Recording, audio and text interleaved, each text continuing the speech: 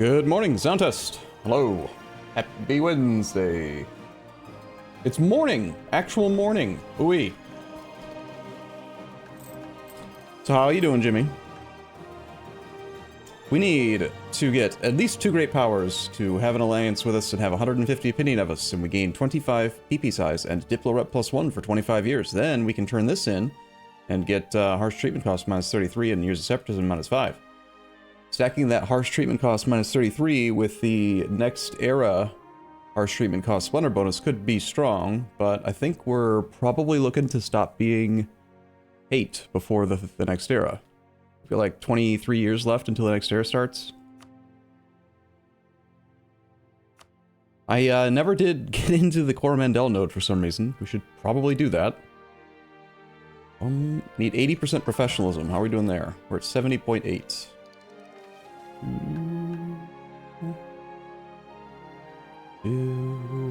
Modern nation gain 15 innovativeness. Alright, so we don't need to worry about competing for innovativeness from tech anymore if we don't want to, because we're going to gain the rest of it from our mission tree if we stay this thing.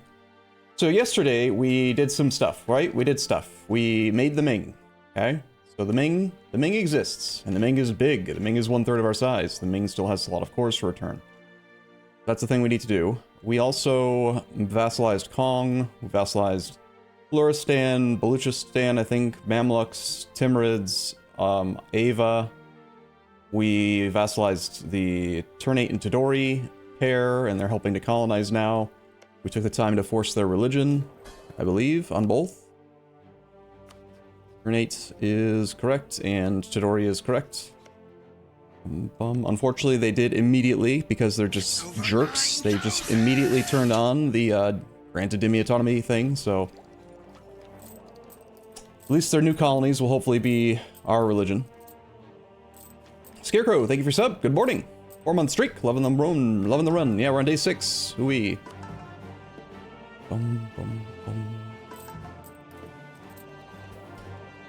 Yesterday, we also realized just how powerful it is to turn on neighbor raid, which is a privilege that we can get as a tribe.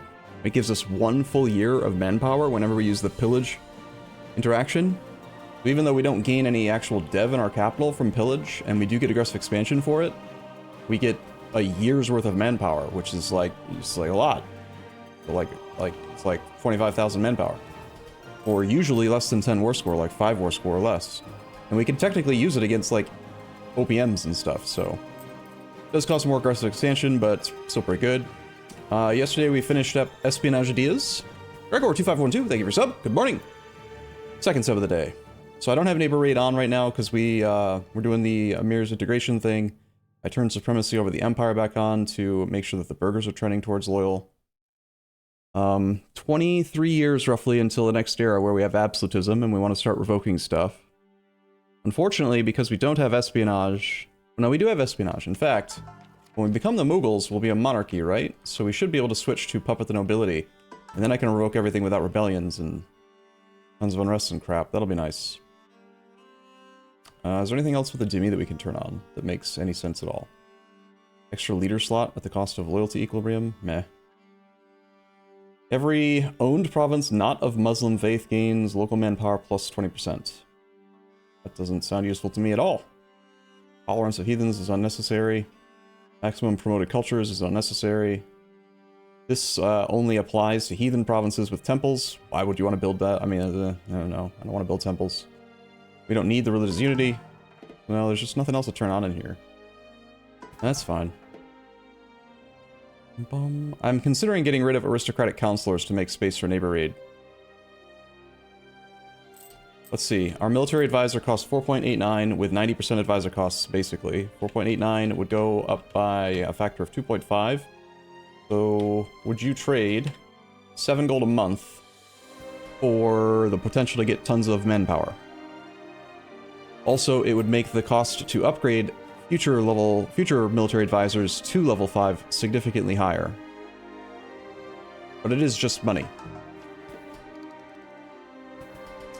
Why can we revoke when loyalty is less than influence? Because we have a monument in Congo right here called the Mabanza Congo. Allows the state privileges to be revoked regardless of loyalty and influence. It's not the same as the espionage puppet the nobility thing though, because that government reform also says that rebels won't rise up when they are below 30 loyalty. So if we go below 30 loyalty with a revoke, we do get a lot of big penalties. Like right here, look.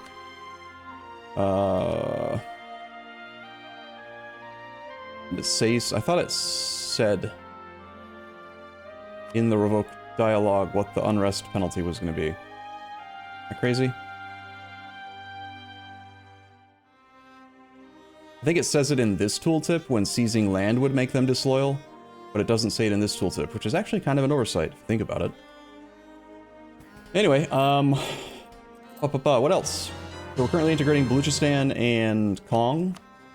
Kong is going to be our next monument upgrade. We're going to get this one to level 3 for an extra missionary and 3% bonus missionary strength versus heathens, and monthly Pate accelerator 0.3. The 0.3 Pate accelerator might actually be bad for us, kind of, because it's going to make it hard to stay at negative 100 Pate for the full missionary strength later on, or when we're doing ID groups, but, I mean, whatever. OED, thank you for sub, because it's just money. I like money. Plan today? No. No plan. No, the plan today is probably to actually form the Mughals. Although I have to admit, some of these mission turn-ins and stacking the harsh treatment cost modifier with the next era appeal to me. So even though we want to form the Mughals as fast as possible, technically, the cost, we worked out the math on it last night at the very end of the stream. The cost for us to flip to the Mughals right now, and I actually I realized I made an error in the math. I was assuming we would have the following. We were going to have 25% core creation cost from the Mughals, and where was it? Here. Core creation cost. So yeah, actually, it was just going to be 25 from the Mughals' national ideas, and then I figured we still had this core creation -5, but we're not going to be a tribe when we form the Mughals, so we won't have this 5%. So the math was off by a little bit yesterday, but it's like 2,500 admin points to recore everything as of right now. We would have to unstate about 800 non-correct culture development to make Persian culture the primary culture group and have it above 50%. It's napkin math, but it's pretty close. So, based on all of that, and based on the fact that some of the mission turn-ins are useful, I'm thinking, what if we stall forming the Mughals till the next idea group, which is in 3 techs. So, let's see, we got 9 years plus, say, 13 and 13. 35 years from now would put us into 1622, so about 12 years after the next era starts. That also, so it would buy us time to build up our absolutism to the cap, get stuff revoked, start a new idea group, and potentially get the core creation cost -25, and we go admin ideas next. That would make the cost to become the Mughals significantly lower.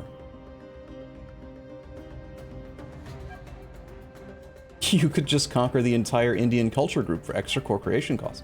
True, but if we do that, then we would have to, you know, not state all of India, which we already aren't, but yes, we are going to also, so that's the other thing, another part of it. So we wait for the mission turn-ins, wait for the next idea group, wait for absolutism, which is admin efficiency, and then also in that meantime, we do take over the rest of all of this Persian land, which would probably also mean we have time to culture convert the Baluchistani cores. Once this integration is done, the development here is quite low, so the cost to flip this stuff to Persian would be relatively cheap. Every dev that we flip is another state that we don't have to redo, so it kind of offsets the diplo point cost a bit. What else? I was thinking that I was going to not state this land, so I wanted to leave it as half cores. And because I wasn't going to state it, I don't really want to dev it. But then I was thinking, basically because I went to sleep sober last night, I think I spent like the entire night in like background processing mode. Like, I don't know if I actually slept or if I just laid in my bed thinking about the game. So I was thinking maybe instead of not stating this land, we allow these to be states. and we make this just regular territory, at least the states that don't have very many centers of trade in it, and then we could actually dev push a bit up here, because we will hit the monarch point cap over the next 20 years, right? And when we do, where are we going to dev? Anywhere we dev that's not Persian is bad for us if we're forming the Mughals. So I do like the idea of getting a merchant up here, but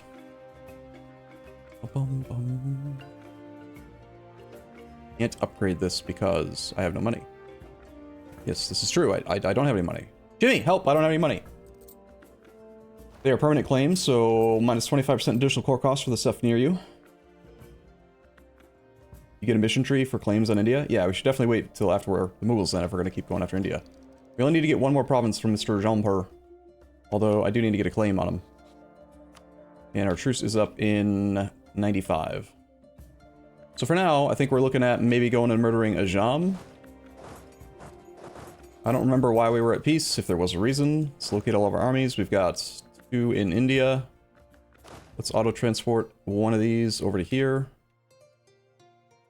We've got 2 in Africa. The beginnings of the next one. I'm actually not wanting, I think, to continue building up our force limit, because when we make the flip to the Mughals, if we don't have the admin points to just core everything back right away, we will lose a huge amount of land force limit. Because pretty much every province that we have right now is like, you know, 0% autonomy with a regimental camp. Like, just look at the development map mode, right? Like, it's all 15, 15, 15. But each one of these provinces is providing like 1.5 to 2.5 force limit. So we don't want to be near the force limit cap, I think. War cost reduction for the Mughals does not require all lands in India, only a certain culture group. Okay, which culture group? I thought it was the whole culture. Is it just this group? Wow, there's a lot of different cultures in India. Where else do we have armies? An army here that is not drilling. Do we have room for general? We do. We have no need to do things. Who wants to be the first general of the day? Ooh-wee. 91 army tradition's not the best we could be at, but it's pretty close. 3 guaranteed pips. Gregor, you're not already a guy, are you? Gregor, 2512. Yikes. Yikes. Okay, everybody drilling. Except for the ones that are moving, you're auto-transporting.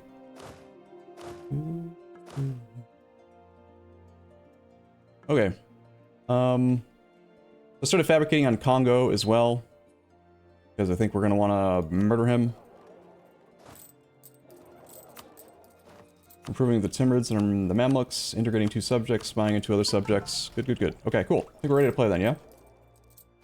Can't wait to be trash again.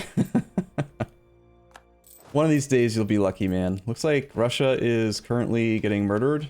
Sorry, Russia is murdering Transilcha and Ajam.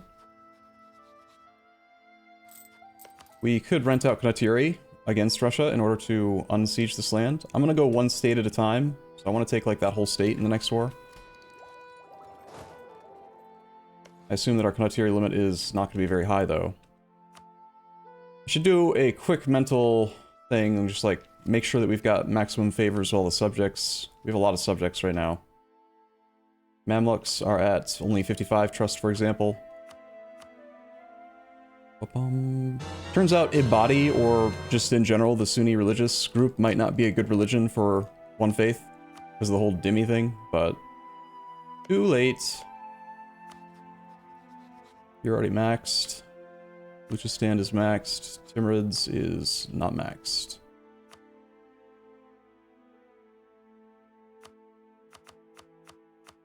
I hope that they update this someday. Just in case you're not familiar, like why am I taking the time to bump trust with subjects? It's because trust does affect liberty desire. If you look in here, we got trust minus 20%. And for some reason, in one of the most recent patches, you suddenly gain ridiculous amounts of favors with your vassals. It used to be that you could only gain favors with vassals by doing things like returning cores in war, great power influence, take on foreign debt, that kind of stuff. But, and then like subjects, you wouldn't earn favors with. You could only earn favors with allies, right? And then suddenly they just decided, okay, you can gain favors with subjects.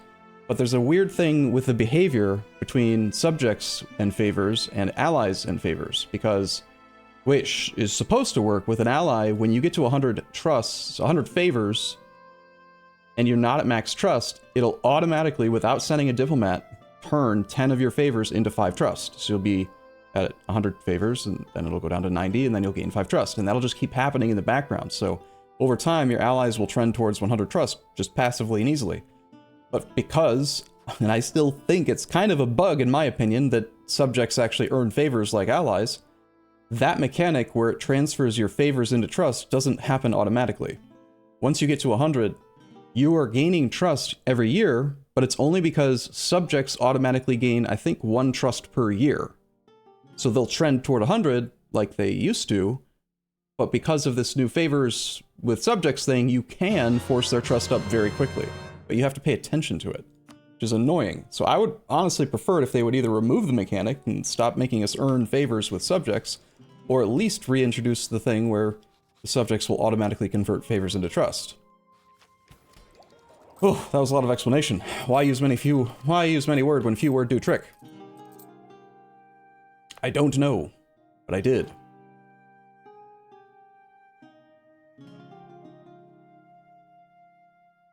I believe that there was somewhere that I wanted to upgrade a center of trade and I couldn't. I can't remember where it was now. Required 200 gold. Was it this one? This one. This one? Shiraz. This one. Boom. Found it. What's the plan for today? I just spent the last 20 minutes telling people. Oh my gosh, Jimmy. Let's see. Can we rent troops to Transoxiana or Ajam? Can rent out only 20 troops. We rent out our best siege leader. This is... How did I... Oh, yeah, okay. We need to upgrade our army template soon as well. He would do it for no monies. He would give us 144 monies. I'm not really doing it for the money. I'm doing it to make sure that Russia doesn't have the guy occupied. Get 220 ducks to the bank. Alright, I'm gonna spend an extra month. We'll subsidize this guy for a month or two, and then I will rent out this army. Unoccupy all the stuff that I want to take from Ajam, and then we're going to attack Ajam.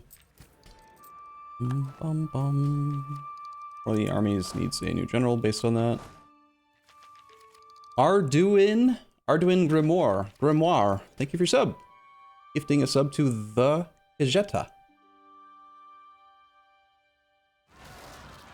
What is a plan even? I agree.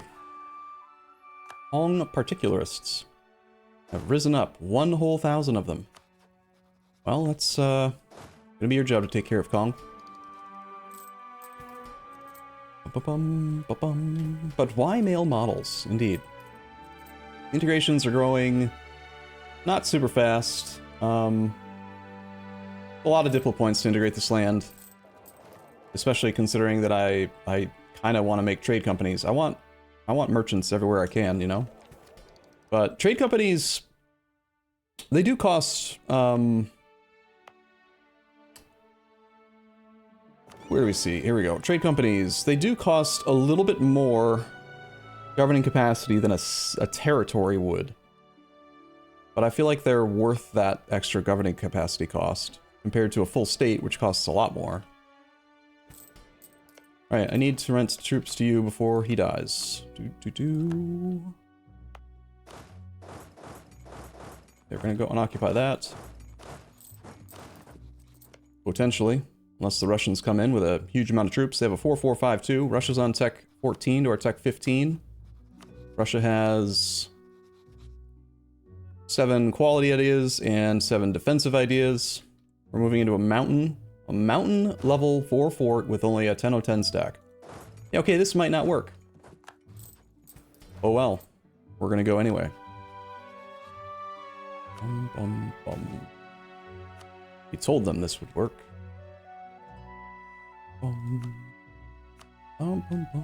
It's a shame, I should have checked that fort level first. A 10 of 10 stack is not ideal. I should have rented out, like, full combat width worth of infantry, and then maybe only 6 or 9 artillery. 6 artillery plus 14 infantry would be a better composition against what we're looking at right now.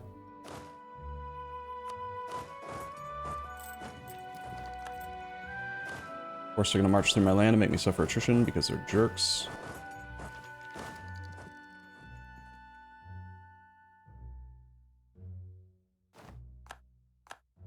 Gone by the 10th. Let's try to threaten this siege, but I really do think the army is it's overmatched. There's just too many troops nearby.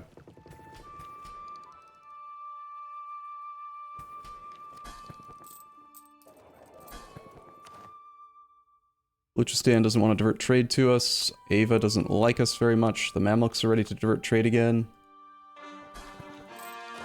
If we pile in here, these guys probably turn around and then they just come fight me. And we'll be the aggressor here. Is dangerous. Lose stab. Or lose government reform progress. Stab is quite cheap for us.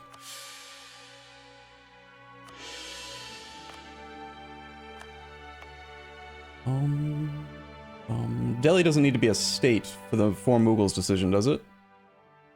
Probably.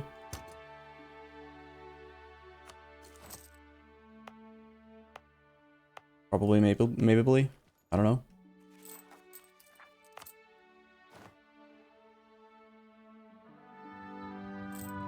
Well, the main plan for yesterday was forming Mughals, and then I didn't really do that, so... February 7th, we are... gonna end up being the aggressor in mountains here, so, yeah. Probably just overall a mistake to have tried to rent out these troops. And I can't get them back because Transoxiana won't defend. I could attack Transoxiana to save them. But we have a truce. Never mind. Alright, well, if they die, whatever. We can rebuild them. It's good to test your might. Test your mettle against your rivals every now and then.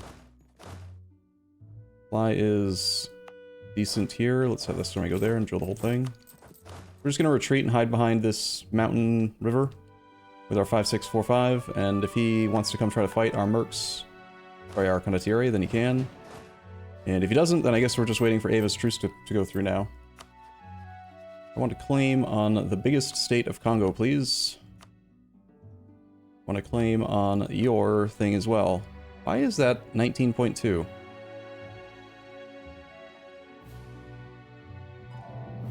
What is the base price for Fabricate Claim on Area? I really don't know. Maybe Fabricate Claim on Area is affected by claim cost reductions.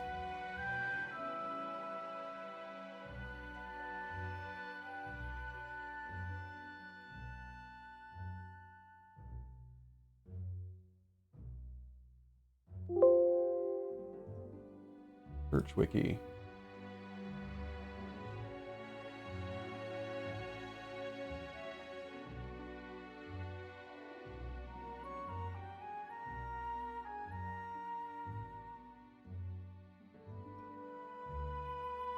Sardoms can claim an entire area. I feel like every time it's like not sending me. Okay. So it's cost to fabricate claim plus 10. So the base price for fabricating a claim should be 20, and then an area should be 30. And the cost for me is 19.2 out of 30. So we're getting a total of... We're paying 36% less. Spy action cost finisher from Espionage idea, I know does apply.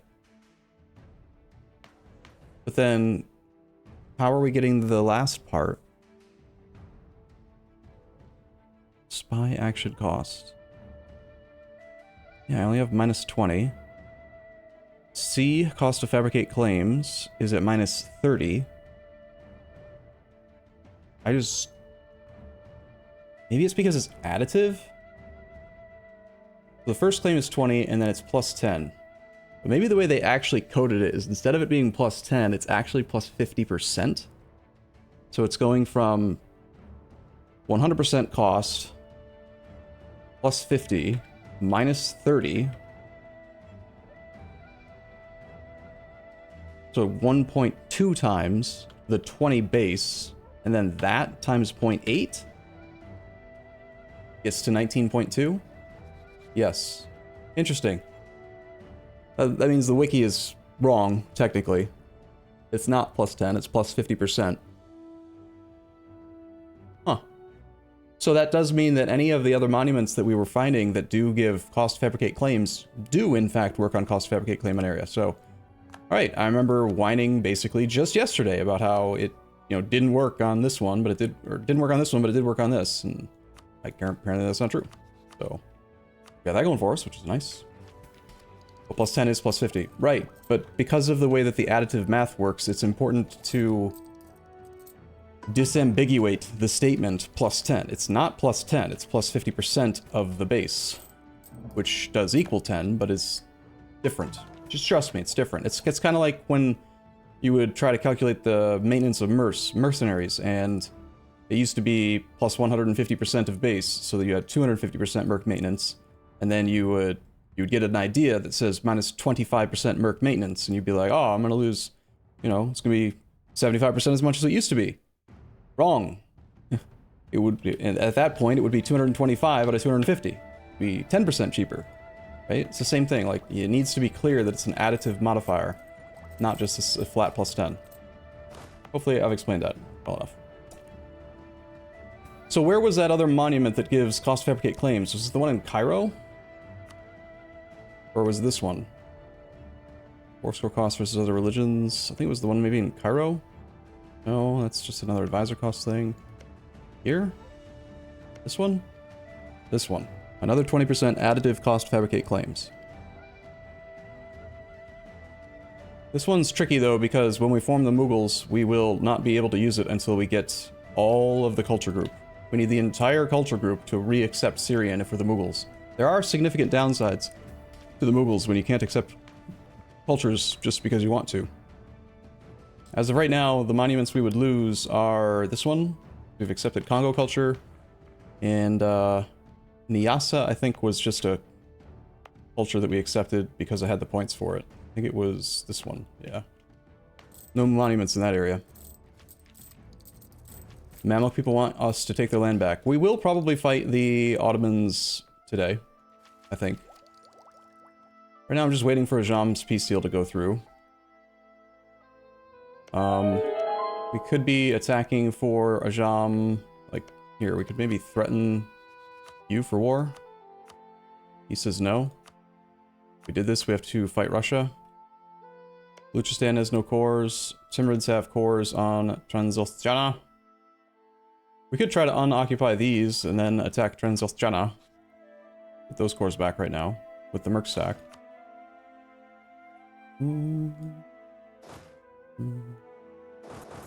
Need to be spying on Mr. Jean-Pierre. Probably spy on Russia and the Ottomans.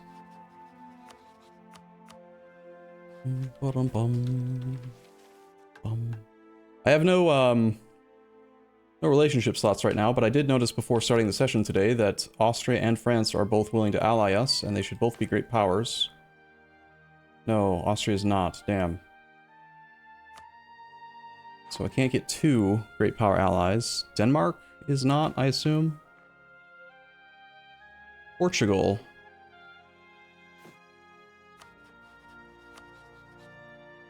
Let's improve with Portugal and see if we can flip them against Spain.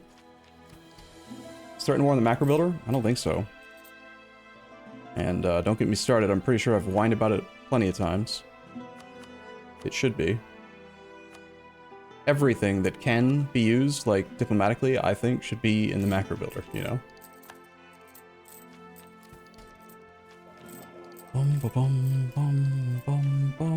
Okay, so there's the Timurids into Transoxiana, there's Ava.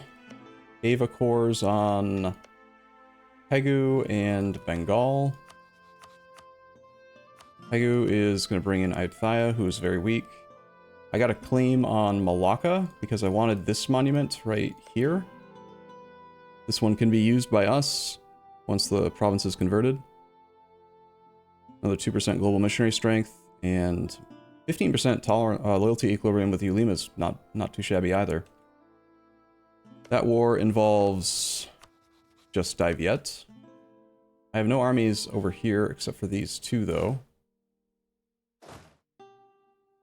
We don't have an army on this island anymore, do we? I think I moved that. Okay. And then, of course, there's all the Ming cores to return still. Our truces are like this. So, no truce with Jin. Jin is a tributary underneath Manchu and Korea. And there's not a lot of clay there. There's no active truce with Diviet right now. We could attack Diviet directly. And then separate peace Malacca for that claim. That probably makes sense.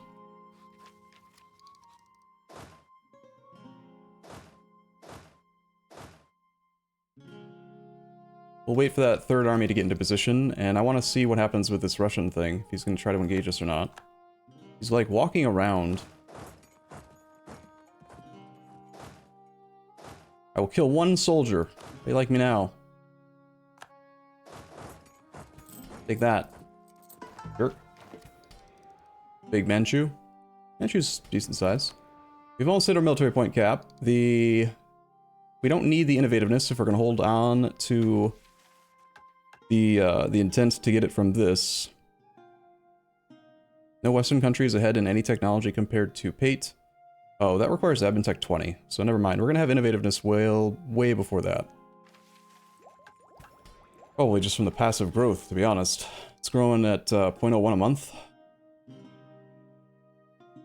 So we need to do development or roll generals. I think I'm going to roll generals to get to 80%, so we can turn in this mission.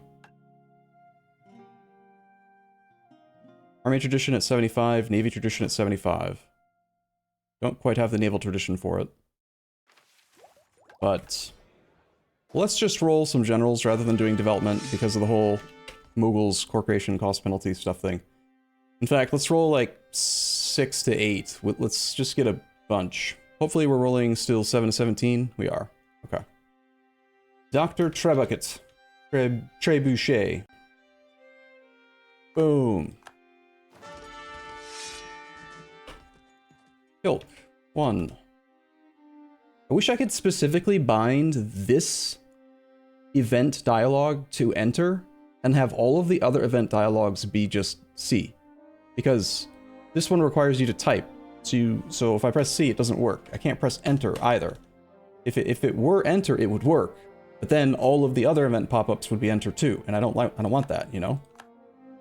You know what I'm saying? At Joe 75 88. Or they should just make it so that, like... Nah, I don't know how they could make it. I don't know. It'd just be convenient if you could have a special key binding for it. Dave's 95. Bum bum bum. Bum bum. How about we give Gregor another shot? 2512. Alright, no more shots for Gregor. There we go. Alright, and then we will, for the sake of simplification of my assignment process, I'm gonna just unassign all the generals and then reassign them to armies based on ability. Bum bum bum. Bum bum bum bum bum. That is a navy. I hate how it includes navies. I've already whined about that recently though, so I'm going to try not to again. I value siege pips the most, but I also do need combat ability. So 2552 versus a... Yeah, I would take the 4th siege pip for sure. Any 3 siege pippers that are decent quality? Macho's reasonable. We'll need another guy over here.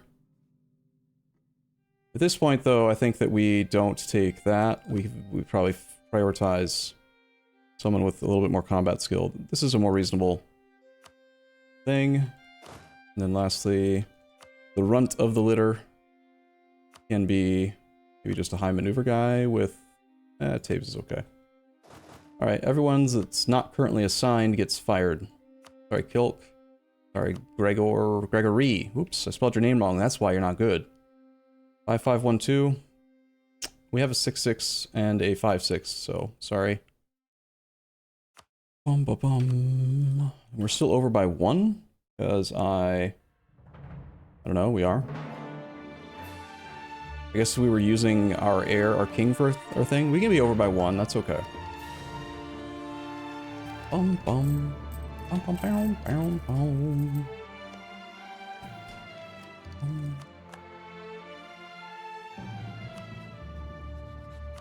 Jam, you need to just peace out with the Russians, you know? Just stop being at war with them. The Russians have 164,000 troops to our 197.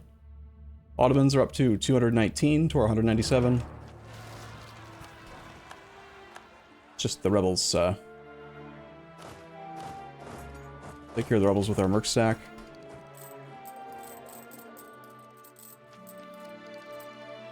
Our third army over here yet?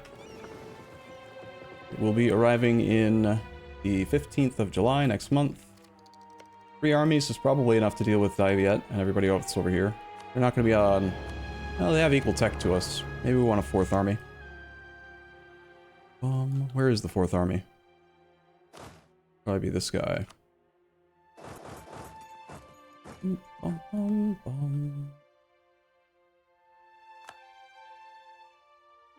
Drop them off over here. Might be time to get a second transport stack. Or to, like, split the transport stack into 2 functional ones. We'll just take a top click. It's fine.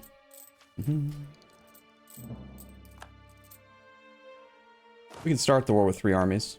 Alright, so do reconquest of something for Ming. Preferably something with high dev. Maybe high... We'll take back Canton. Belligerent Malacca doesn't bring anyone else in. You can go Belligerent Pegu as well, because there are some Ava cores to return.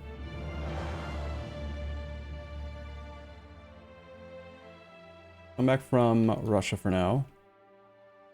And I really only need 1 claim here, so if I have enough spy network for that, we can get it now. Keep spying on Jumper, though, just to have siege ability, since we're going to fight him soon-ish. Didn't you change the template? No, not yet. I mentioned that I think we need to soon. In fact, we can do it now, it's fine. I'm not going to upgrade the armies to the new template yet, but... So, if level 4 forts are popping out, we need 15 artillery for a +5 bonus. Which means we need at least 15 infantry to protect them. But then I like to have a little bit more, and I don't like odd numbers, so...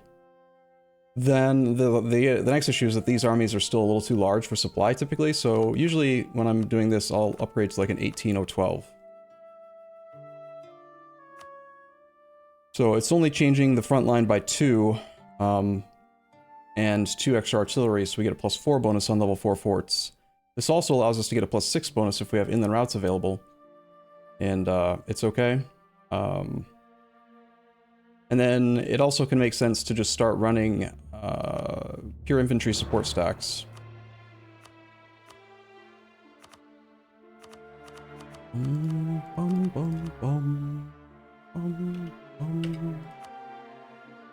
But then I can't really focus on sieging things down as fast as I'd like to. So we will just not update to it just yet. Diviet, it gives the cores.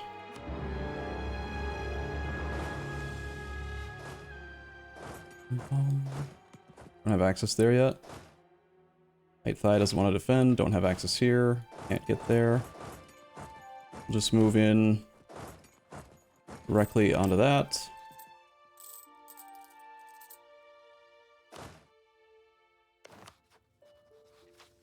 we can get the final age bonus.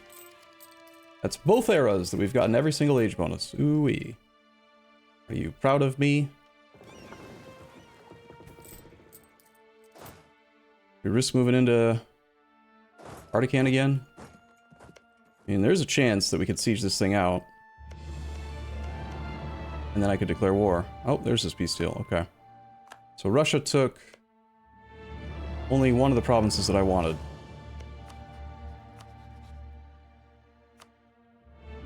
Bum, bum, bum. It means that this army could probably do this war up here now. Because we have another diplomat. Doesn't co-belligerent cost Diplo? Co-belligerent makes it so when someone's not a co-belligerent, you have to pay 50%, sorry, 100% more cost than the listed war score cost for provinces. So if we were trying to take Clay from Dai Viet and it has a listed war score cost of 353, the total war score cost would be like 706%. Whether or not you pay Diplo points is based on whether you're using the correct CB. So we declared Reconquest on Dai Viet. In previous patches, how it would work is that if you separate piece somebody, it always costs Diplo points, but there's something weird going on in this patch, and we did see it once where a secondary participant, we didn't have to pay Diplo points. I'm still trying to figure out how to recreate that circumstance, because it's really nice not having to pay Diplo points on secondary participants. We did some testing, and it's not based on co-belligerency, so something else is going on. Maybe non-primary culture group. We tested, and it's not based on whether it's the Emperor of China or anything. I don't know. There's something going on. Do we want to do developments? Bum, bum, bum. It's not much. I don't need the manpower. Build a mosque. I could benefit from prestige. I do have admin points. It's not much, Dev. Sure.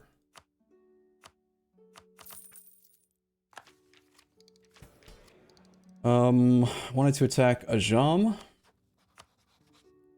We can use Reconquest, but then we're going to pay Diplo points for the claims. It would be less aggressive expansion overall if I wanted to return this land to the subject. But then I'm paying Diplo points versus just doing one war now to get the Persian clay and doing another war later using Reconquest. I don't think aggressive expansion is a concern. It kind of is, actually. Let's just take our claims. Just focus on the Persian stuff. Bum, bum, bum. Sorry, Mr. Luristan. Your returned clay will have to wait another day. We're using the same color CB on this guy. Kind of. We have access through Bengal now.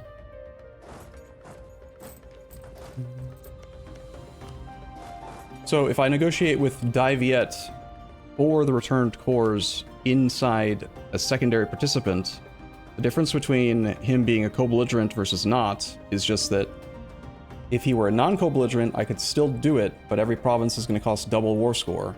But because I made him a co-belligerent, it's going to be normal war score. And that's the logic for like why I did it. I'm just hoping that Dai Viet's total returnable cores is not too many. We'll see. Let's see what the total amount is going to be with Ming.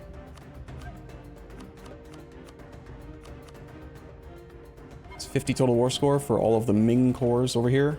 And then we're probably going to want to do this war as well, so we don't have to do multiple.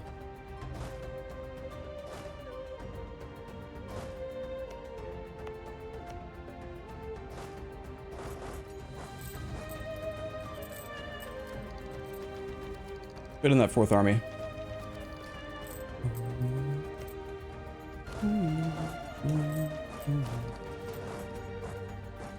They are getting dropped off right now. Actually send them around to here. Never mind, they decided they wanted to be dropped off after all. Have this army go to the coastal fort that we're setting the blockade up on. Ba-bum, ba-bum. We have no admiral in charge because for some reason they decided to all like die at the same time, and the admiral's in charge of the light ship fleet. But 10 heavies, let's see, naval combat width right now is 50. And I'm trying to remember off the top of my head how fat heavies are. I think they're size 3. So it would be nice if we had... Yeah, we're only filling the front row right now with our heavies with 30 out of 40. So that is why I added another round of heavies, but only 9 of them are done. Last one will be done soon. We'll send the next 10 over.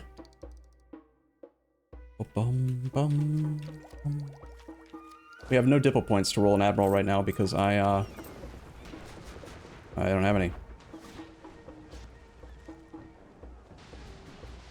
Just retreat for now, actually. We're losing transports.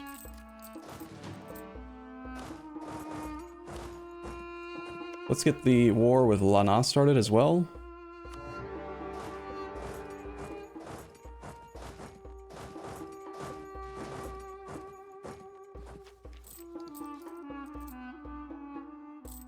I was kind of wanting to go quality ideas next, but I don't think we can afford to with this whole flipping to Mughals situation. We need to go to here and here. And here.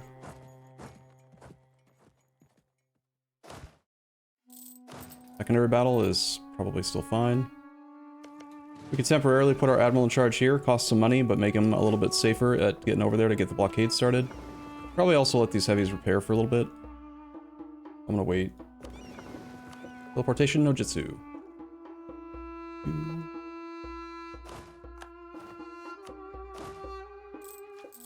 Hi.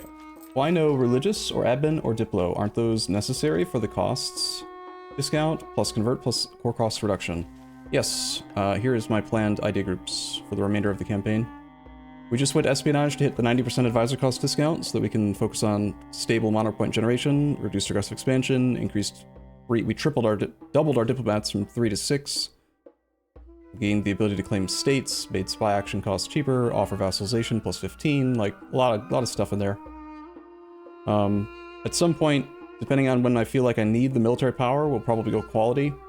And then beyond that, it's just admin influence for monarch point efficiency and religious to help convert provinces. The order is the only real question.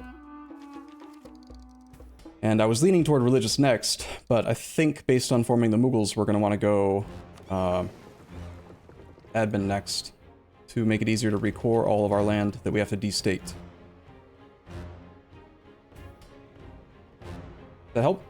No glory? Yeah, there is more value in having early religious versus having late religious, but the other thing is that the imperialism CB is still, it's good, but it's not based on battles. It's based on occupying the enemy capital, so there will always be some value in religious for Deus Vult because it's one of the easiest sources of a CB that lets you take clay while also giving war score from battles.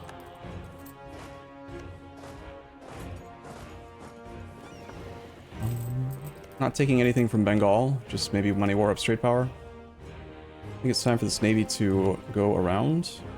We'll get one last repair tick. Finally, finished.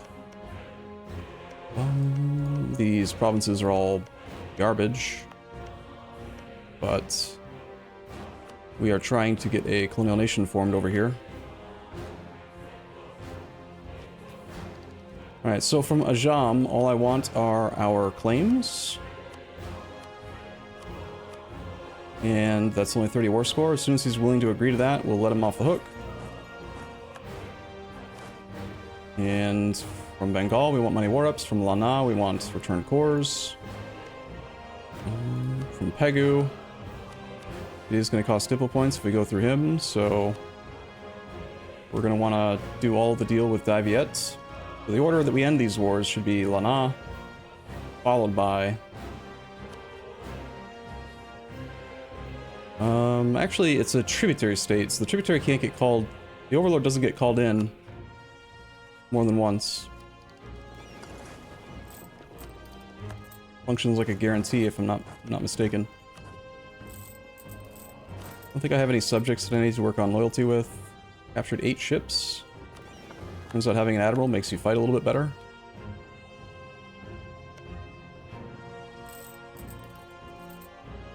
Get Bengal out. That fight's not going great.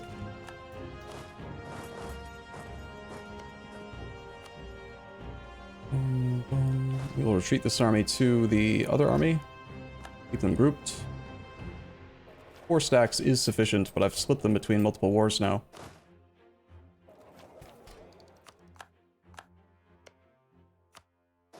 One army is sufficient, I think, to take care of the rest of Bengal, so we'll focus on Lana now.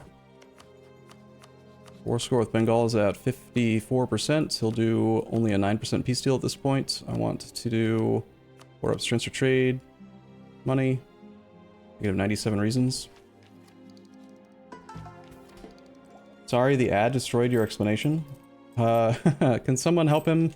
Moderator or any other chatter who knows how to just link to... You can actually link to an active stream in the VOD section of a Twitch channel, so... If you need to rewind, you can just rewind even though I'm still live. There's already a VOD up, even though it's...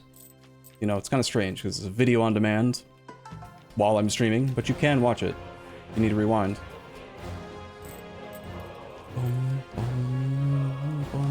I'd re-explain it, but I don't remember your question, and I don't want to do it again. Sorry.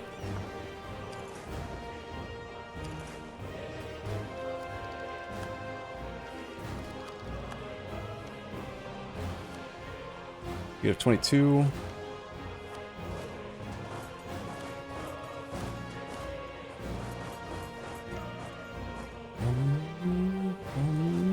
You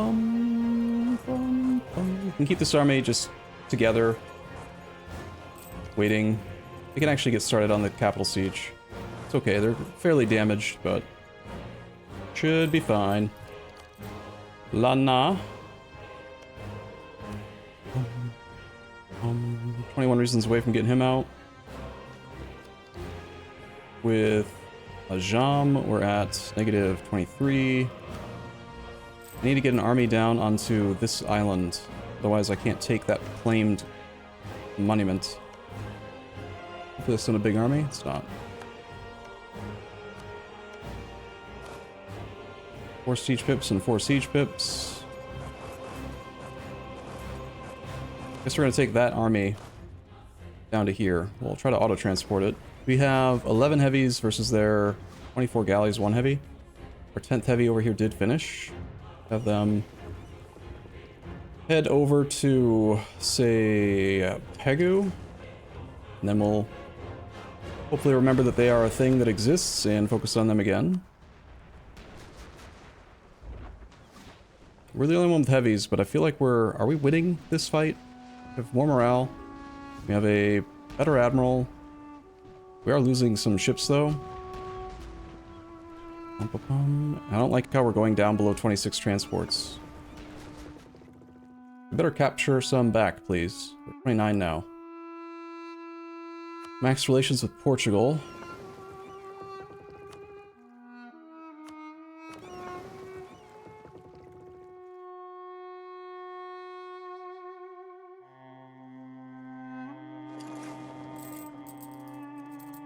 Alright, what am I doing with Ajam? Are we not threatening the next fort is the problem. Let's go there, you guys go here. And there's a Bengalese army we could deal with. You should be very close. 16 reasons off.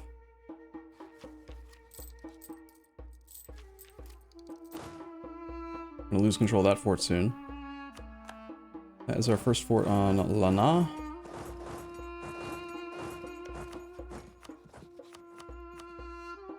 This is the war leader. I want to deal with Bengal first, though. 13 reasons off.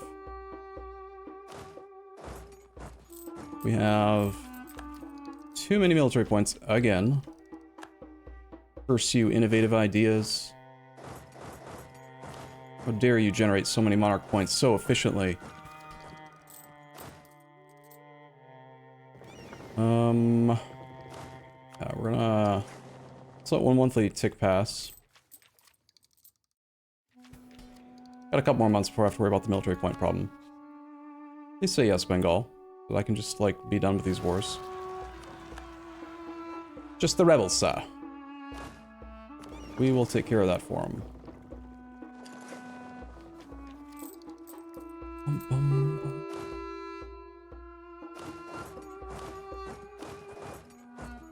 Wasteland.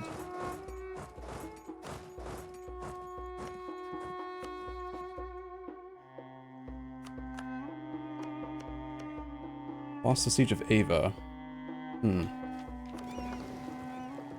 Here's the second set of heavies. Put the admiral here and try to have them come join the other fleet. We might also have captured combat ships in this fleet. Apparently not. Never mind. If I lose control of that fort, Bengal's not going to want to agree, especially now that we lost control of Ava. Bengal also does own some land, but I didn't co-belligerent him.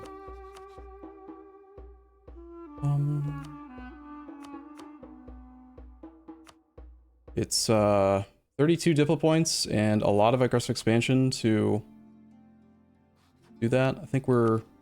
Because I didn't co-belligerent him. Aw, damn, he's got trade power from Malwa, so I can't ask for that. Okay, fine. We've lost a little bit of manpower. Not much. Joint dev would be 8 aggressive expansion because of the thing, and I think we're not actually gaining any dev out of it. That's a bit too much, I think. We'll just get him out. Come back for more later. It's unfortunate because I was allowed to ask for Bengal's trade power earlier, but then he asked for trade power from somebody else while we were in our war. Only one upgradable person. Well, I guess that's the one we're going to take then. That means we're ready to peace out Lana. Whenever he's ready to agree. Which is now. Yoink dev on him is still a fairly decent amount of aggressive expansion, so not bother.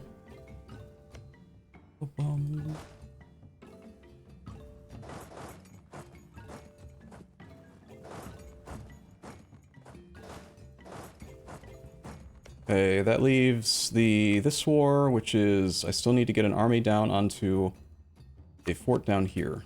That is the highest priority. Let's have these go and meet up with this. Military points. So long as we're not at the 100 at the professionalism cap, I think rolling generals is still the most efficient thing for us. They did change it slightly somehow. I remember it being 96.3, but now you can actually get up to 18 pips at 96.1.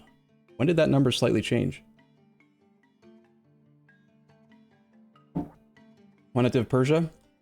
Well, yesterday I was under the impression that I wasn't going to keep the land as a state. So deving land that's going to become either a territory or a trade company is less than ideal. But this morning I started the stream off by saying that I might keep the land myself. And that way we can dev up here. It's not very good land for deving, and we don't have prosperity or anything, and we still need to full core the land.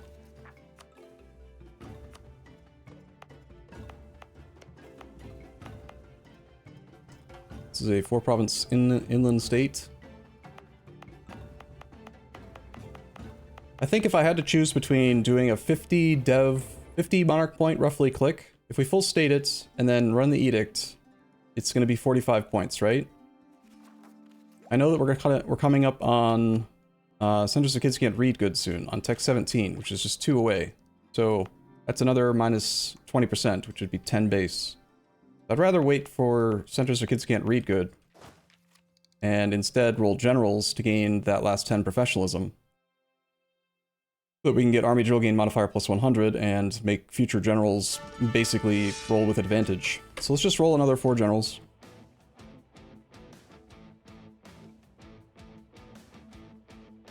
Bum, bum, bum. Bubonic Indie. Bum, bum, bum. Nice. Good roll. Well done. Dirtimo 13. Dirtimo. Bum, bum, bum, bum, bum, bum, bum, bum. Hendrix underscore.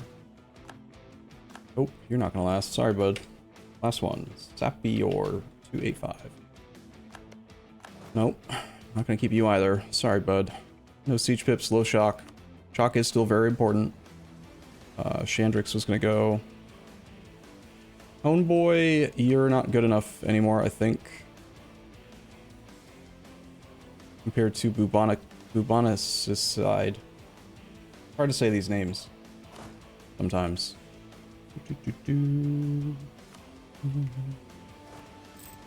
Over by 3.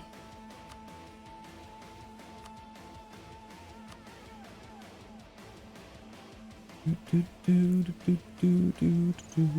think that Dortimo is just strictly better than Tabes. Sorry, Tabes. We'll still stay over by 1.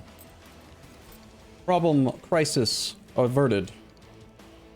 These guys are...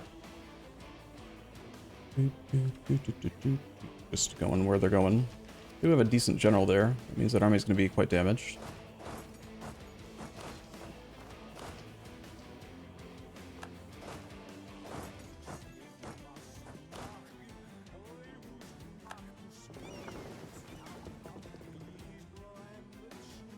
Out of supply range. Can't reassign the admiral.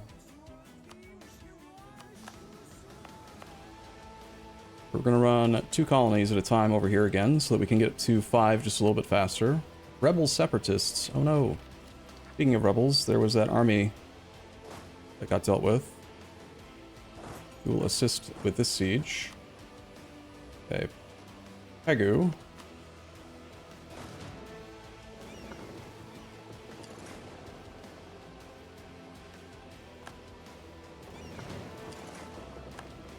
Now that we're here, we can auto-transport this army onto that fort.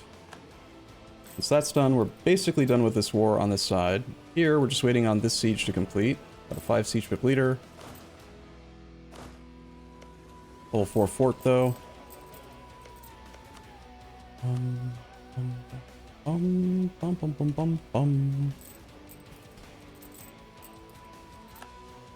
Baluchistan is gone. Centralized state was cancelled. In the state of Bella.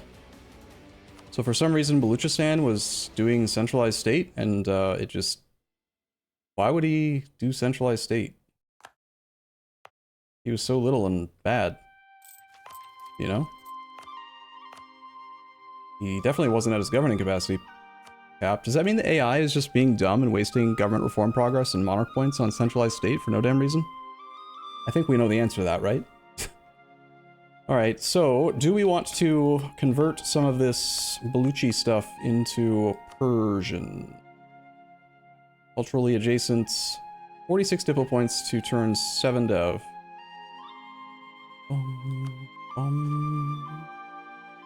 It's 10 base. I think it's spending more diplo points than I would spend admin points to recore. We don't have good culture conversion discounts. So I don't think we need to. This is a 5-province state. I don't think we can get a merchant out of this node with no centers of trade, though.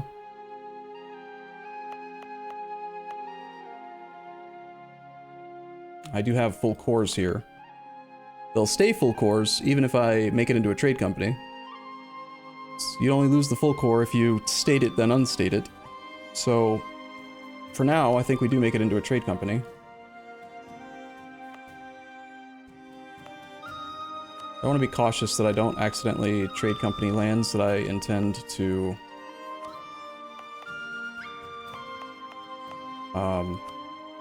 keep because they're Persian. We'll do each province manually. These are states. That is a state. This one is not the right culture, though.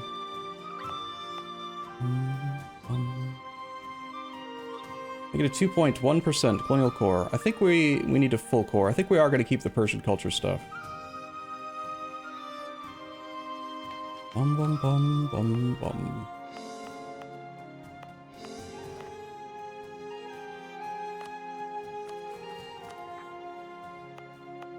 Which might make it possible to actually do these conversions.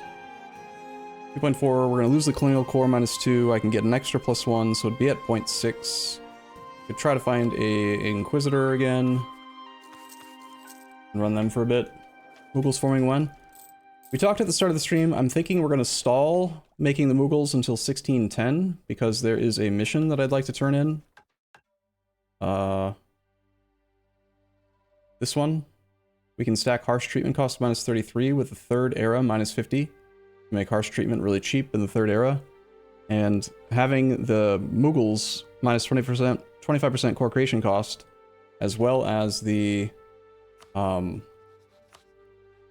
admin efficiency from Age of Absolutism will make it cheaper to restate everything.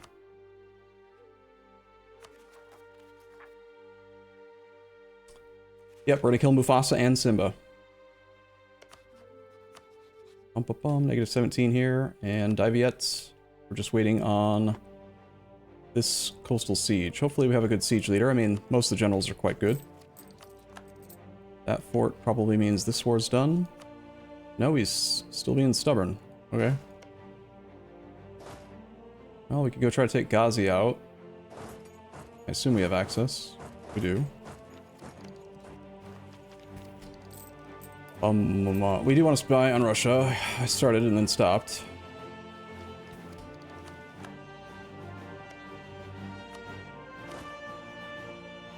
We can go to here now.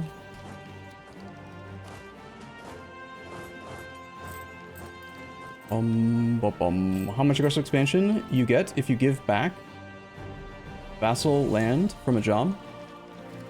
So if we use Reconquest, it's -75% aggressive expansion impact. So the easiest way to think about aggressive expansion, in my head at least, is to just consider that each development is base 1 aggressive expansion. And then from there, you multiply that base 1 by 50% extra, additive, if it's part of the same culture group with a country. So everyone in this culture group will be at 1.5 AE per development. Then you consider the religion. Everyone from the Sunni group will be at 2 aggressive expansion per development. And then you have to consider whether or not they're co-belligerent, and then you have to consider whether or not it's land in the HRE. So it can be up to 3 aggressive expansion per development base before considering your then multiplicative, I believe, minus aggressive expansion impact modifier. And then the -75% cost if it's Reconquest War. So basically, if I were to take this land, it's going to be... Well, we'll just add it. Well, if I just do it in the interface, we can see what the cost would be. I declared Conquest because I know aggressive expansion is kind of an issue already, and I only care about my own personal Persian clay. I want the land back for the subject, but I don't care about it that much. But because I declared Conquest, that means that returning cores is not part of the Casus Belli, so it's full price instead of being -75%.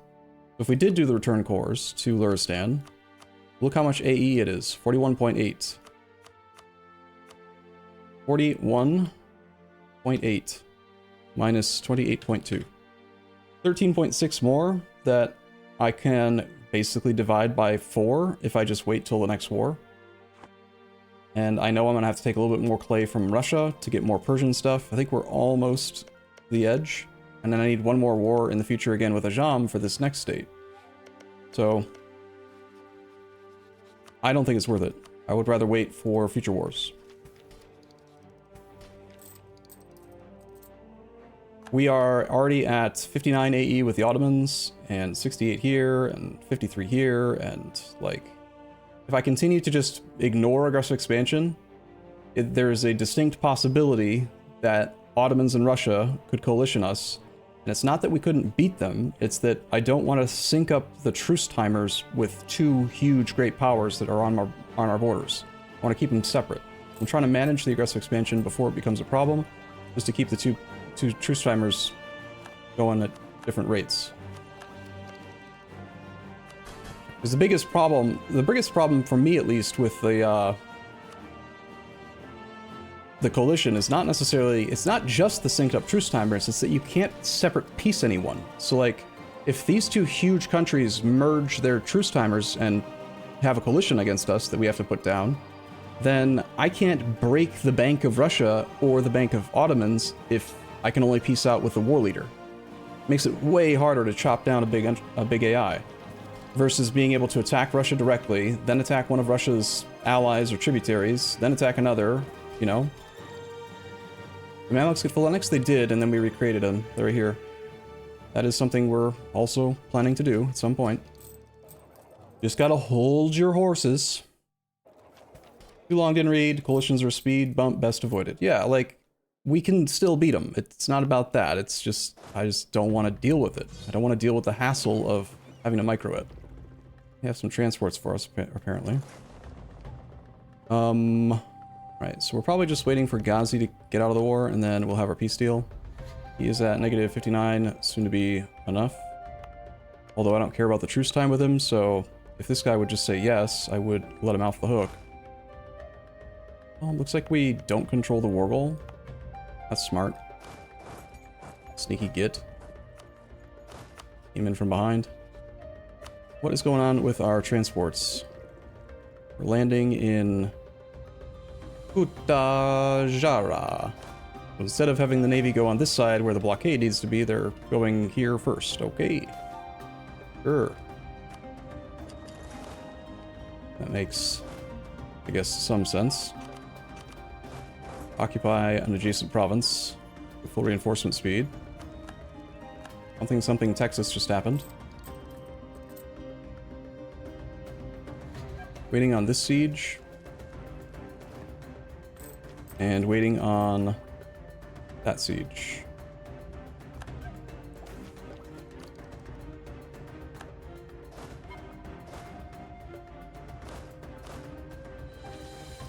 Auto siege is a very convenient addition. They don't want me to do this. Of course they don't. I do need some prestige.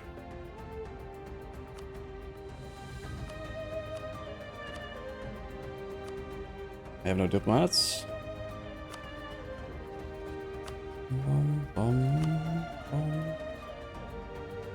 Doing that peace deal later. Does the propagate religion thing work in your subjects' land even if they have dhimmi privilege? Yes, it does. Because it functions, it's not based on sending a missionary, it's the same as a center of religion. Centers of religion also ignore the local modifiers to conversion speed.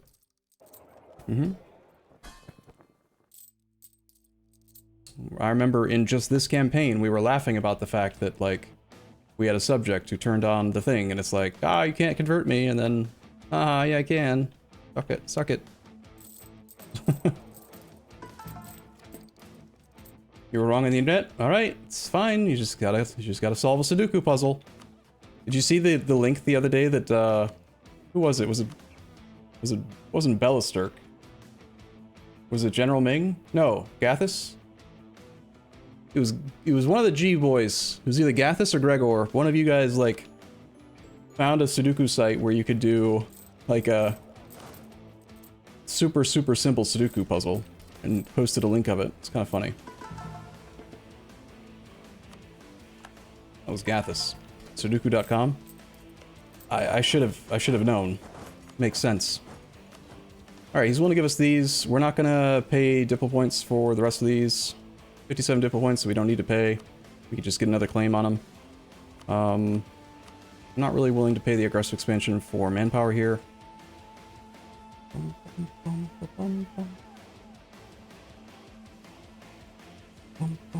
So it looks like we need like one more fort or to kill his army or something. That leaves Daiviet to Pegu this whole thing. Please take fort. We have a 3 siege pip leader here.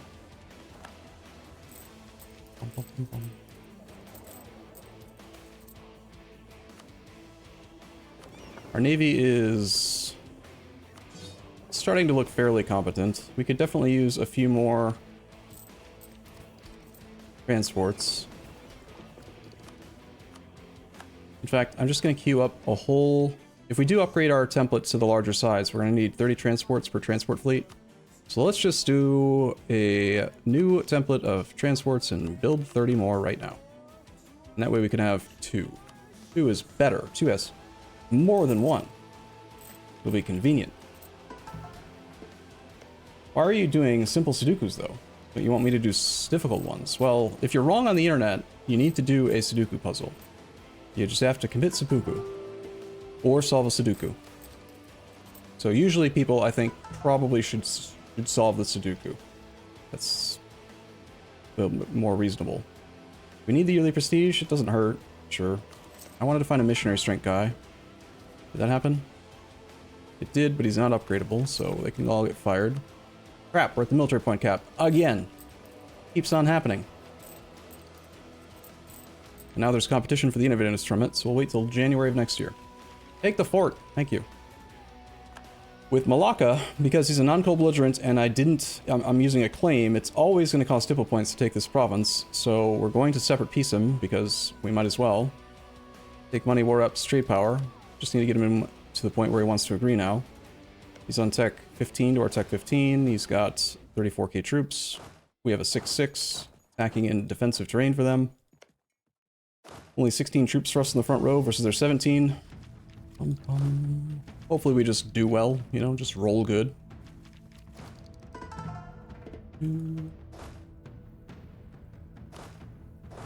How these armies group up. The only thing stalling this war out is Malacca now, so roll well, sir. I want to bring another army over. Jam, give clay. Says no. Give clay. Good. Okay, we're gonna core all the Persian clay fully.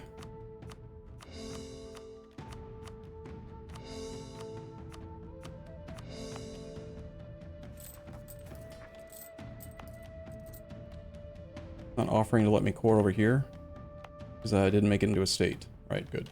We don't want to. No reason to. Okay, I have enough spine work to get my next state claim on you. Need 19.2. And we need 19.2 on Russia as well. We're done with that. Military point caps coming up quick. Are we winning? We're winning, but at what cost? Artillery versus artillery.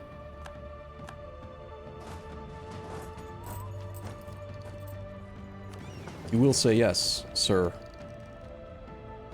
Is it worth saving 60 military points to get a little bit more professionalism? Yes, the answer is always yes. Let's roll 2 more generals to make the alert go away.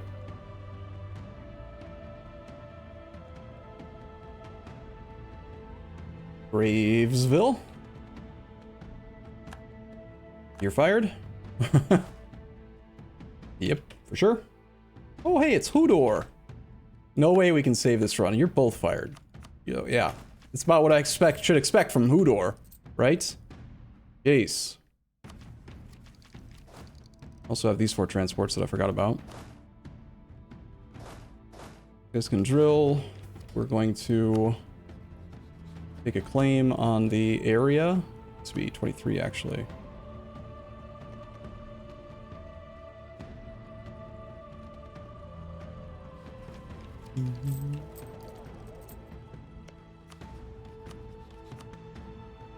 Need the claim on the state of Iraq-e-Ijam. And we can stop spying on you now. That's pretty much the end of the Persian culture. We can also integrate our Luristan subject for another 12 Persian dev. Someone was just wanting to know how much Persian dev we have altogether. It says 84. I'm not sure if that's counting all of the land though, because this isn't a state yet. What does this say it counts? Yeah, this is just state cores. We got 32 here, plus another 12 in this guy that we could theoretically annex, but we don't border them yet. And then there's still another 32 there, and 9 and 5 that we can get from the Russians if we want to fight 200,000 troops. Do we want to fight 200,000 troops? I don't know. Kind of a lot of troops. Get our 5 siege ship leader over here now. Let's... This guy go here.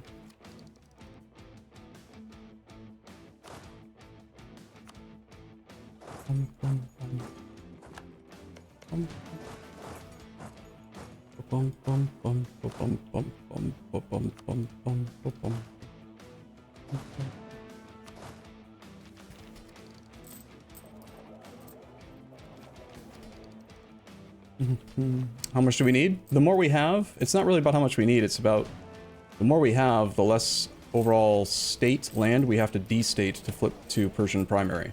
Like right now, if we wanted to flip to Persian primary, first off, we should accept Persian culture. Now that we have the points for it. We need this number to be at 50%. So we can either continue to conquer Persian clay, or develop Persian clay, or reduce the development total of all of the other stuff.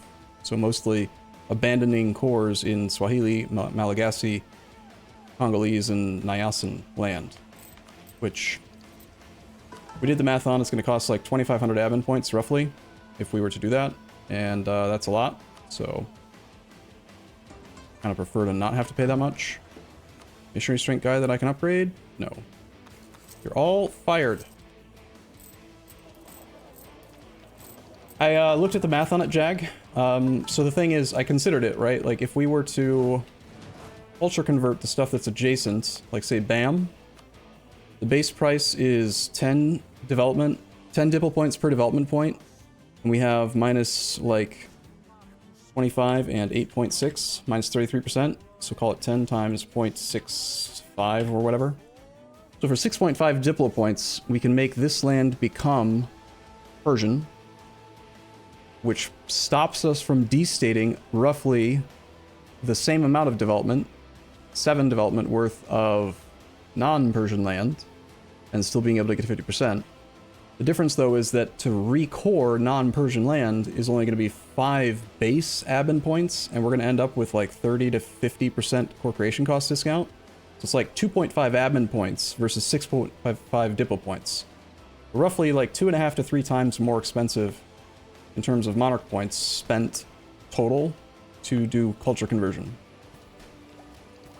Exploiting dev would make it less admin points that we would have to destate, but if the intent is to restate it because it's good land, which it is, then the problem is that you're basically saving 1 dev that you don't have to restate, which we just went through the math on. It's only going to cost 5 base admin points to recore, minus your core creation cost, minus admin efficiency, so probably like 2.5 admin points. So the question is it worth destroying 1 dev to save 2.5 admin points that you would have to re-dev at the cost of 20 to 30, 20 to 40, depending on local dev cost discounts? Would you spend 2.5 admin points? Spend 30 admin points to save 2.5? No. I would not. If we just scale back the demand on here, we can get out of this war a little bit quicker. We don't really need trade power. Probably ferry another army down to this guy.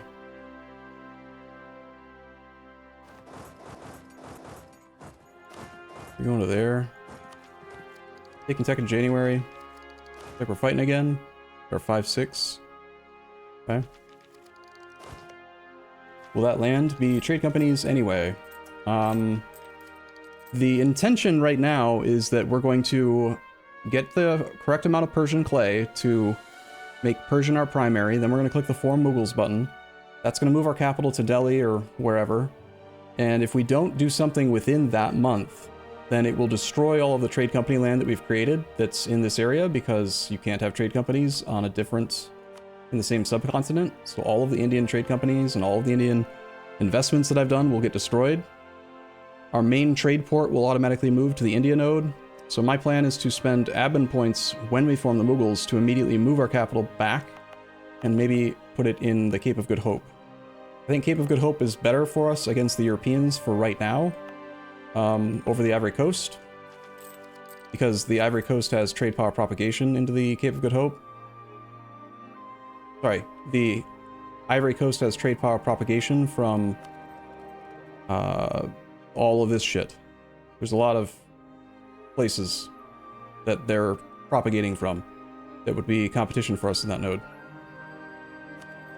So we'd basically have to put our trade fleet in that node instead of putting our trade fleet in India. Having our capital in the south part of Cape will make envoy travel time kind of a pain in the ass, but there is the envoy travel time monument up here somewhere. We're going to want to pick this up, and we don't have room to go for diplomatic, but I think envoy travel time is actually part of influence, which is one of our intended groups. Originally, Wutrax, I thought we needed to move our colonial region because we weren't allowed to have colonial subjects, but as it turns out, did you know, for some reason, of the 3 types of colonial nations, there's colonial, crown colony, private enterprise, and stupid loser heads or something. I don't know the third one. One of them, crown colony, doesn't get estates. So if we make all of the colonial nations into crown colonies, they won't have access to the Dhimmi. And then we'll be able to force them to convert everything. So that made it so that we don't have to worry about moving our capital to a colonial region anymore.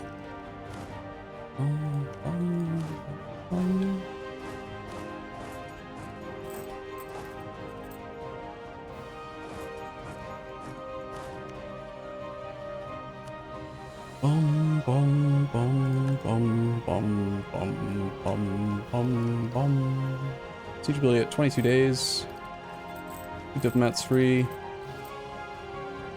I'm going to top off relations again with Portugal. I'm basically looking to ally Portugal-France as soon as we've got more relationship slots open to try to get this mission turned in for power projection. Big friends. And Diplo rap. Ooh-wee. Wow. Back in January. I thought originally, Ryan, that it does require every province to be colonized, but I was wrong. The wording makes it sound like it does, in my opinion, but you don't actually. He still doesn't want to do it. He's really unwilling to cooperate, isn't he?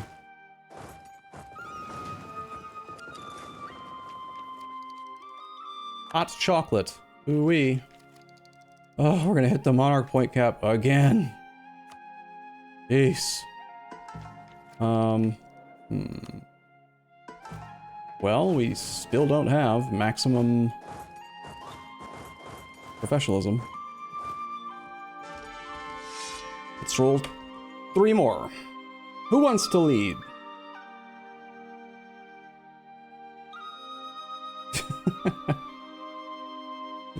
I feel like today is one of those days where people keep asking the same questions every 10 minutes, and it's understandable why. There's a lot going on, but it's funny to me.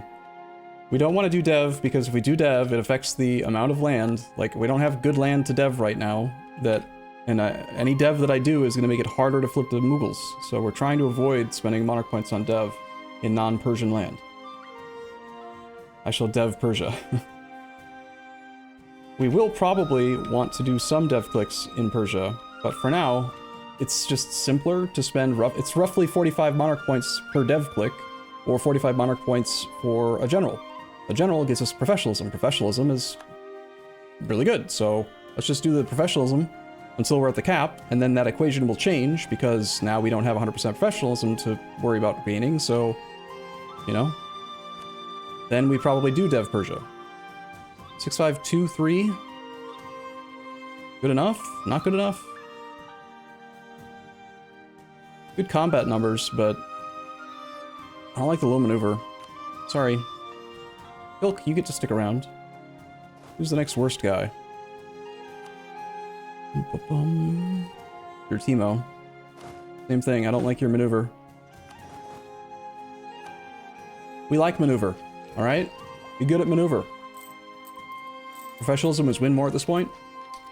Professionalism is stacking up siege ability, which is a very powerful modifier that gets... It's one of those asymptotic modifiers. As you approach infinite siege ability, each extra percentage of siege ability is stronger than the previous.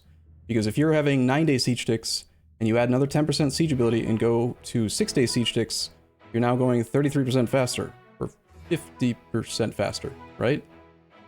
And if you then go from 6-day siege sticks down to 3-day siege sticks, now you're going 100% faster than you were before, and you're going 3 times faster than when you were at 9 days. So it's not necessarily win more when you're stacking siege ability. Another 2.3% siege ability is... Sorry, 3.4% siege ability represents 1 day per siege stick. So it's relevant. It does matter.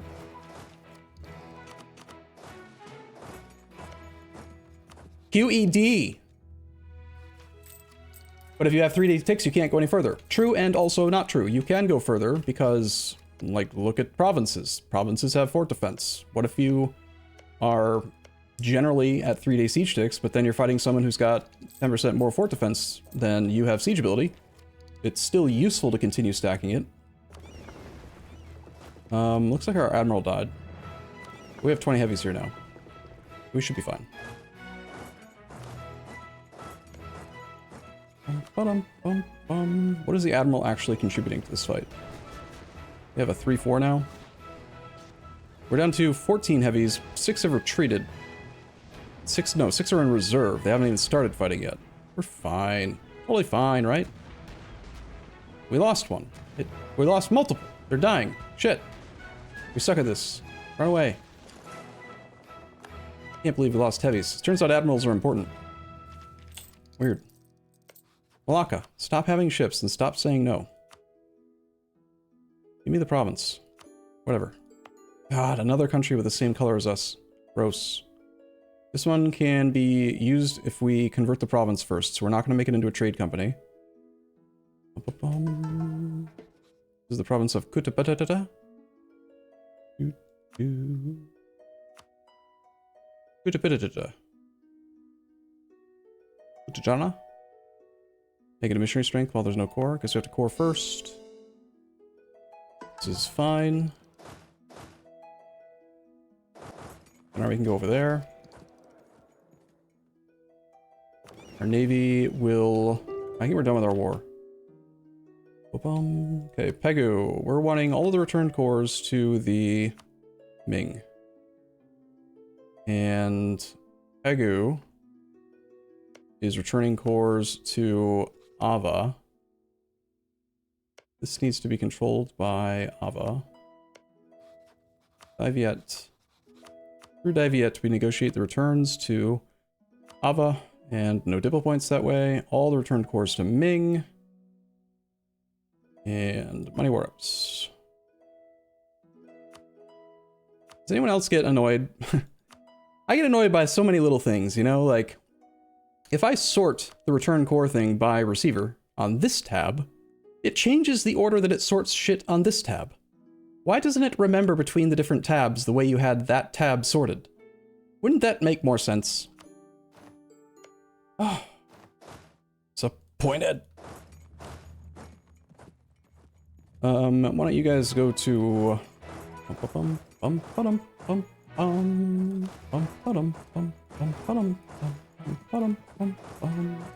anyone else even notice little things like that? You're planning on uploading your runs on YouTube? I love watching the VODs. I just updated the second episode of our 10,000 hour celebration campaign, and I am planning on putting this one up on YouTube as well. But I'm not going to do that until after the final episode has gone out for the other thing. Maybe you can go to here now. We have the extra transports from this fleet that can come join.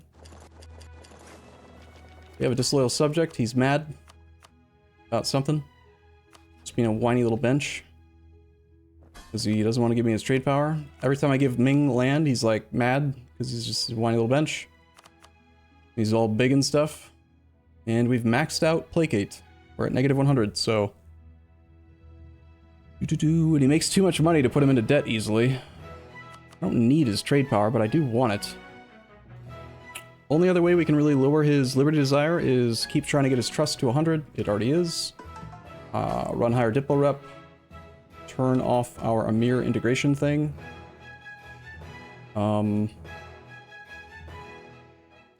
We are taking tech in 2 months. Let's wait on that click for now.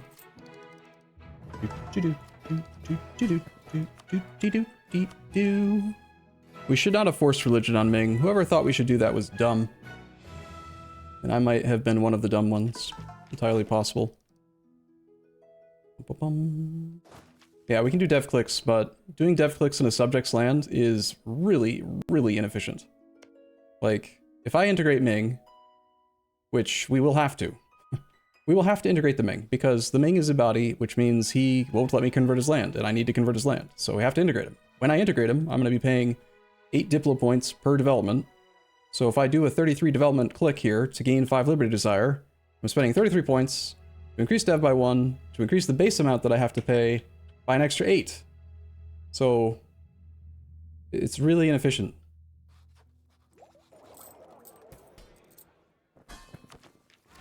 Better to use almost any other source of Liberty Desire reduction before you resort to dev clicks. Dev clicks in a subject is a desperation play. It's a, if I don't do this, they're gonna get their independence supported like next month, and I'm gonna die. We're not in that position. Even if someone supported their independence, they're not gonna beat us, so don't care.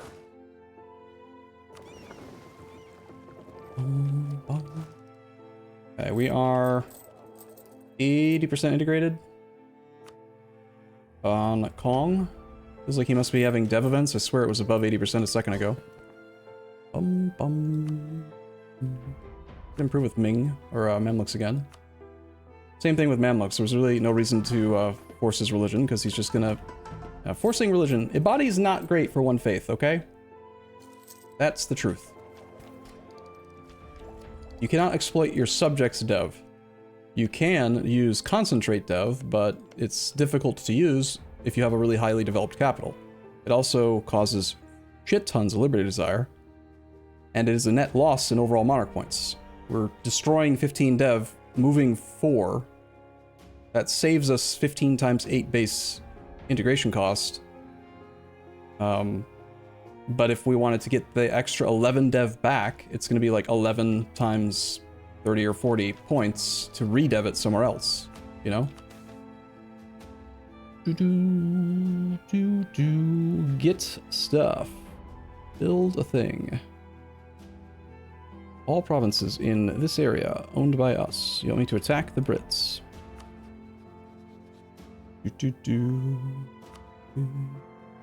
I keep on having to placate people, so I'd rather just do a couple dev clicks here. Not an unreasonable price. We've got governing capacity available, but not much, and I'm not going to keep on deving here, so we're not going to expand it. I missed the innovativeness from tech. Jimmy! 1444. We should be at 6 higher than this. Damn it!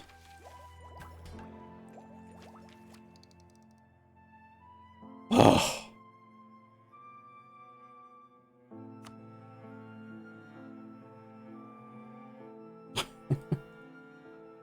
Damn it! Alright, well, let's make the Demi loyal. Let's take tech anyway. Because I don't want to keep doing dev, and I don't want to keep rolling generals. And, I'm frustrated now. It's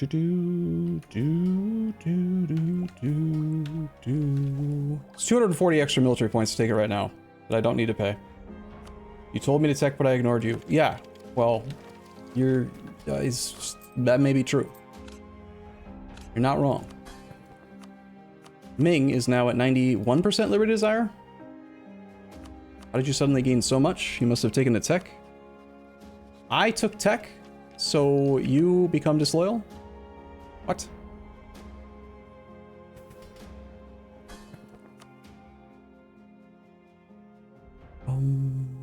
Malevolent. Alright, we're gonna just have to let him have his trade power for a bit. I can't placate anymore.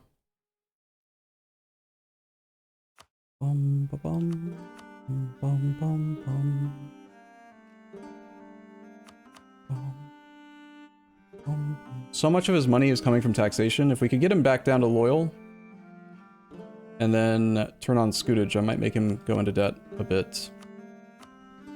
Ternate is mad as well.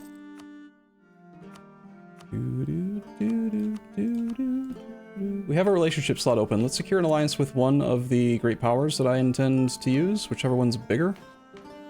Which would be France, barely. In order to maybe dissuade our subjects from doing annoying things. Blue stab.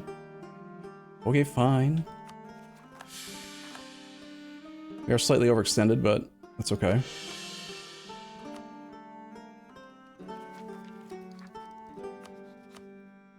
Okay, that is one great power ally with 150 opinion of us. We ally Portugal. And I cannot royal marry him, but it's a little difficult. Allied to rivaling France. They don't like that. He's still willing to ally me even? No, he's not. Shit. Well, there goes my plan to get 2 great power allies. Commonwealth is, I believe, one of our rivals. Problem is that we were forced to rival nothing but great powers. And we're the #1 great power right now, so... Can't ally Russia, can't ally Spain, can't ally Ottomans, can maybe ally Great Britain? He's not hostile anymore. But they don't like that, Great Britain is allied to Pate rival Spain. Pate is allied to British rival France. Stupid frickin' mission, man. No, doesn't count. Our rival doesn't like us.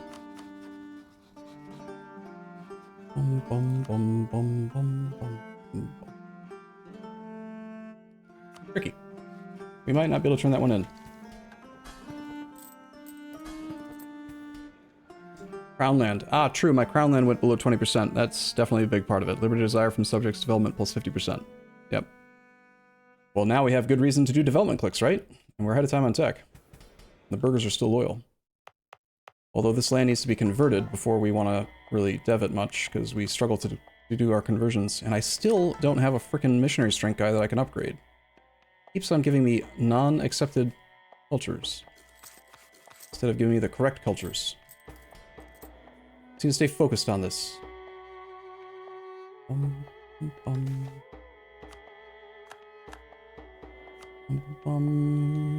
one.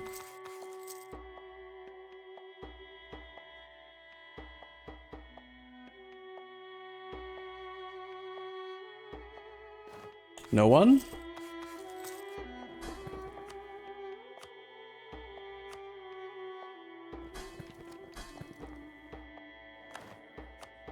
Is there not a single man or woman in this country that can just do what I need? A new free explorer. Not very good. Please. Finally. Cool.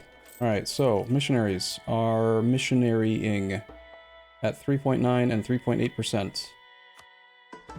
We are going to take tech soon, but the Dhimmi aren't going to be loyal for a while, so we could spend 50 to 60-ish admin points to flip from 100 piety all the way to negative 100 mysticism, or whatever right now.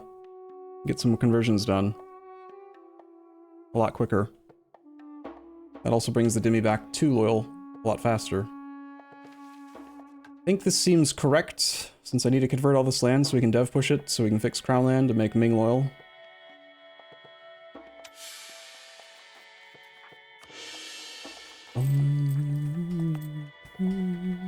Missionary strength is at 6.9% and 6.8% now. And as soon as we finish this integration of Kong, that's at 83.7%. We can instantly finish this monument and get another 3% missionary strength versus heathens, which is not heretics, so it's not going to make us any better against the Sunni provinces that we have in Persia, but it will help out in other places. So we got that going for us, which is nice. We also take Zhen. I just mentioned Zhen. We could seize Zhen. If we seize Zhen, it would be 5 Liberty Desire per development. 24 times 5. That's 120 Liberty Desire to seize it. 24 of his total development.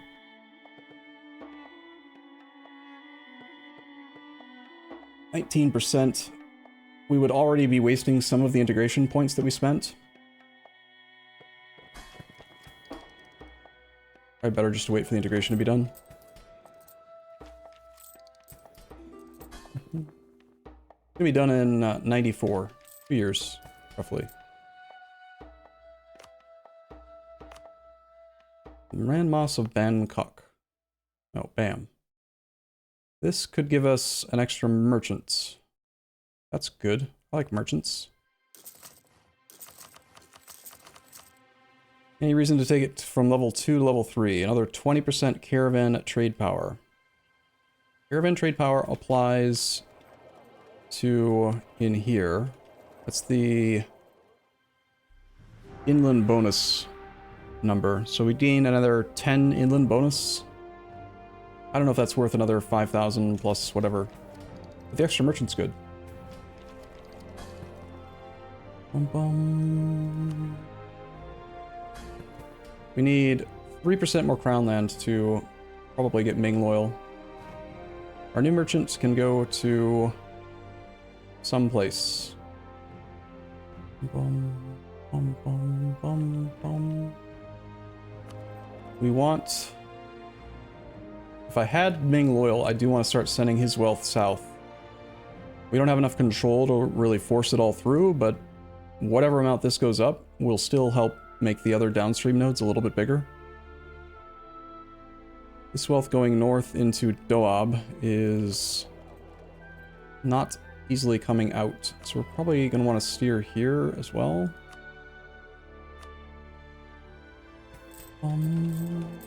Coromandel node I don't care about really, because here's the thing about most of the wealth is already going this way, which is the favorable direction, and if it's not, it's going this way, which is also a favorable direction. If it goes this way, it's skipping us. When it goes through here, I want most of it to go into Coromandel, where most of it goes the way I want, versus this 16 going into here and having 45% lost retention. We're sending wealth north into Lahore, which is okay because 70% is being pulled forward, and of the amount being pulled forward, it's all going in the direction that I want. Otherwise, we'd probably send it to Deccan. But Deccan is a similar situation. 66% is being pulled forward and going the direction that I want, so Lahore is better. Though it would be nice to have more control of that node. Speaking of which, we can do some trade company investments here.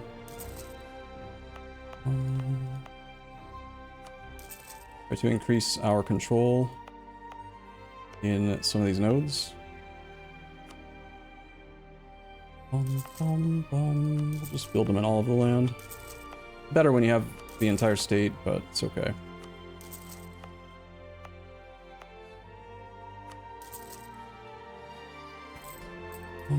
Any other trade company investments that I need for trade value modifier? Yes.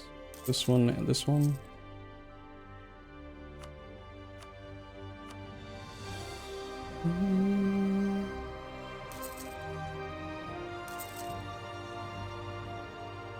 A lot of trade company investments. We now have 0.25 passive army tradition from those, and more trade value stuff happening.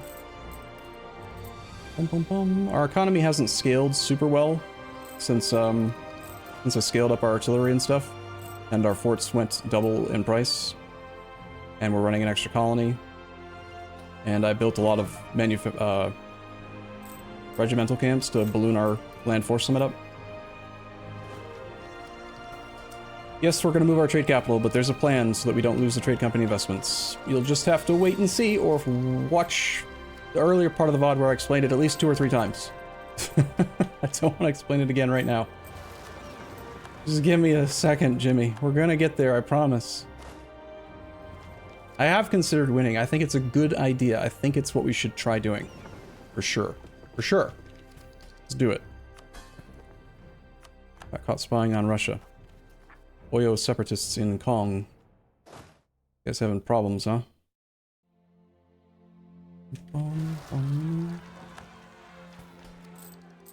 88% integrated. We're waiting for something. Pasai. Need to do a thing with Pasai. I don't wanna. Get control of the Ganges Delta. Alright, we're at 19%. I don't need the half-price trader, but he would be better than what we have. Alright, sure. Fleet, go here. And we don't want to be steering in this direction.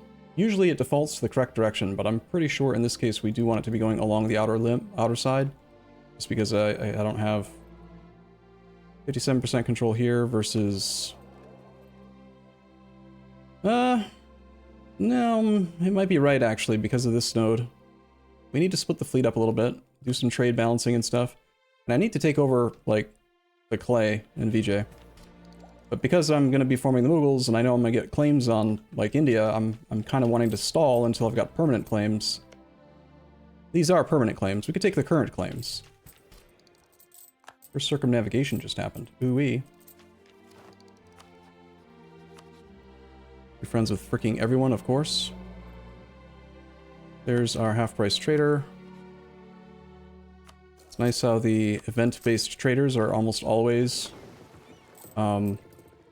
people that you can upgrade. I think that they might be guaranteed to be. I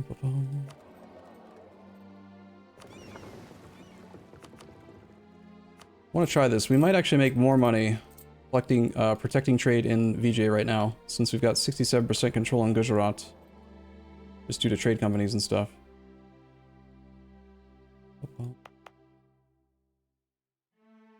And upgrade to level 3.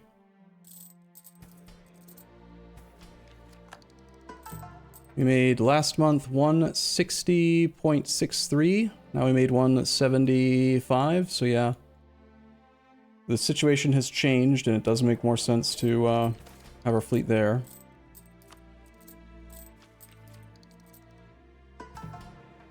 Bum, ba, bum, ba, bum. Really just kind of waiting on the integration of Kong. Do we have a plan to dev push the institution? The next institution, global trade, we're going to spawn it. We don't need to worry about dev pushing it. Zanzibar has, the way that you know who it's going to get, who's going to get it, you take the total value of a node, you go to page 39 of the ledger, 101.84, minus the outgoing of 8.55, determines the total wealth of the node, and then you compare that to all the other nodes. So obviously the end nodes have an advantage because there's no outgoing, but 93.29 is still bigger than 86.12. You can also just at a glance tell that you're on track by hovering over this and seeing green everywhere except for the year.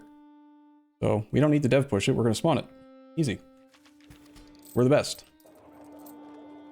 We have room for some more boats. They don't train very fast.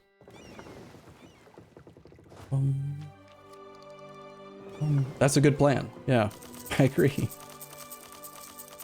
We'll go to 290. There's also a fairly large amount of obsolete ships in here. Like, literally every single ship is obsolete. They're all barks and caravels and stuff. Rather than rebuilding everything, it probably would be cheaper and just generally faster for me. Not cheaper, it's definitely better to sell the ships to your subjects or to sell them to other people and build new ones, but the amount of downtime we would have trying to upgrade it would be way too much. 3,200 gold to upgrade ships is kind of a lot, but we'll upgrade them a little bit at a time.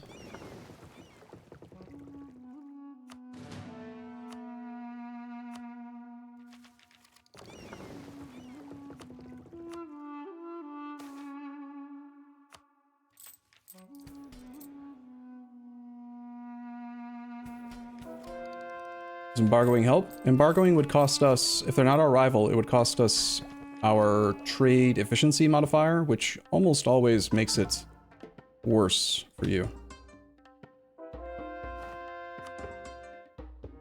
Okay, these missionaries are here. We're not running the missionary edict yet. We should be.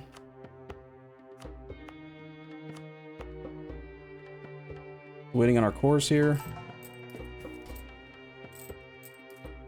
Suddenly we have pretty okay missionary strength. 6.9 is not awful. Integration of our dude is at 93.4%. Soon? Soon.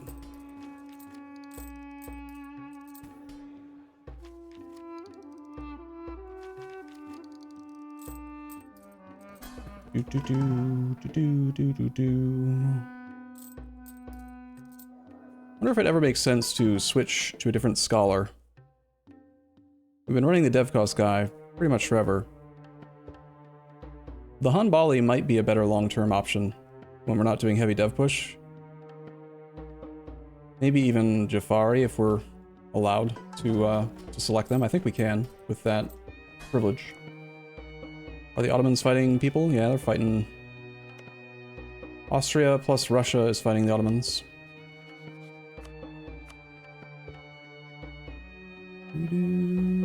We'll just have to wait until all the great powers are small enough to ally them in order to get this power projection mission turned in.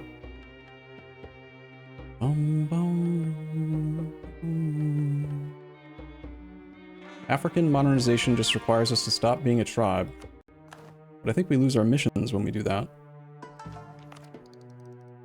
We have finished a core here. Okay. True strength. Let's core this full state.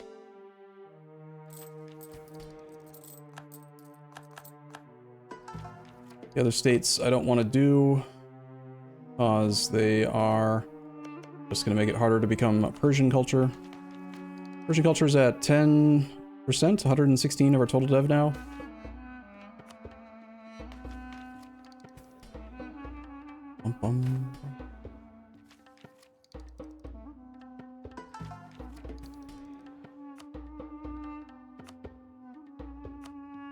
We've got an army here. There's going to be rebellion no matter what.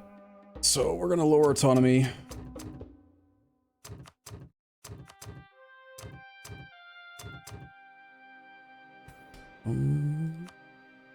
Raise autonomy here because it's a trade company.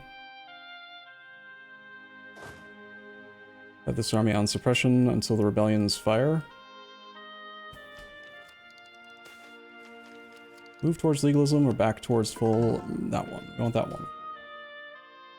I also, if I could, should switch to the other thing so that we're not slowly decaying our piety. Requires me to piss off the clergy, though. I don't have space.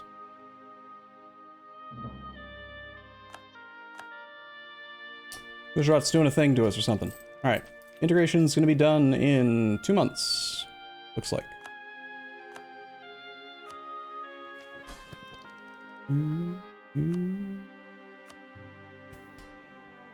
Hopefully our crown land doesn't get messed up even worse by the integration. It did. Ooh. Alright, well, there's one less subject. We're not going to state any of this land for reasons I've already mentioned. We can trade company it. Maybe get another merchant. We own this monument now. It is not our religion yet.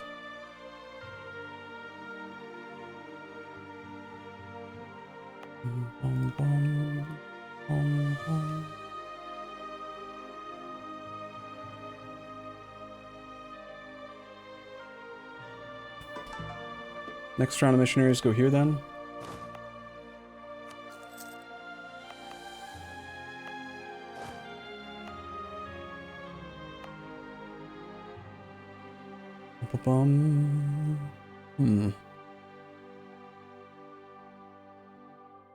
Kinda high dev. It'd be difficult to convert if I don't state. It'll go kind of slow, but that's fine. Ming is at 56 Liberty Desire now.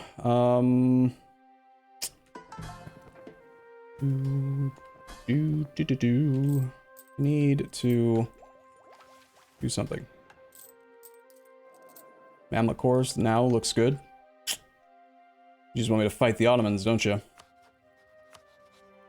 We have a truce with Aden. And, we don't have a truce with the Ottomans. We do have more men, looks like, than they do. They're in tech 15 to our tech 16, and they are in a two-front war. Austria's quite weak, though. Ottomans are losing against Russia.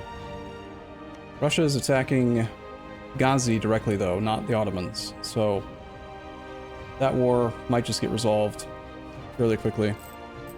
I would have to pull a whole bunch of troops from all over the world to have enough on the Ottoman front. The next time we fight the Ottomans, we're taking them seriously. Like, we're definitely not going to underestimate them. And I'd also like, I think, to upgrade to our larger template a little bit before contributing to a war with the Ottomans, because they, based on their income and stuff, are pretty likely to be upgrading forts? Question mark? Nope. Nope. None? Ottomans? Why aren't you upgrading your forts? You're the third highest income in the game. I mean, freaking, like, Ajam is upgrading their forts. I think Jampur and Bengal are. You know, it's weird that... maybe they're not. I don't know. Was it Daviet? Someone else over here was. I lean more toward the VJ claim war, because our armies are better positioned around it, and it would increase income.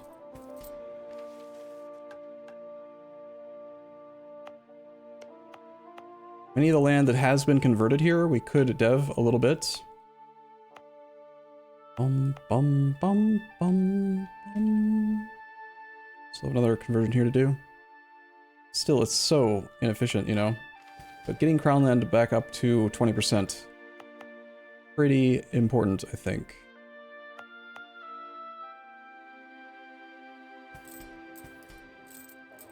Not sure. Game is running like trash because of these big wars. I'm gonna reload it real quick.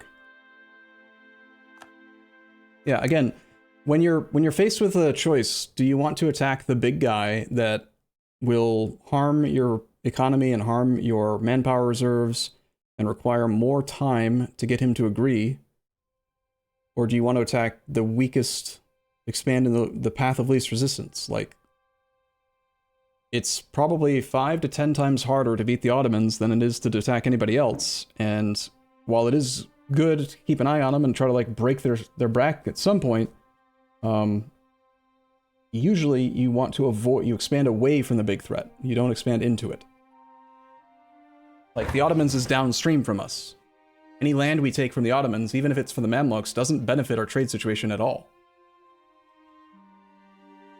But if we take land from Vijayanagar, and if I had complete control of the Coromandel node, we could probably move our fleet into Malacca or into the Canton node and take advantage of Ming's trade power. Yes, the Ottomans do have a monument. But again, opportunity cost. How much work would it be for us to actually beat the Ottomans and get that? Yeah, if the League War went, we have a Protestant league, Protestant empire. They did enforce religious, whatever it's called. So, we got that going for us, which is nice. Main reason there's another reason I don't like big wars is because the game runs like crap after and during. It's like frustrating when the game doesn't play well. I like it when the game runs well. Definitely want more than one missionary. Ah, so crisp. The interface actually works. Alright, we are still 3 full ideas away. 2 levels, 2 techs until we can take that. So basically 25-ish years away from tech. Unfortunately, I have to reset all my damn alerts. I have to... all this stuff can't be remembered. This monument do anything for us? Global modifier, monthly devastation 0.05. And that's where? It's in Ming. It's not mine. This monument does stuff with the Unix. Another global monthly devastation in area, though. Province modifier, goods produced. And then there's this one. Same thing.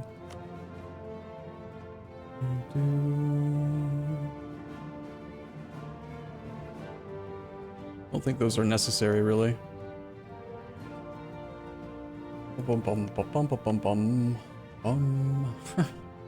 Stop being such a warmonger, man. We I've never upgraded this one to the max. Interesting. I only took to level 1. I own this, don't I? I do. How did I forget about upgrading this monument? I need money.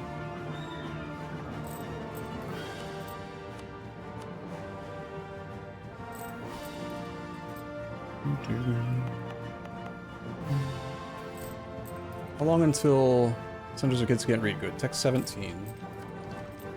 If we want to wait like 10 more years, 10 to 13 more years, we could take admin tech 17, build universities. 1 year later, we can do a whole bunch of dev pushing, and I don't want to wait 15 years to fix the Crown Land thing. I'd prefer for Ming to become loyal now.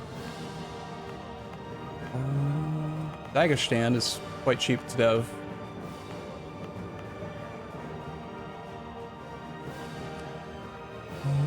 It's like one of the only ones.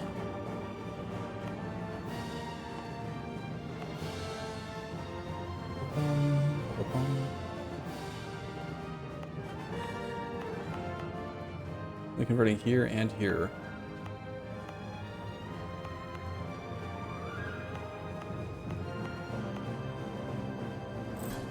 I don't know. All provinces in the Zanzibar Strait have been converted to our religion. Okay, so we can switch back to this then.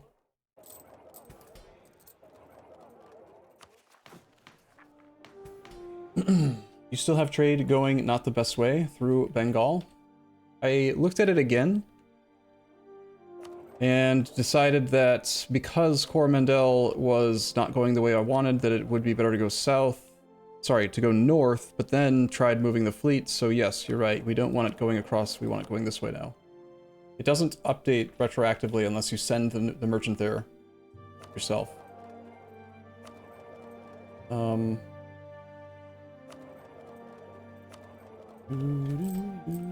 would like more control in the Gujarat node.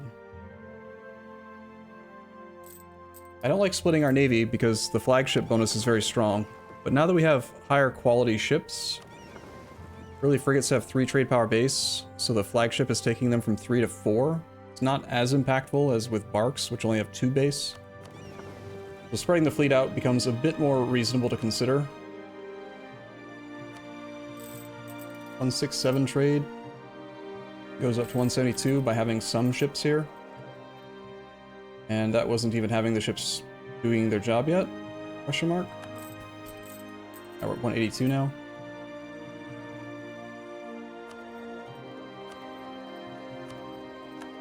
Honestly, it might even make sense to split 50 ships off to have in Bengal.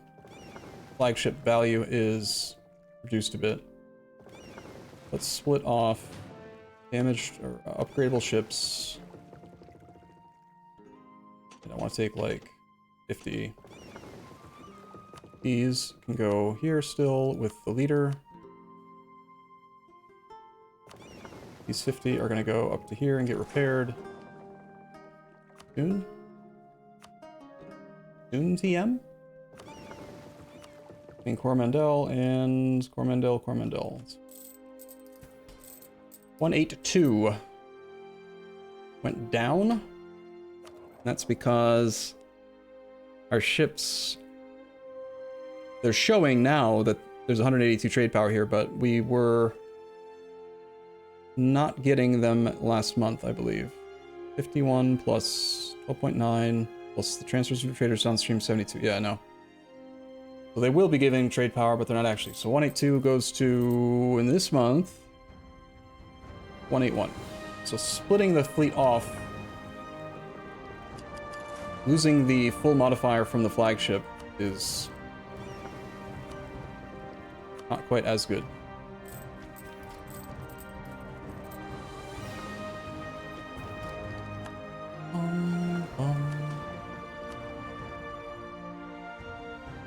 How many ships can I afford to upgrade now? Some of them? No.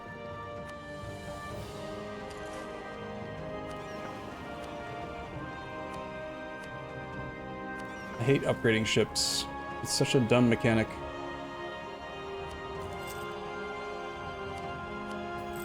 If they would just make it so that the cost to upgrade them wasn't full price.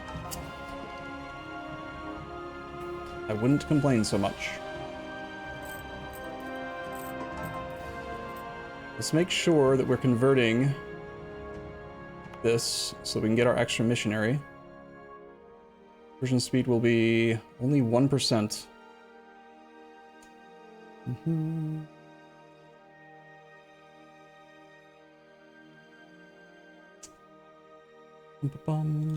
think we have to state it and run missionary strength edict here so that we can actually convert this thing at a reasonable speed. Also, I don't have on plus 1% missionary strength thing here right now. Lower our Diplo rep. Piss off the clergy. Turn on enforced unity of faith. While we have this, we can also force that to flip.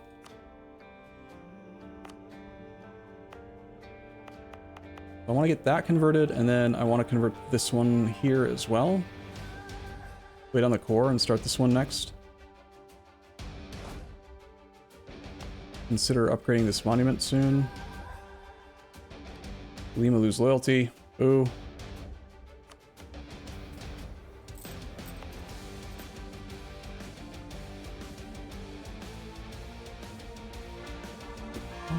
Bum. 3.4% is okay. We can do the state plus edict thing where we leave it a half core. We are going to potentially lose this full core if I want to add this to a trade company, and I kind of would want to add it to a trade company, but heck, I'd like to make it into a level 3 center of trade here. The rest of this land is all full cores as well, but it's prime trade company territory for naval force limit and stuff. Speaking of which, can we build shipyards anywhere? Yes. How about courthouses? How about all of the buildings? I need infinite money. We should tax our neighbors.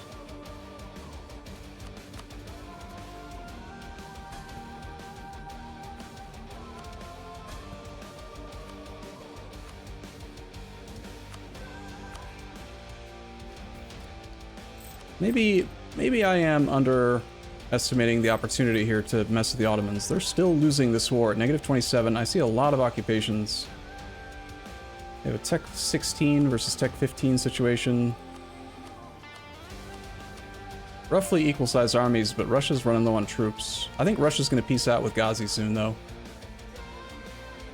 They'd probably take a peace deal, separate peace with the Ottomans for like white peace or war ups or something, and then they'll just end their war. And then I'll be caught with my pants down fighting the Ottomans one-on-one again. And oh, I just reconsidered it again, but I don't think so. This army needs to protect the Persian holdings. I did build a new fleet of transports. Let's bring them over to the existing transport fleet, and then we'll just create 2 separate stacks. We did lose 4 of our heavies. It's okay though.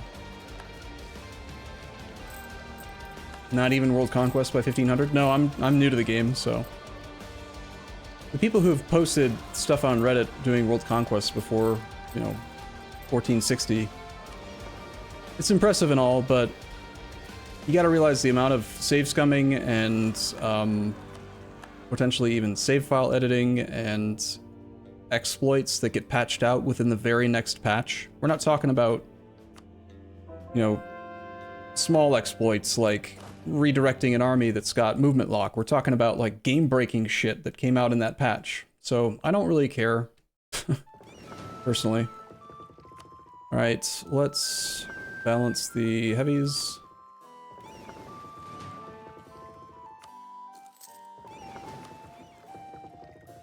Weird how it splits it and doesn't balance the heavies. We now have 2 transport fleets, good. This army doesn't need to be here.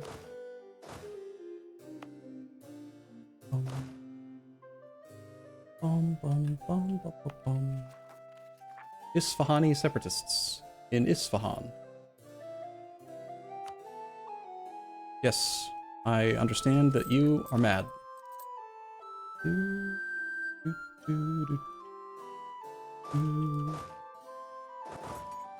Let this army head up to like here. Check to see if we have any other forts to be upgraded. I have no money. Like shadow diplomats? Yeah, but that's why, I mean, I don't remember, I don't think I used shadow diplomats like in every campaign. I remember using it in Ryukyu specifically because that achievement is designed like with that in mind.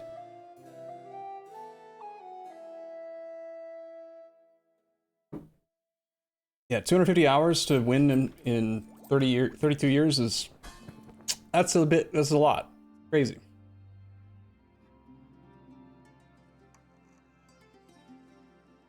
Swahili North India Company. Where is this one? Wish you could click. Wish. Alright, you can click. You just can't click where. Yeah, you gotta click here. And this one, we almost have a merchant. 2.7. Just those 3 provinces? Wow. Have marketplaces. Could build one here. Add money.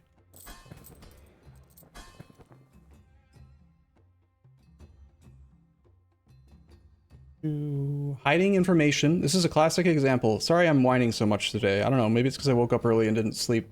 I slept, but I didn't sleep, you know? I was like dreaming about EU4 all night. I feel like that's made me whiny. Classic example of paradox hiding information that you want to see all the time inside of a tooltip. Why the fuck is there a little merchant here instead of just putting the number? Just put the number, put the 86% 0.3, and then I'll know that because it's above, maybe even make an extra column with the merchant. But like, why hide the fucking information in a tooltip? Tooltips show you how you got there. They don't show the information that you want to know. Like, if I want to know how I'm arriving at 78.54 prestige, I can look at the numbers and see the effects of it. But imagine if you wanted to see your prestige number and instead of having a number here, it just had nothing. And every time you wanted to check your prestige, you had to put your mouse over the little fucking medal. How stupid would that be, right? You don't hide information that you want to see all the time in a tooltip.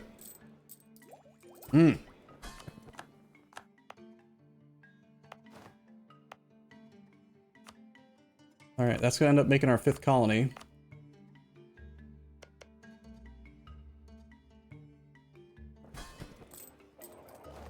I need to get some more water soon.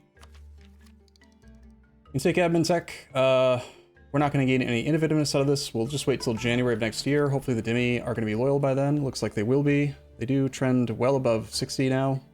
The Ulema aren't becoming happy very quickly though. Probably just pay stab to flip back to full legalism. We'll need to actually if we want good tech discount.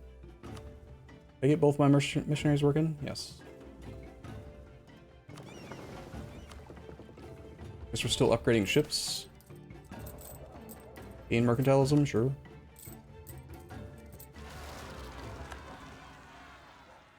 Merchants are useful, but I don't really want them at the top of the UI, this thing, so I'm gonna turn them off and back on again. It's at the very bottom. Is there anything else that I can turn off to make this not so freaking cluttered? Not really, right? I kind of need all this info. Maybe rebel factions, maybe navies. But I'd probably just end up turning it back on again.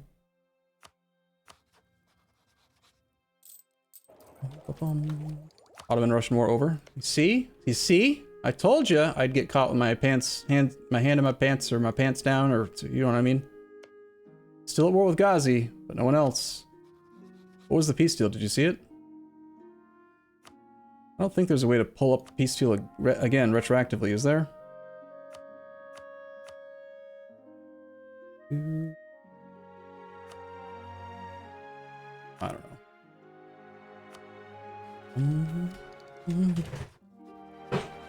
know. I always close pop-ups too fast. I don't like pop-ups in my face. They bug me. We got a lot of subjects that need returned cores. Aden is a pretty easy war, but we have a truce until 98. I think the most logical thing is VJ. That's why I got these transports over here. There's no rebels here to deal with. Let's start the process of ferrying armies over.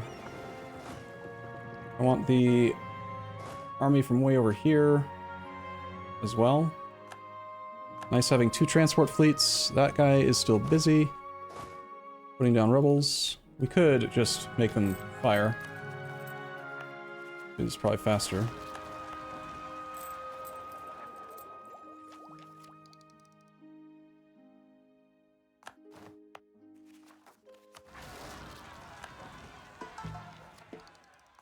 Spain has declared a war. Good for them. Good bump stab. Only 104 points for an extra 0.5 missionary strength, and I am trying to convert a fair number of Sunni provinces right now that are kind of difficult. But we're about to get another missionary soon. Don't be scared, just go kill him. Merchant contribution. Sure. Why is my fleet killing itself for no damn reason? Looming disaster. Plutocratic coup. Classic example of a paradox UI. Disaster! Warning! It's growing by 0.5 per month, except nuh-uh. Actually, is it growing? It is growing. Their influence is at 100 temporarily, that's why. Alright, fair enough. But it does lie. When it is falling, it'll still say the number that it said before. Alright, missionaries. Do more missionary things.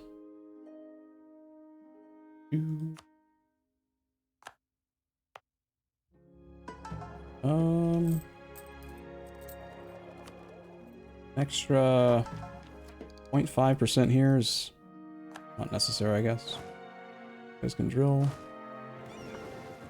God, did we really lose? Look at this. We went from 26,000 troops down to 16,744 using auto transport on this fleet because they're so freaking stupid that they don't follow the coast. And went through the stupid.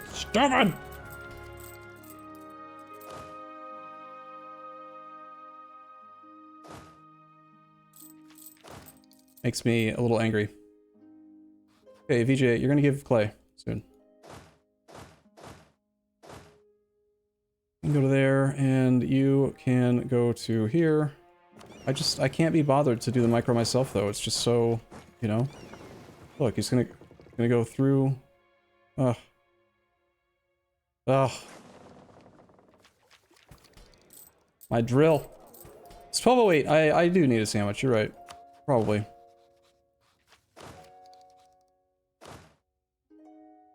You need a sandwich is like Jimmy's new way of saying, like, chill out, Arumba. Stop being so grumpy.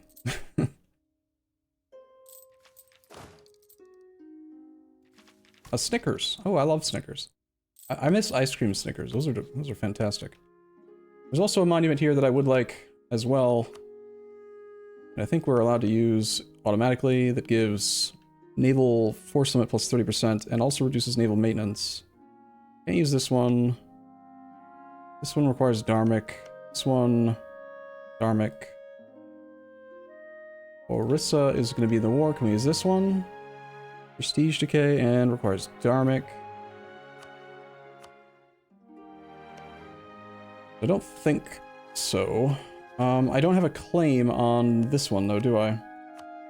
Chal. We'll probably take it anyway. Alright, let's declare war for a thing. Goa, perhaps. Maybe something with a fort so that I definitely siege it. Doesn't have coastal forts. Alright, fine, Goa.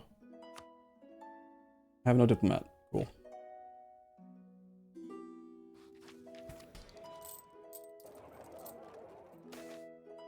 The other reason that I don't always like to split up my navy and instead just keep it all in one big fleet is that I don't like to hire admirals, and therefore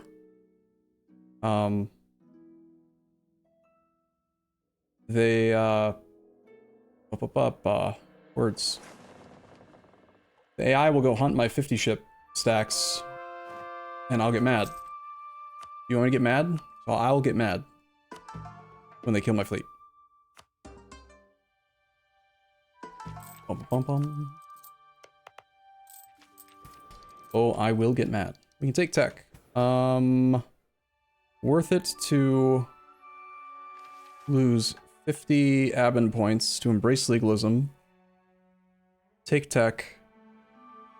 Then lose 50 more admin points. 100 admin points to save. 10% tech cost on 2 techs. Technically, I would be coming out ahead, right? Because it's 60 admin points. 52 admin points per tech. Can't do manpower before because this click requires you to be at least negative 49. And, well, actually, we would be at exactly 50, wouldn't we? If you're at exactly 50, it looks like maybe you could. Sure, why not? Let's try it. Let's see how messed up this makes my country. Please still let me click it, please. Good. Okay. And then technically we could do this click as well, if we're going back and forth. We could stack a little bit more advisor cost discounts, or like get rid of the penalties that we currently have. The three counselors.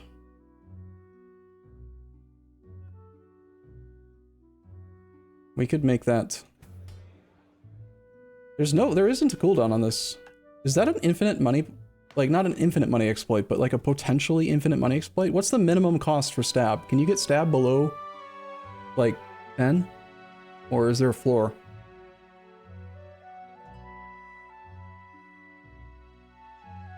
I'm thinking that there's a floor, but I can't remember what it is, because I don't normally stack this modifier. Test it. Let's just say we could get it down to 10. Then for 20 admin points, I could go all the way to one extreme. I could then do the corruption click and get 891 money. Then go all the way to the other extreme, do the manpower click and get a lot of manpower, which does allow us to go over our cap. Then is the floor. So yeah, it's 20 per cycle, and each cycle would give us like 900 gold and whatever amount of manpower that was. And if you turned on the professionalism thing while you're doing it, you could make the number even bigger. 20 admin points per 1,000, basically per 1,000 gold. So if I were selling 200 admin points for 10,000 gold, that's a hugely good deal, yeah. And we could get almost to that price. Right now, it would cost us probably 22 per click if I revoked all the privileges for advisor cost discounts, which we wouldn't need if we had infinite money, theoretically, or like good money. Ibadi Kana, I don't think is something I can revoke. That came from a decision a long time ago. From having innovative ideas, I think. Yeah. We'd have to change our state religion, which we're not allowed to do. Alright, so let's take our tech.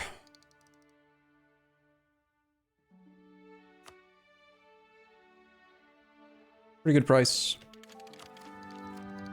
Then we'll do debase currency. Then we'll do our this click. Then in order to flip back, abandoning legalism, we need to just be at least -2. So you just can't be at -3 stab.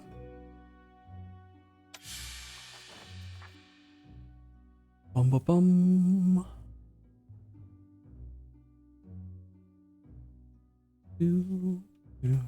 I think I will turn off the advisor cost discounts. Let's spend a little bit more money on our advisors. It's a little. It's going to make them quite a bit more. But doing the Ulema would make them mad. Can I do the money click with the Ulema to make them not mad? Do that. I don't want to deal with them being mad. Get all 3 of them revoked. Now our advisor costs are basically triple, roughly, what they were before. Now stab only costs 22. With full innovativeness, we would be down to 20, and then if we could get one more source of stab cost reduction, like maybe stab cost advisor, we actually could get down to 12 right now. There's a 5-year cooldown on the clicks. Is there? I'm not seeing one. Still allowed to click the one going back towards legalism. We just went from -100. Oh, there's a cooldown on these clicks. Yeah, you're right. Shit. Well, once every 5 years we could take advantage. That's fine.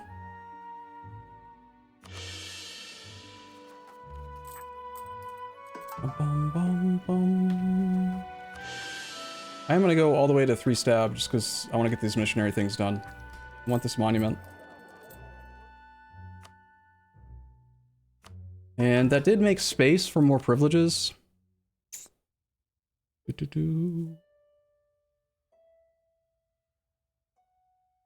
Turn religious diplomats back on. We only have 14 years left until this era ends, though. Just leaving some of the privilege slots not being used is fine. I do want neighbor raid, though. Manpower from that is pretty good.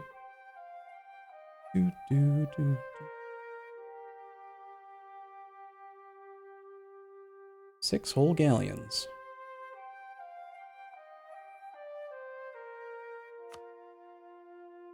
We turned on the naval tradition decay minus 0.5. I might be able to get to 75 naval tradition for that one mission. We're above 80% professionalism. We have 75 army tradition. The only thing stopping that one is the naval tradition. So, might make sense. That or upgrade a few more world ports. Probably the way we do that.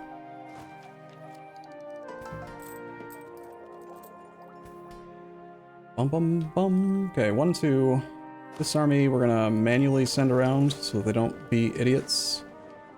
To here. Bring them over to this side first. I think we can declare. We've got roughly 4 stacks in India right now. That should be plenty. Give clay.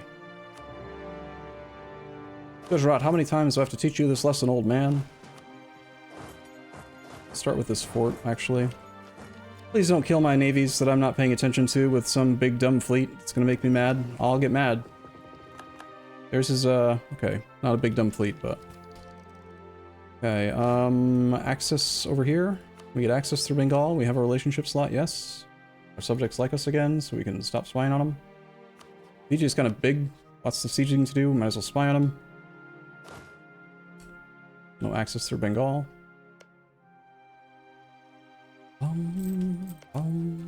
So I will ask for it.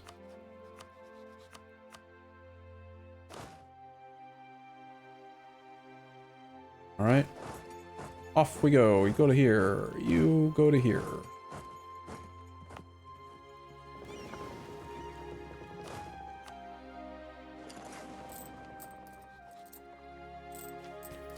Bum bum. I think after this war I should force myself to go make a sandwich.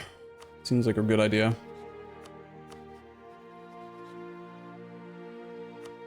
I do need a claim on this from Russia. Bum bum bum bum bum. Almost time, I think, to... Yeah, it actually is it is time to get this last province from Jampur.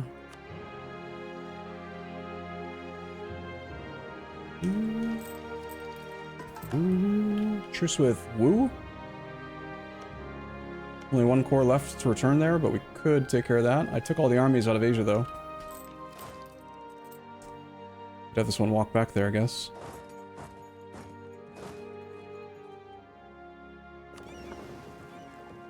Transport fleets can merge, focus on blockades.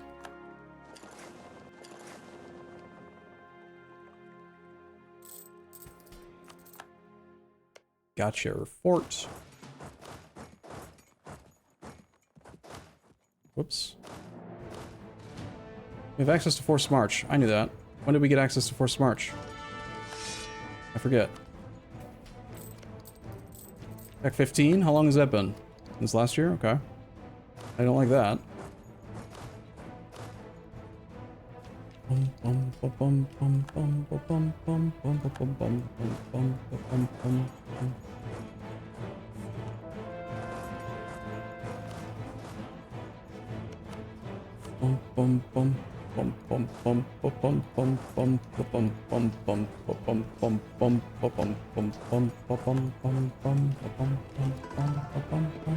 Nice. Missionary conversion speed is starting to speed up a bit. I think from now on we will convert provinces before adding them to trade companies. Only making 50 gold a month right now. What's up with that? Right, advisors were voluntarily made more expensive to make stab cheaper.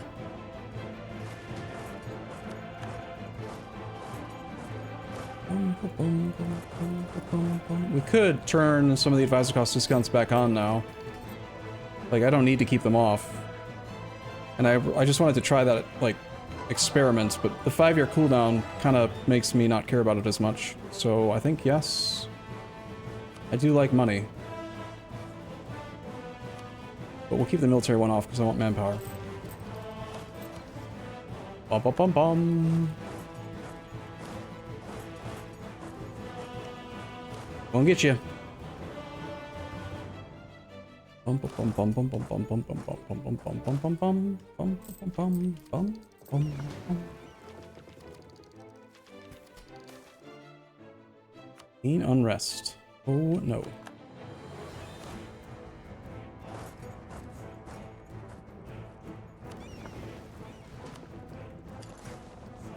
Half the transport fleet to go blockade.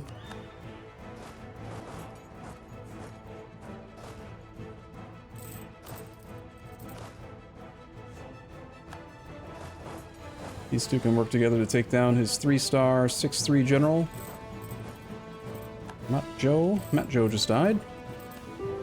You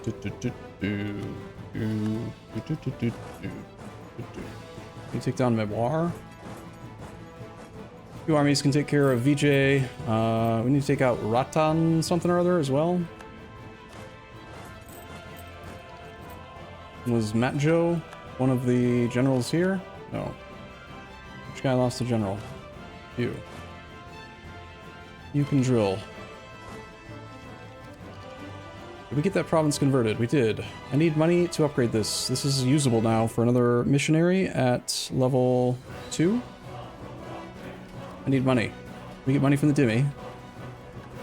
Give money, Dimmy. Bum bum bum bum bum bum bum.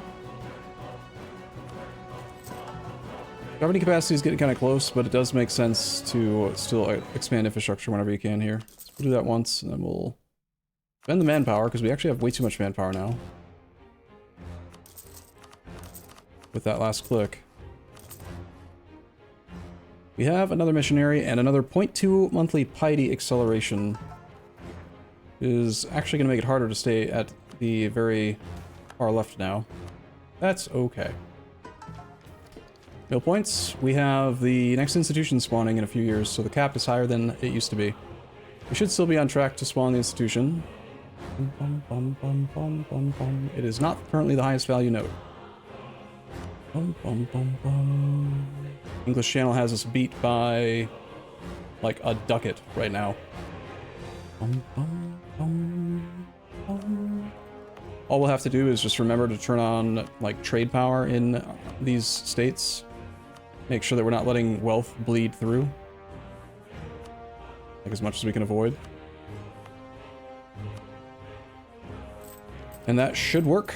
Make sure that we're on track for global trade.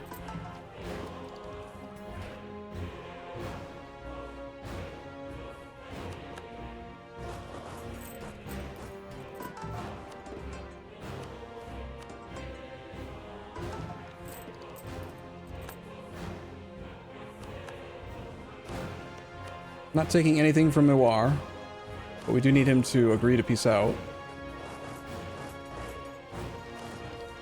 My army... We found my drill stack. That's not nice. You're not allowed to do that, game. They're trying to drill peacefully.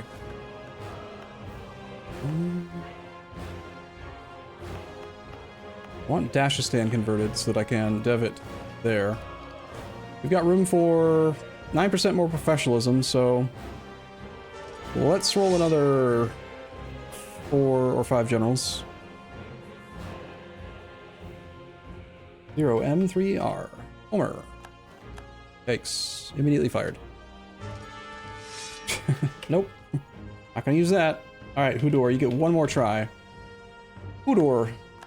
Not awful, but secondary guy for sure. Is a lot. That's probably enough rolls for now. Is there anyone actually worth keeping here? Actually, I think Hudor, you're still fired. You're still fired, bud. Sorry. That's funny.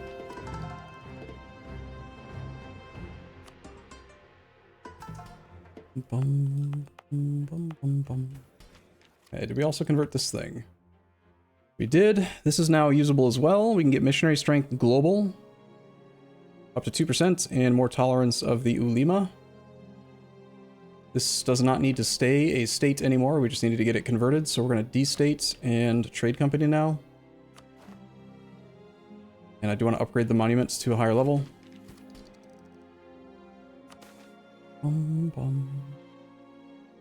Make Ottomans like us. That's funny. Make Wagadoo like us. Build a church. Build a church. Sure.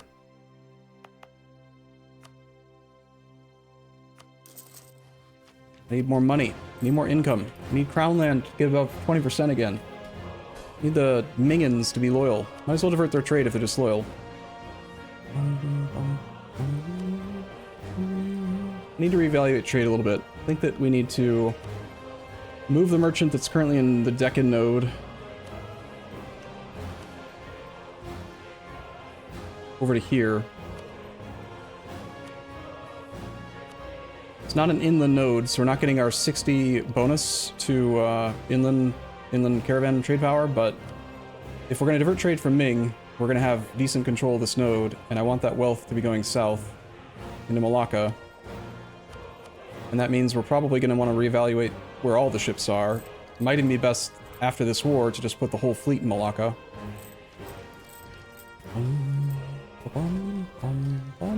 Hopefully we can immediately gain a extra merchants after this war by adding all of the land we're taking to the trade companies. We're definitely taking everything that we can that we have a claim on.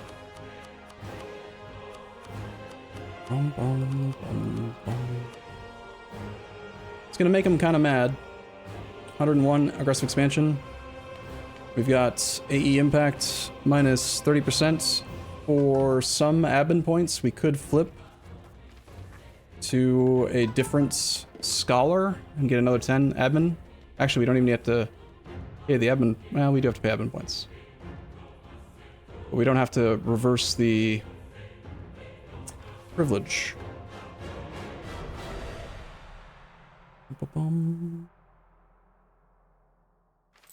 How do we get these claims? They came from a mission to get into Asia.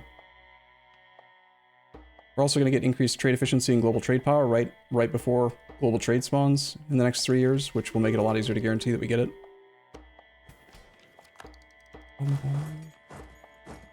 Oh shoot, there was something I wanted to talk about at the start of the stream that I totally forgot about.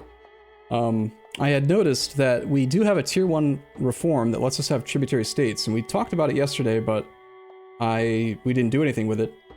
The thing is, I'm pretty sure if you have the ability to create tributary states, and then you lose the ability to have tributary states, you still get to have tributaries. Sometimes it happens where, like, you're playing as Bengal or something, and you murder a neighbor who's got tributaries, and you full annex them, and you inherit their tributaries.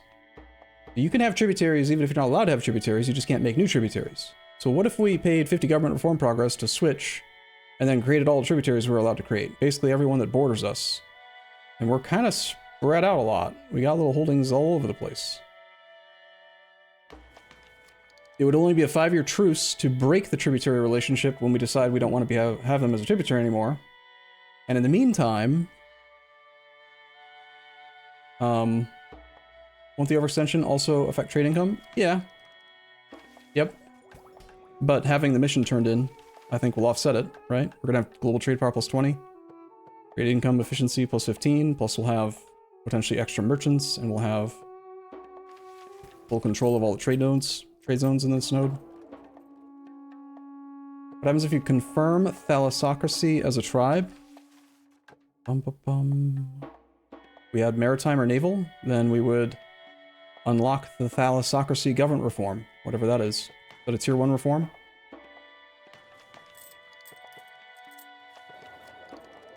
Yes, but not node value? Actually, that's not correct. What matters is only the node value. So, if our trade power goes down from it being overextended, it'll make it harder for us to force the wealth out, but as long as overall the trade node value in Zanzibar is the highest in the world, that's what's required.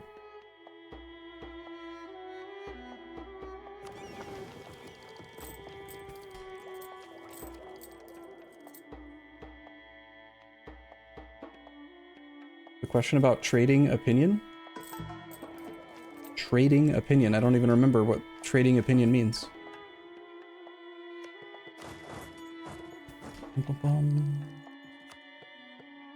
Alright, this guy can get knocked out. We will do War Up's trade power. We do have on Neighbor War.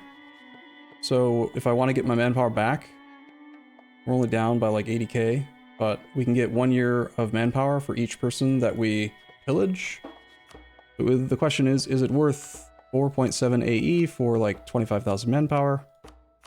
Probably not, because I'm planning on taking so much clay, but it's just worth mentioning that it's a thing we can do. This guy as well, we will do the same thing. War Up's trade power money. That leaves Ratanpur, who we're working on right now. Single province minor. They don't want me to be doing this, apparently. How rude. I don't have access to Gujarat anymore? I gotta go the long way around? Let's go down to here. This army probably does need to retreat to a safety point.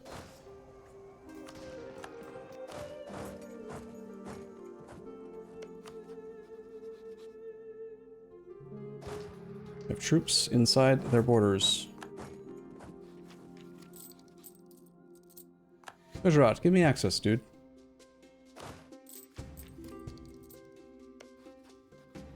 Cancel from Bengal. Get it through Gujarat. You can go to here now. You're going to that capital again. Stop spying on the Ottomans for a bit. You're coming back south to another fort. I need to get onto Goa. That's the actual war goal.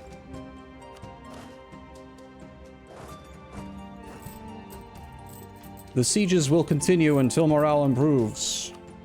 Ratanpur. War Up's trade power money. Go away. Mewar.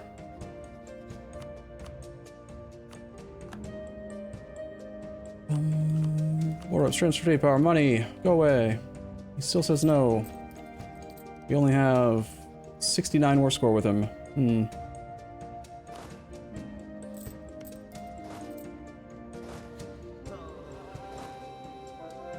This army's a little exposed going all the way down there. And not exposed in a fun way, if you know what I mean.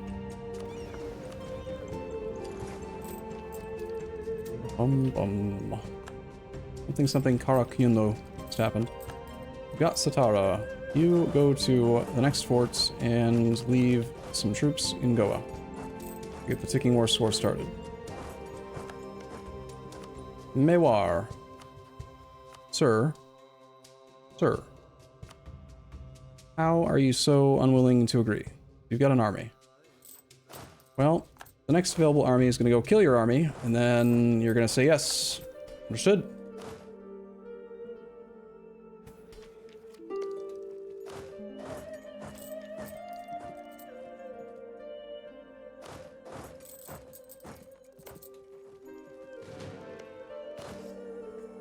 They are sure trying. We're the aggressor in bad terrain. Well, let's just continue to do the thing that we're good at.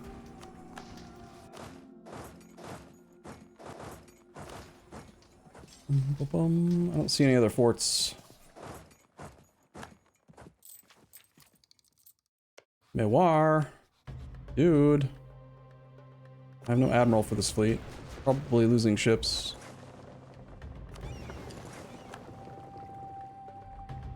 Fighting the next stack. You can't beat me in a siege race, buddy. It's not gonna work.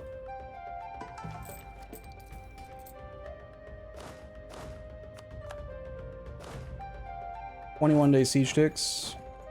Should be transferring the forts, but I'm feeling lazy. Just need this guy to die. Ulster Army Reformer. My maintenance guy is fine. Sick Discipline guy, actually.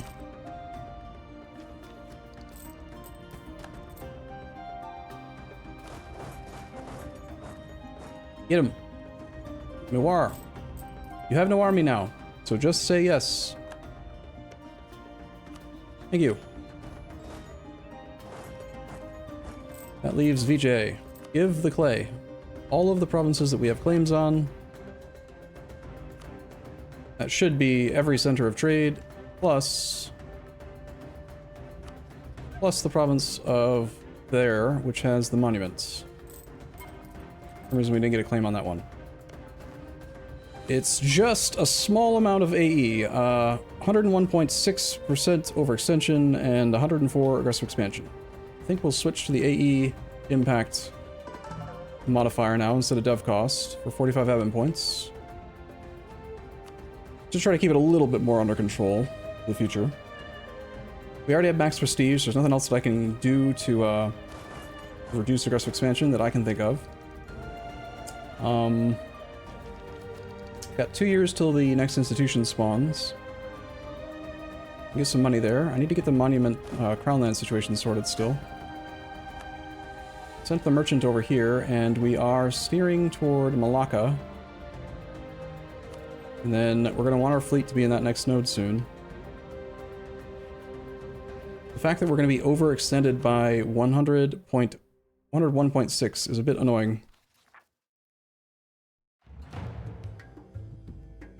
And because our capital is so highly dev'd, it's pretty unlikely that I will be able to destroy any of the dev. There's no subject here that I can feed it to. Maybe we don't need this monument yet. We can do it in the next war. I do have 2 other monuments to be upgrading right now, so just not take that. Stay below 100.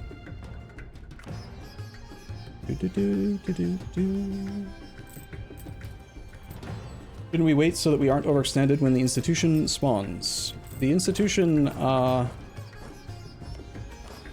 is spawning in 2 years and 2 months, and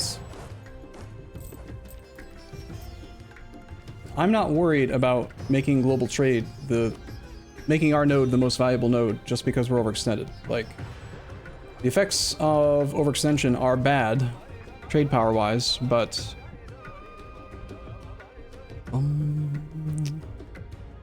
the thing that I'm doing right now that's making us overextended is vastly improving our trade situation. Long term, more so, but even in the short term, I think we're going to be making more in trade after this war. I could be completely wrong. We can take a save before we do the peace deal if you want.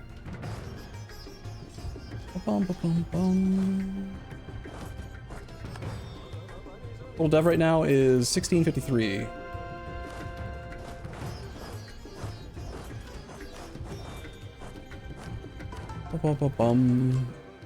We have military point cap coming up soon. We're not going to be taking tech. Don't really want to dev the institution. I'm waiting for conversion here in Dashistan, which we have now. Laristan's the only one that's not converted.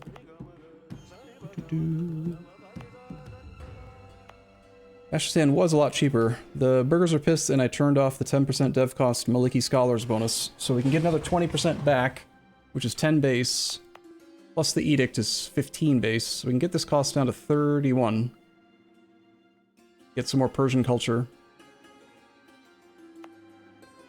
Also, if we do a couple inefficient clicks in Seraph, then need the burgers to become happy. We can do as soon as we're at peace. Alright, I have a plan. I think admin points flipping back and forth between different things is sort of annoying, but we just need to get this war resolved quickly.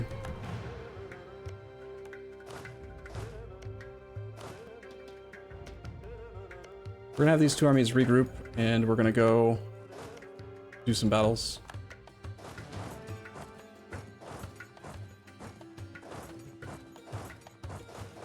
To weaken their resolve. Will there be another army? Yeah. Military point cap.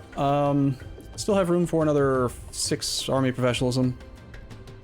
Why does it feel like we're not actually gaining 1% professionalism every time I hire a general? Are we? I feel like we are, but I feel like we've been clicking a lot of buttons today and we're not all the way to 100 yet. Sapior 285. Let's just do 2 for now so I don't have to deal with it. Omer.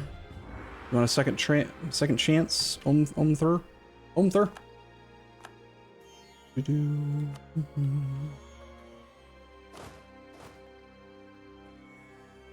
Get rid of you. Alright, Sapior. Only 2 siege pips. Not good enough. There's a lot.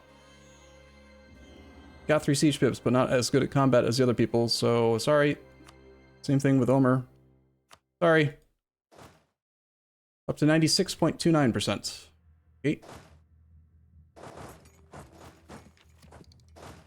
These guys were drilling, but then they stopped because they got attacked by some mean AI.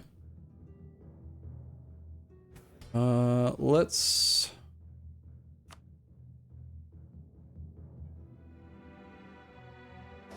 kill. Go into here.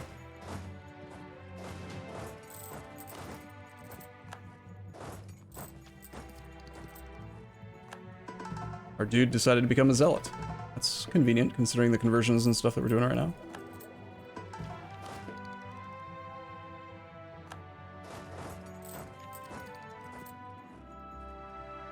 Okay, after this, war...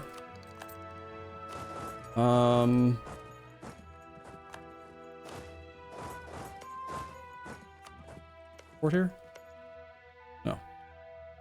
We have it. 89 war score, dude. Why are you resisting? Just stop resisting.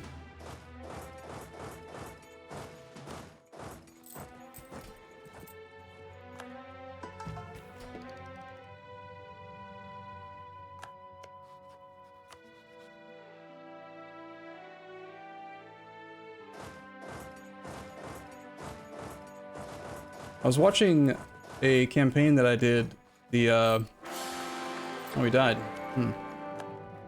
Well, there goes our missionary strength bonus. And they've re-elected Bohemia at the same time. Our air is trash. We don't need prestige for... Crap, there goes our, mysticism as well. That's okay. Just get this deal sent. You guys go to here, you guys go to here, you two go to here, you guys go to here. Not doing these states. I think, because we've got the Islaz, he's got a 5th Diplo skill, I think we want to maybe go for the tech cost side, go back towards legalism again. Missionaries are still doing fine right now. We'll do all the clicks, actually, so we have those modifiers going. Alright, I wanted to do money so that I could upgrade another monument, but if I do that, we're not fixing the crown land thing, which means Ming is going to stay disloyal. So I think here we might need to... Yeah. Now that we've done the peace deal and we don't care about aggressive expansion impact, we can eat the air.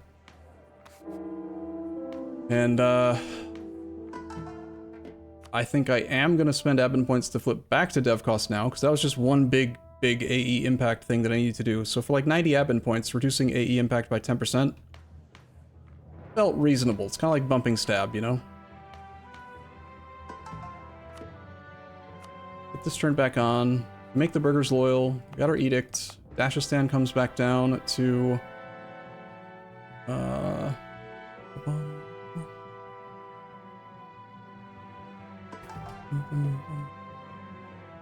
think I let Ming stay disloyal. I need this money. Make the burgers loyal.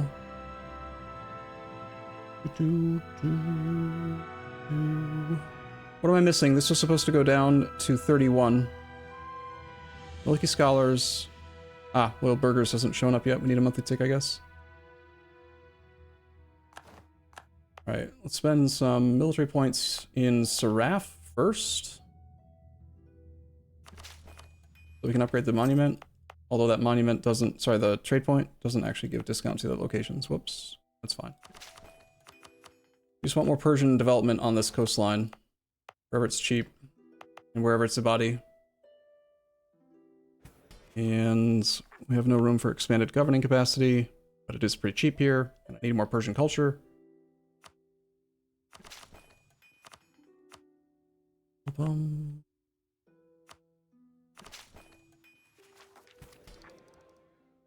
That's enough dev clicks for now. Piss everyone off again. Don't need the Dimi to be loyal. Don't need the Ulema to be loyal. We don't need noble integration policy on anymore because we're not annexing anyone right this second. Okay. Alright. Time for trade company stuff. So we want to trade company everything we just took in Coromandel. And anything that we took in this node, we didn't take anything in this node. That should give us the mission here, though. After the cores are done.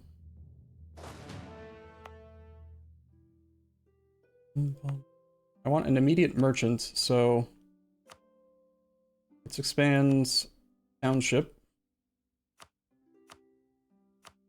Just have the one.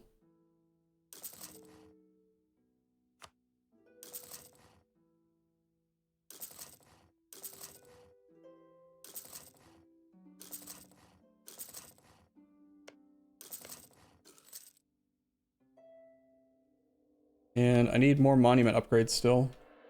So this one we wanted to do. To at least level... And all the way to level 3 would be convenient, actually.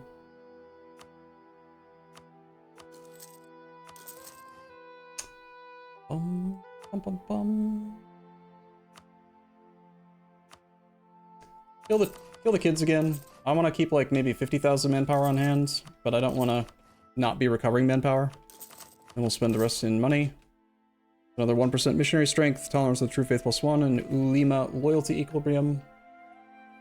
Is convenient.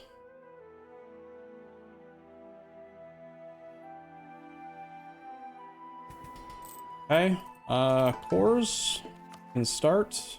We are technically over the governing capacity right this moment, so I should wait and walk back some of our expanded infrastructures that I'm not going to be doing any more clicks in. Mostly like the land down here now.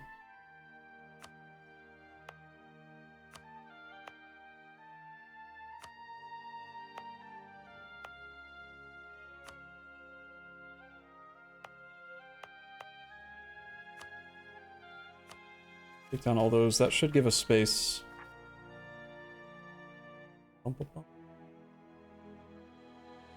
Is that not update to the monthly? There we go. Get our course started. I'm not making estates. We have a new merchant. And let's see how we're looking trade-wise. I forgot to take a save, by the way. Before the peace deal. But we're at 1007.7 minus 11.63, which is more than the English Channel. So we are still on track. I was correct that doing this improved our trade situation by more than it cost us in overextension, reduced trade power abroad. Trade power abroad only applies to nodes where you don't have a province. If you have no provinces in a node, it's considered abroad. So like in this node, we have a huge penalty of 92.8% from overextension. But in Malacca, we have no penalty because we own, well, you have to have a core. Or a merchant present. A core and a merchant present, I believe. Let's move the guy that's in Canton here for now. 65% control, 70% control. A lot of these centers of trade can be upgraded as well.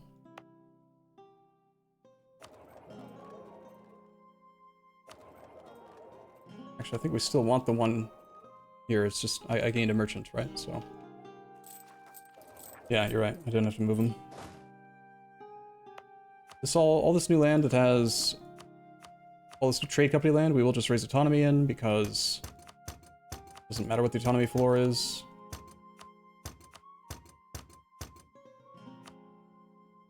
I want to be raising it over here, though. Actually, I do, because I'm not going to do anything with the land.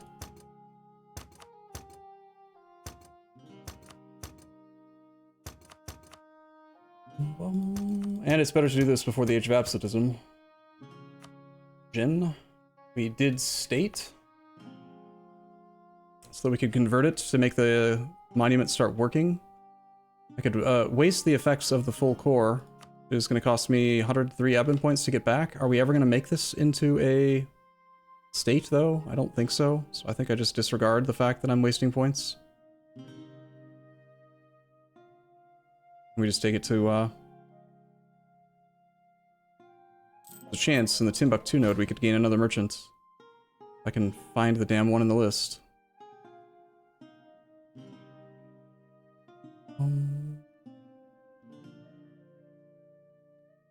I feel like it should... Oh, I never added any of the land to the trade company, that's why. There is a gold mine in this state. I don't think I care. I think we still make it into a trade company. Yep, I want to do that.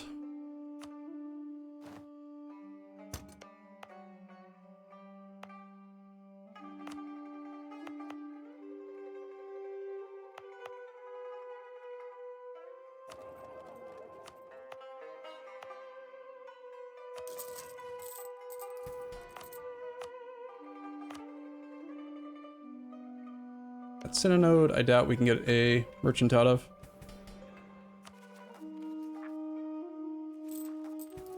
Bangkok Monument? I just already spent all of my money. You want Bangkok Monument because of governing capacity, I assume? We can get another bit. The next upgrade's quite good, actually. 30% more vassal force on my contribution, it's big. And that AE impact is also quite big. We got a lot of monuments to upgrade. We need money again, and that's okay. We'll make more money. The question now is, where do we want our fleet? I'm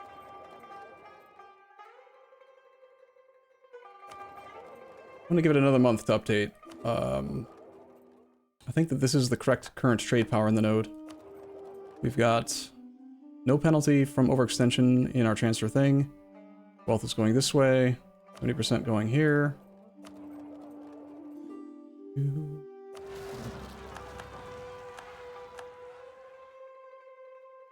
Ming has become loyal?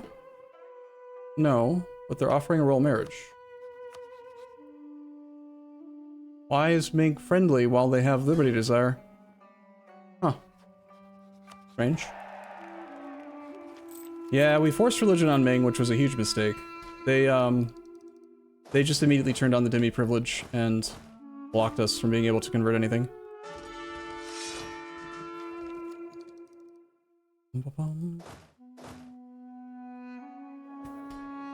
Alright. Are we on track for global trade now? It's still favorable by like 10 gold. I think we're going to want a large fleet in this node. The Malacca node has a lot of value. It's 53 gold right now.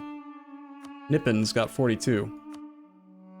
So, probably our fleet belongs. There we go. There we go. I knew waiting another month would do something. We're up to 87% now. I'm going to try rebalancing our trade stuff. So we're making 196 in trade. Let's grab all of the light ships together so that we can get the benefit of the flagship and then just go protect in Malacca.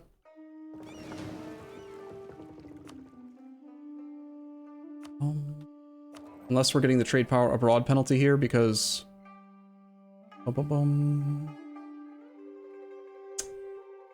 Is it not based on having a province? I might be wrong about that. It might be based on provinces considered to be overseas?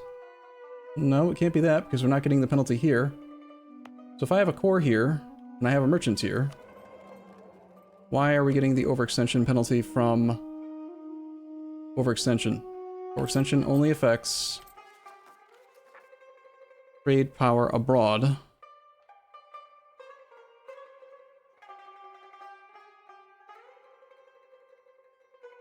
Every province that I own in this node is a trade company, so... And these aren't even cored. I had nothing in the core Mandel node till just now. So I'm a little confused by why we're not getting the overextension penalty here and we are here. I did forget the sandwich, yeah. Still, let's see if trade goes up even with the penalty. It went down by a lot. Because the fleet is not actually protecting yet.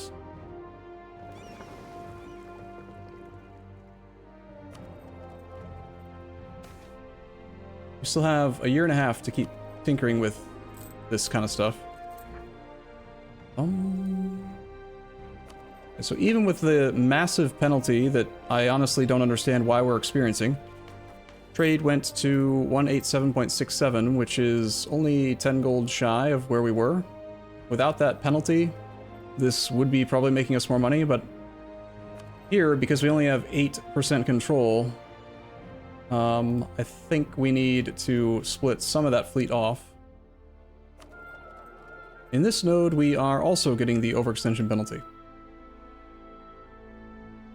I swear, I thought I knew what the rules were, and I am not getting it now. What defines transfers abroad versus transfers...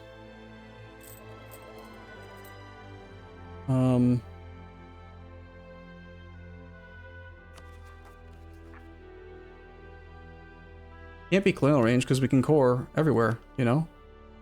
It's not trade range because we can trade there. Trade nodes that are not domestic are considered abroad. Yes, obviously. But what defines domestic? You'd like to study abroad, you dorks.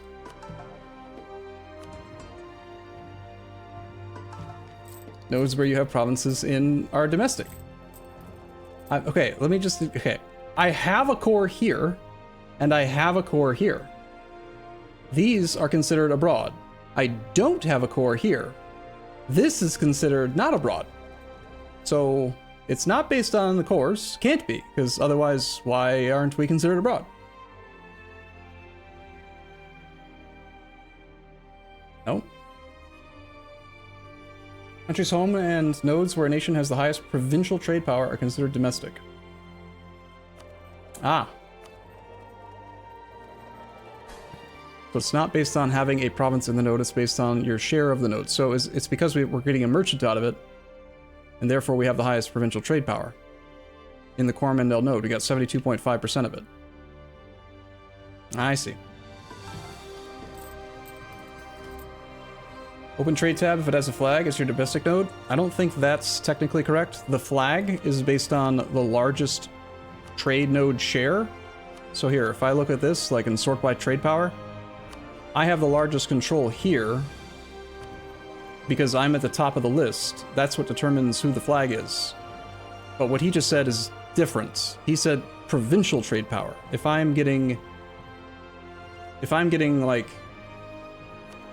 for example here, I'm still at the top. I still have on the Malacca node my flag, but I'm getting the penalty because, as he mentioned, it's not having control of the node, it's having the largest provincial trade power share of the node. So what's the name of this node? Malacca? Let's find out what our share is right now.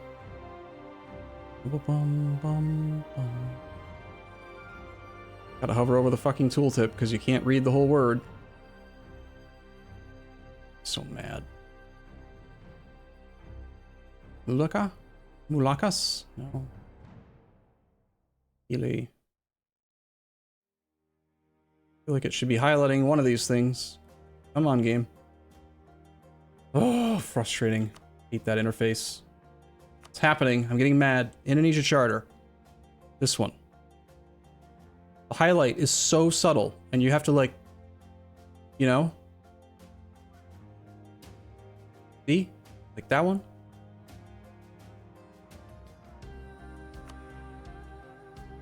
Plus, this is part of this node, but it's part of a different charter.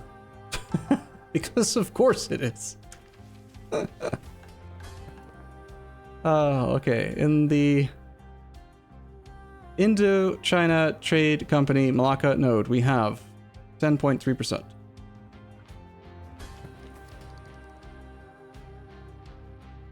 That's Indochina, not the other one. Oh, God. Why do we call it different things in different places? Indonesia Company.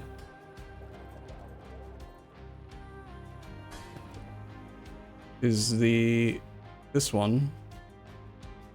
That's the one I looked at. You want me to look at this one? That's 1.6. That's like this one. We probably don't have the trade company investments yet. Bum, bum, bum, bum, bum, bum, bum. So the thing that's weird though is that technically, if I'm understanding correctly, I can't look at the this percent because the this percent isn't what actually matters. What actually matters is the trade node, not the trade company region. The trade node's total provincial power, which is different. So we would need this number to be the biggest.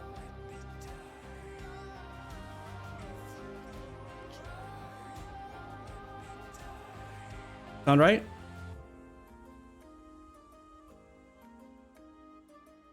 Trade node is the same as charter. You want to bet, mother trucker? This is the Malacca node. Watch the trade, colonial and trade regions. Indonesia charter. Do you see that little fucking province right there that's part of the Malacca node, but it's part of a different trade node? Because they're not the same. That's why I'm getting frustrated, because why call it the Malacca Trade Charter when we could instead call it the Swahili North Indonesian Company or whatever? And also, we're not going to reference the name Malacca in there. We're going to call it the Indochina Company and the Indonesia Company. And then we're going to bury the information that you need to see all the fucking time in the tooltip. This trade company is located in the Indonesian charter and has power in the Malacca Trade Node. How about you just fucking say the Malacca Trade Company? God damn it. Fucking stupid. I'll be right back. I need a sandwich. Borders are the same, it's just a different node.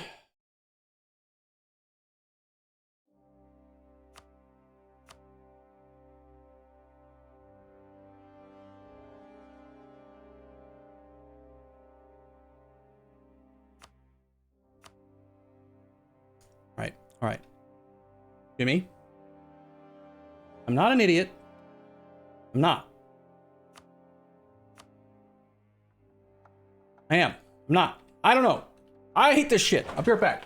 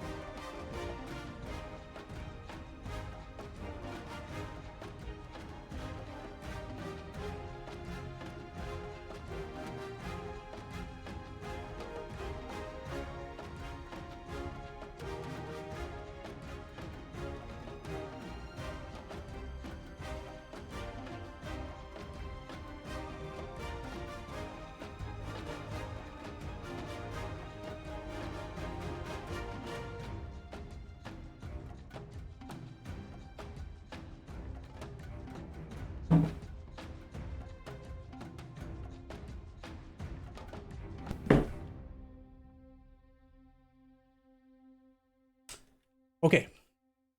Hi.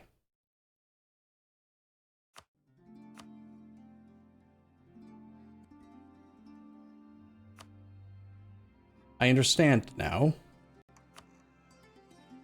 And I think the entire time my confusion has been based around the fact that this map mode changes when you own the land.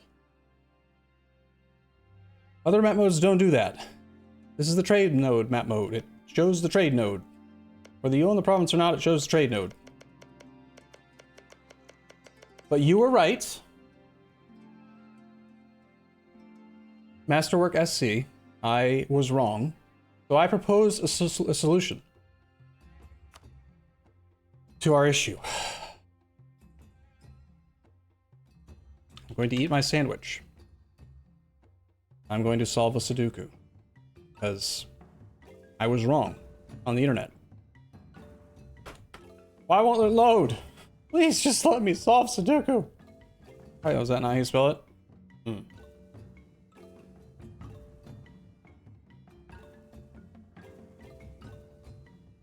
Okay. I have to. These are the rules, right?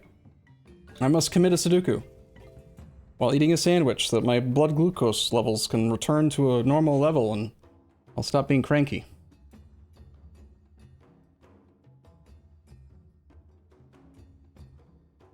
Let's play on, I don't know.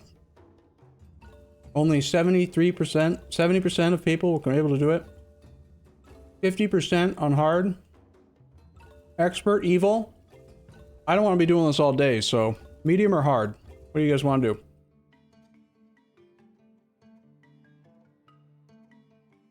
You did it on expert? I don't believe you. Prove it. Prove it. Let's just do hard so we can actually, like, you know, play. All right, how does this website work again? There are keyboard shortcuts to do notes and things, I think. What are the buttons? I know how to do Sudoku.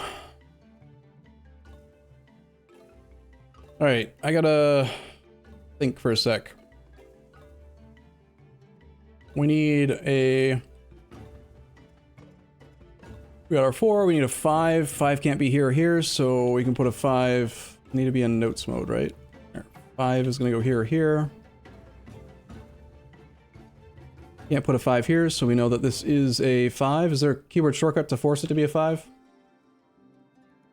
Like, without having to click over here? Surely there is. Surely they're not gonna make me a pleb that has to click in different places. Mistakes 0 of 3. I'm only allowed to make 3 mistakes? Uh-oh. And then what happens? If you fail the Sudoku, do you have to commit seppuku? Alright, we need a 6. It needs to be here or here. We need a 7. Which can be here or here. Except not here. Close here or here. And then we need a 9, which gotta go in the last 2.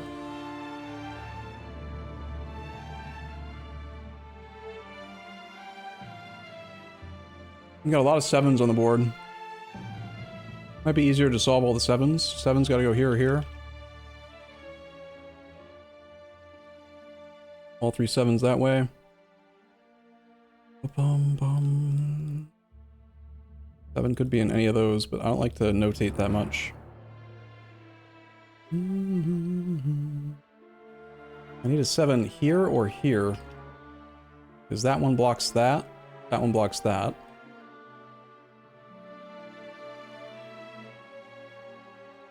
Got our 7 up here.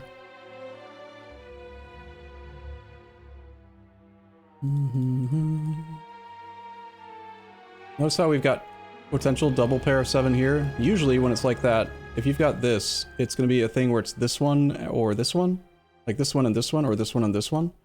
Makes me think this one's more likely to be a 7. Sorry, a 9. But I don't know. I'm not an expert at Sudoku, so I there are tricks and stuff that you can use that like will identify, like when you find a pair like that, I think that means that this must be a 9. Because if this is a 7, then I can't have a 7. This is a 7, I can't have a 7 here or here. Which doesn't actually block the potential over here, does it? You don't need to tell me what the answer is. I was wrong on the internet. I need to be right on... I need to fix it, right? Clearly. Of course, we also have potential for 7 here and here as well, so... Sudoku's kind of boring. Right, but I was wrong on the internet. Do you mean... Are you just gonna, like, let me off the hook? I raged. I was so sure I was right. Like, worse than any other time in the last week. I was wrong. Which is illegal.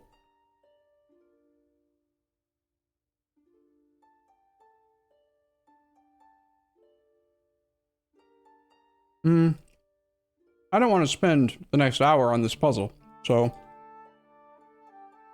The more distracting you guys are, the longer it's going to take me. And also, I'm eating a sandwich. 3 8s, 2 9s. We got 3 4s, 2 4 5s.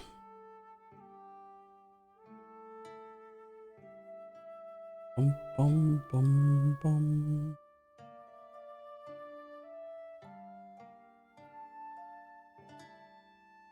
Bum, bum. Must be a 5 here or here, and we've got a 5 down there, so this is a 5.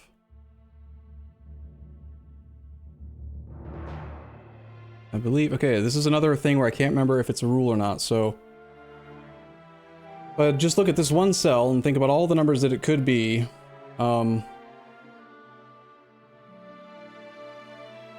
can't eliminate this as the 7 because this only has one remaining number, because there could also still be like a 1 here, or a 3, or a...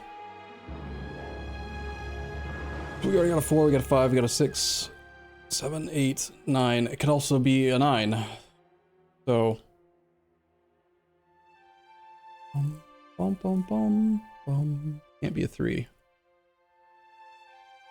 That 3. Bum, bum, bum. I figured it out without looking at chat, okay? But thank you.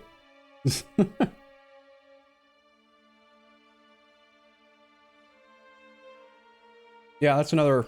You're right, that is a good way to...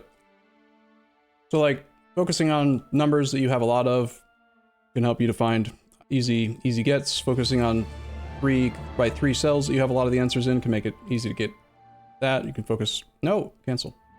Focusing on rows or columns that you have a lot of numbers in also makes sense. We need a 1. We need a...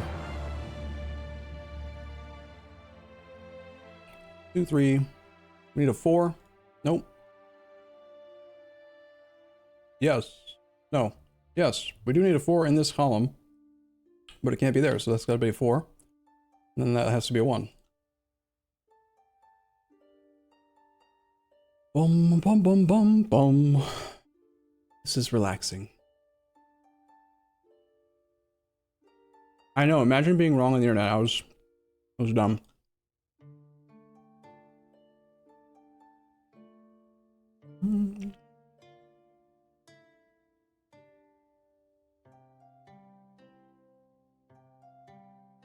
What's the other missing number in this? 1, 2... We still need a 3. Can't be a 3 here, so there's a 3. That blocks the 3 here, that blocks the 3 here. That means that the 3 has to go here. Which means that this is our 7-9 pair.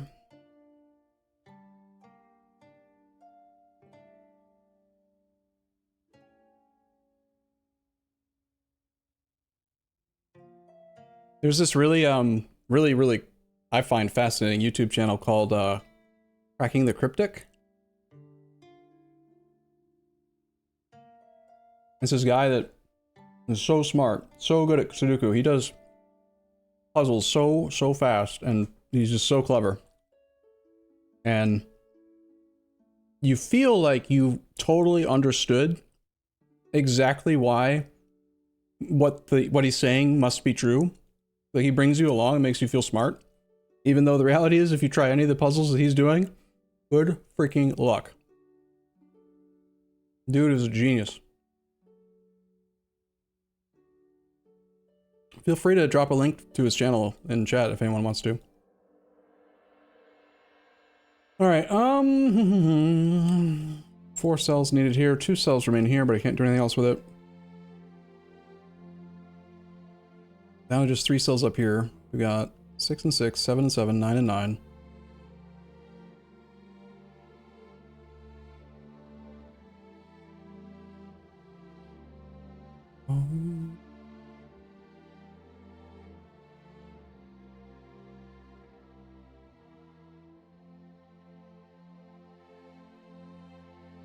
Twos are at a good point now. Arumba, look at the twos. This can't be a 2. Oh. That's cheating.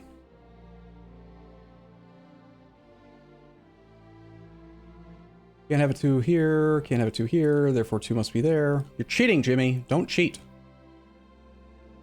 I would have found it eventually, okay? This is a 3. Need a 3 in here, can't be here, can't be here, can't be here, so this is a 3. Still need a 3 in this, has to be here or here, can't be there, so it's here. We got 1, 2, 3, 1, 2, 3, 1, 2, 3. 3s are done. What is... I'm using the keyboard. What is this, just like a keypad? I would assume. So 3s are done. 2s. We still need a 2 up here. And it can't be in these 2 rows, and it can't be here, so it's either here or here.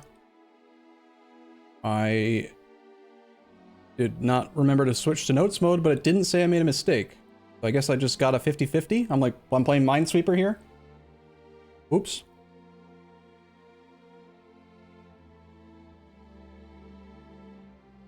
I mean, I don't know how this website works, but I think that that's what just happened. Oopsie.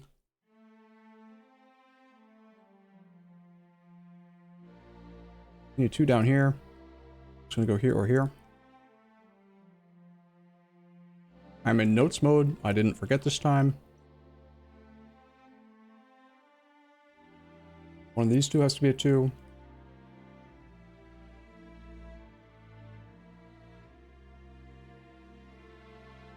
We need a 2 down here as well. It's gonna be here or here. And I don't think that, I mean, I don't remember the tricks from watching lots of cracking the cryptic, but this will all kind of cascade once we know like one of them. But I need to figure out which one is where we start. Wait. If there's no other number that can be here, then this must be the first 2. So, are there any other numbers that can be here? Yes, it can be a 1. Be a 2. It can be a 3, no. 4, 5. It can be a 6. Yes. Oops. 1, 2, 6. Can't be 7, can't be an 8, can't be a 9. Okay. Alright, I'm gonna move on to like 4s maybe. 1, 2, 3, 4s. 4 has to be in either here or here. In this cell. This grid, whatever it's called. We need a 4 here as well.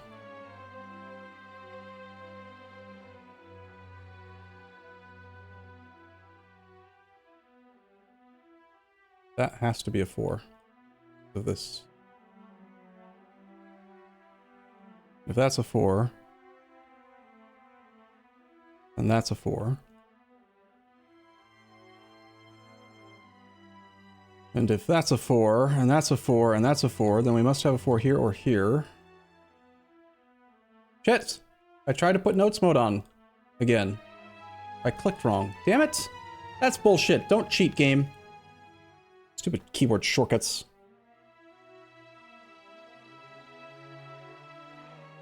solve for ones. Solve your ones. Solve for ones. We only have 2 ones. One must be here or here. We're in notes mode.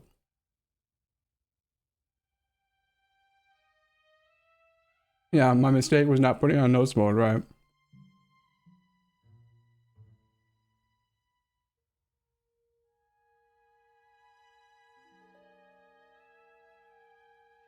Bum ba bum ba bum.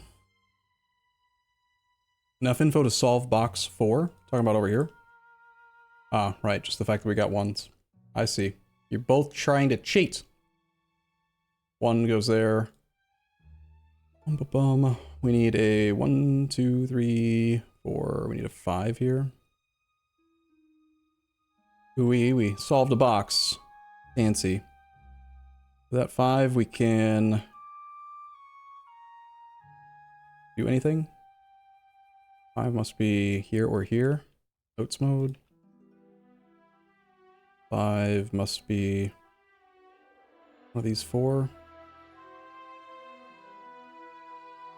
That. This is a 5.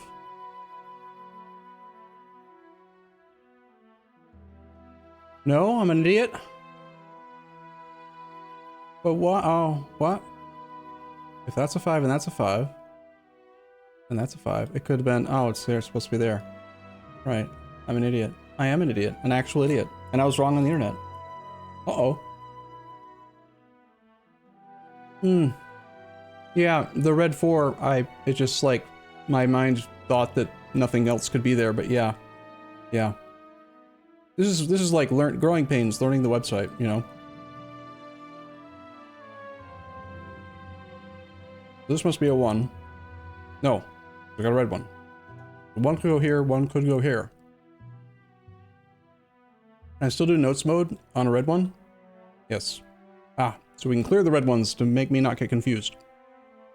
We need a 1, we need a 2, nope, we need an 8, we need an 8. 8 can go here or here.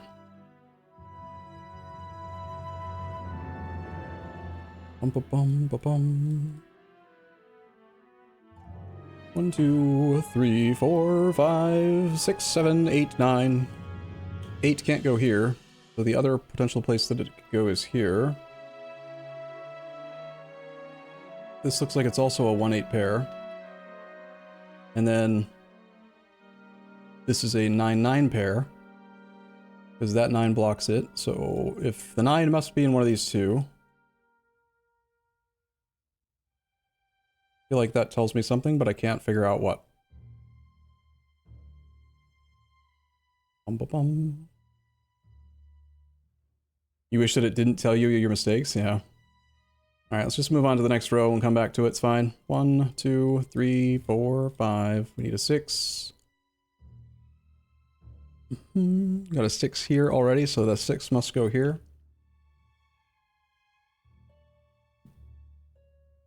Which means that this, yes, wait. Is this one of those things where I know that, yeah, this must be a 9, so now I can, yeah, that works. Still have a 1-8 pair, but...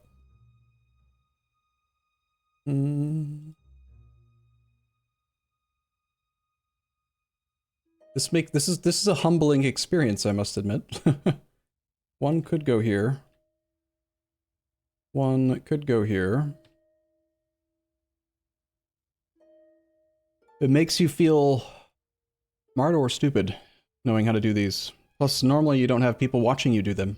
I got 732 people looking over my shoulder right now. Imagine sitting down in like a, I don't know, an airport or train station, and you're just trying to do your Sudoku puzzle in peace.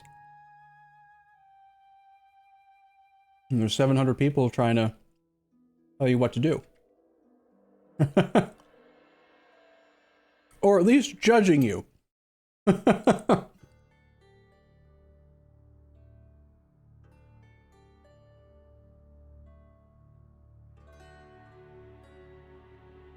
Right, the 5th box. 1, 2, 3, 4, 5, this box. Still need our 1, still need our 8.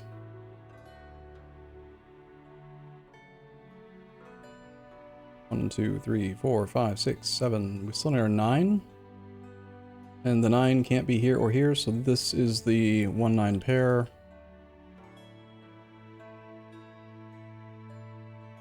But 8 can also be down here.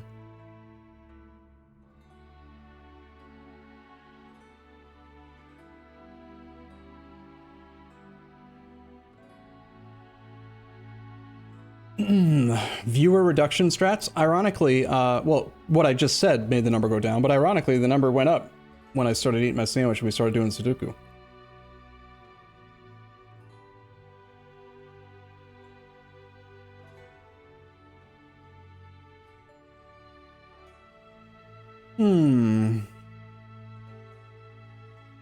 So one of the things I remember from... about trying to talk while eating my sandwich, but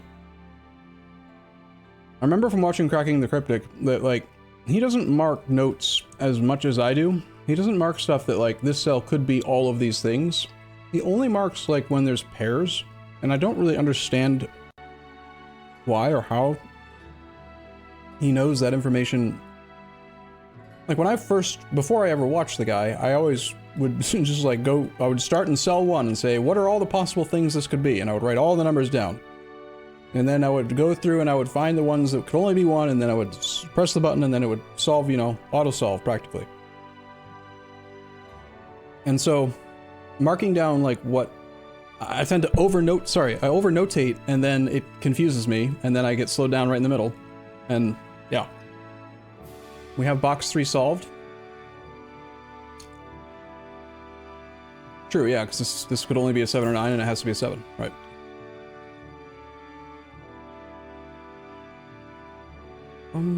See, but now here's where, like, I don't trust it. Like, there's only one number, but I haven't notated fully all of the things that it could be, so, you know, like up there, it's clear that it must be, but, you know, it's confusing. Very brute force approach. I agree, totally. Looks like, assuming that I notated everything that could be here, everything else dropped off, that this may be a 6 only. 6s are blocked here and here, but they're not necessarily blocked here and here. See, these are just not notated. They could still be 6s.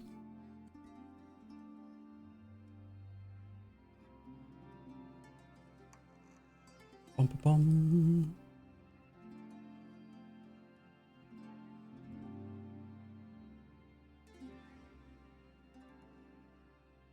Yeah, now that we have that 7 and that 7, this is a forced 7.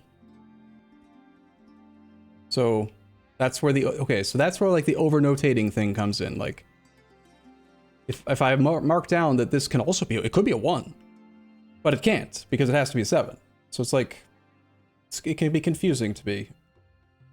And it's fuck, I pressed the wrong button on the keyboard. All right. I'm gonna go commit seppuku now. Fuck this game. User input error. I swear, I put to 7. Stupid mouse, stupid fingers. Fuck this game. Let me reload the save.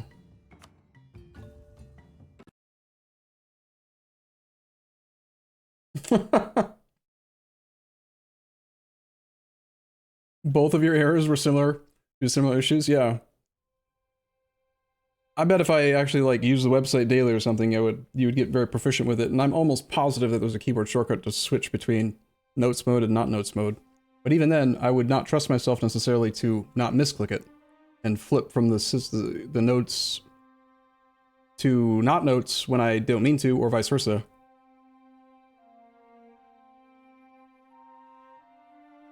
So, what do we do then now, Jimmy? If you fail the Sudoku, now what? Because, like, that was supposed to be my punishment. I don't understand now. What do I do?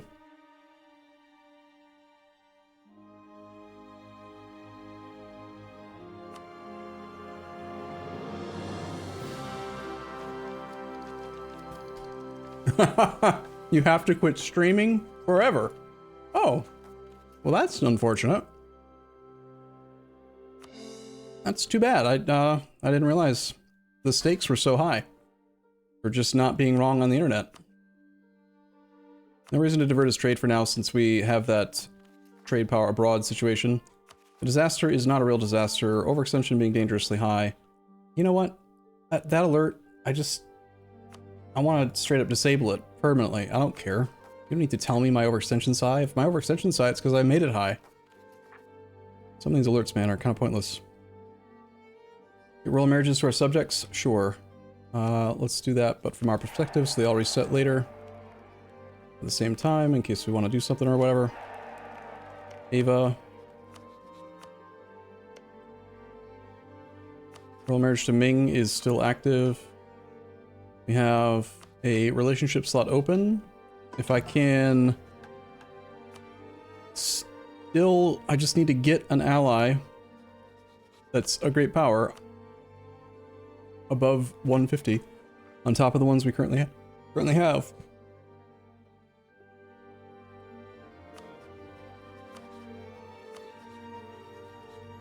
Shame that Austria is not considered a great power. Bum, bum, bum. I'm going to improve with Great Britain again. Bum, bum. We get our claim on this guy. This is our next war. We're gonna take Central Doab and we're gonna move it. We're gonna be ready for the thing.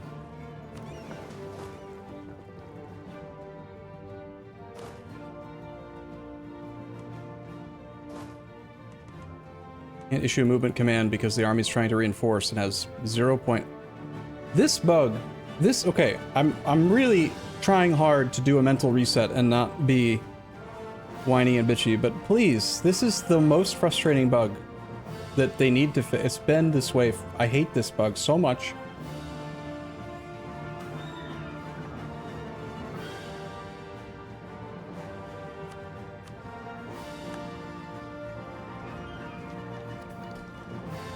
Want to play something else after this achievement run? Yeah, for sure.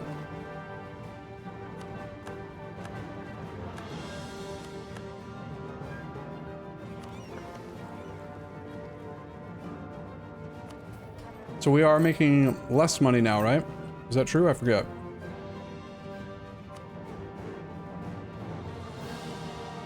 $108.25 minus 90 minus 10.28. We are making 97.97 gross, which is more than the English channel, more than anyone else. We're still on track. Just need to hold for a year.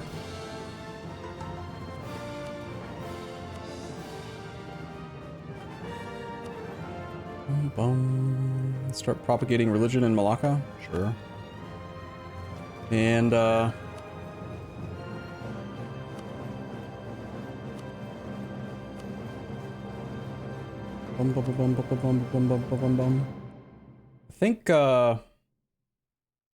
think we were making a little bit more, right? When we had... Here, let's send the fleet actually to Bengal again.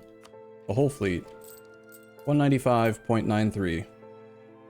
Went down temporarily, but I don't think the fleet was actually in position to give us the trade power yet. And this node also is suffering from overextension penalty. So maybe until the overextension penalty is gone, we're better off just protecting in these two nodes.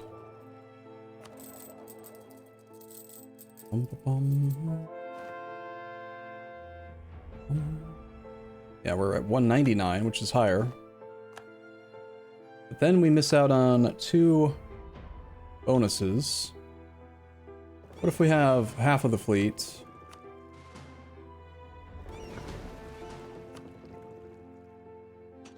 Maybe like not half, maybe like a third-ish. Yeah. A third-ish goes here, and the majority stays here. Is that more than 199.25? And I wanted to improve with Great Britain, and with France, and with Portugal. 199.25. That does work. More is better. Okay.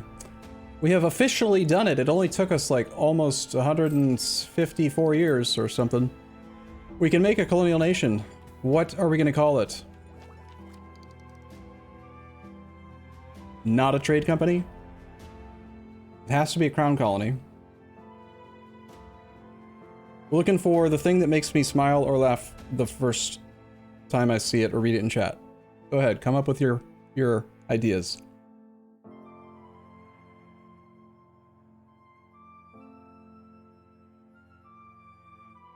Wahilia Land, La Plate. What is Patagonia?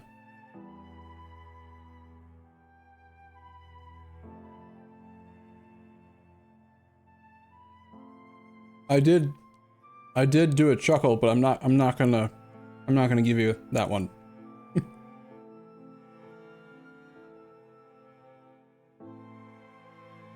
Are there penguins down here? Oh, it's called Patagonia in real life, but that's not funny.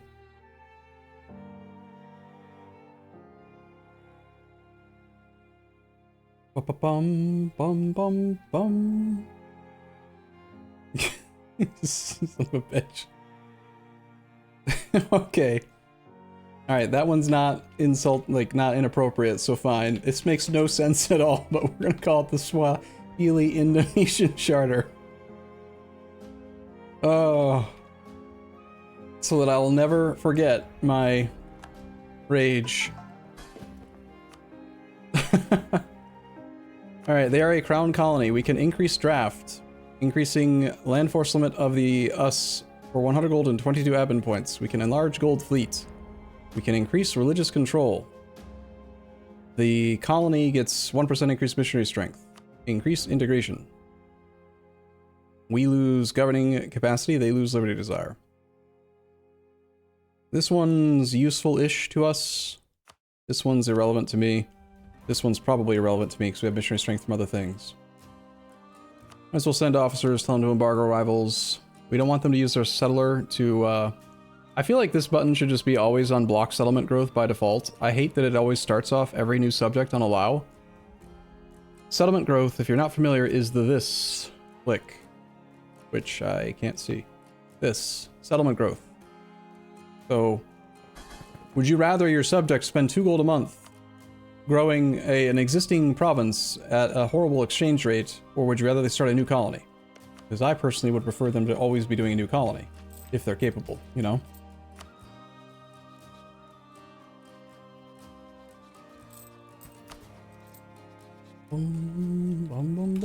What else do we need to do with this dude? Customize subject. We can change his adjective, and we should. And it's Swahili? I spell it totally wrong. Swahi. Is it because the word's too long? Swahilian Indonesian Charter. It won't let me make it the whole thing. Aw.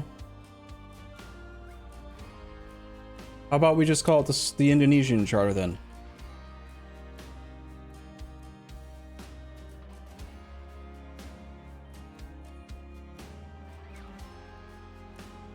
Stupid. Stupid Indonesian Charter. What kind of colonists do they, or leader do they have? 535, ooh-wee. They've got their expansion ideas. They're making no money, so we're gonna subsidize them as soon as we have a colonist. Or, sorry, a diplomat. We'll start filling things in. As far as our colonist goes, we probably would like to continue creating colonial nations.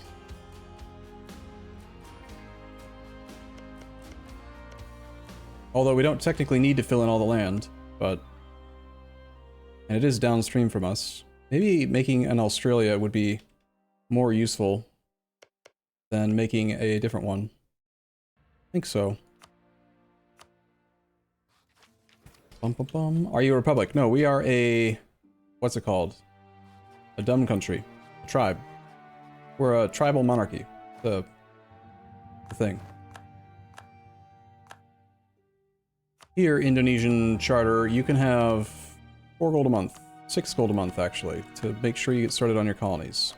Bengal. We will convert provinces. We're not doing this state. Alright, the last... I'm definitely going to... I want to form the Mughals today. I know I said that yesterday, but I want to do it today. Upgrade a monument. Not that one, not that one, not that one, not that one. We need more money than that for the next upgrade that I want to do. Okay. We have more cores. We are probably going administrative ideas next, right? In 2 techs. So I think we probably start focusing admin now.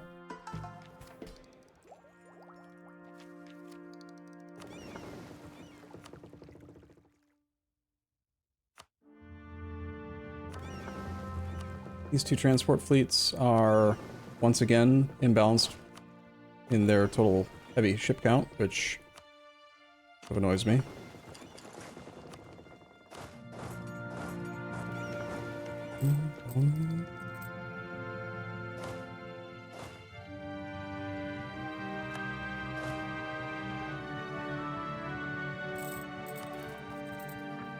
Okay, waiting for armies to be in position so that we can do our war with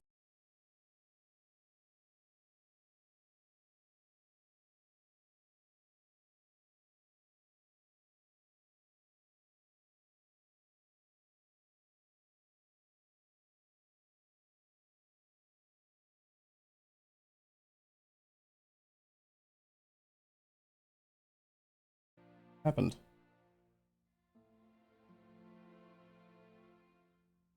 What is underwater? Are we back? What just happened? I don't understand. All of a sudden F. Money. Yes, we do want money. Are we good? Like, I didn't go anywhere. There's no storm or anything. I don't know. I have no idea what just happened.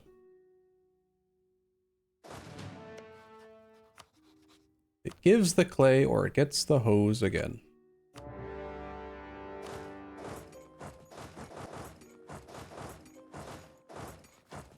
Also, we have to deal with Gujarat, so one of these stacks can go backwards. Let's keep 3 stacks on the front line with Mr. Jumper. Got Tech 16 or Tech 16. The knowledge sharing that I've been doing has not helped in keeping our tech advantage, but I don't care.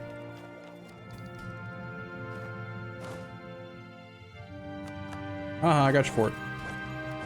Got your other fort. Gonna get your capital next.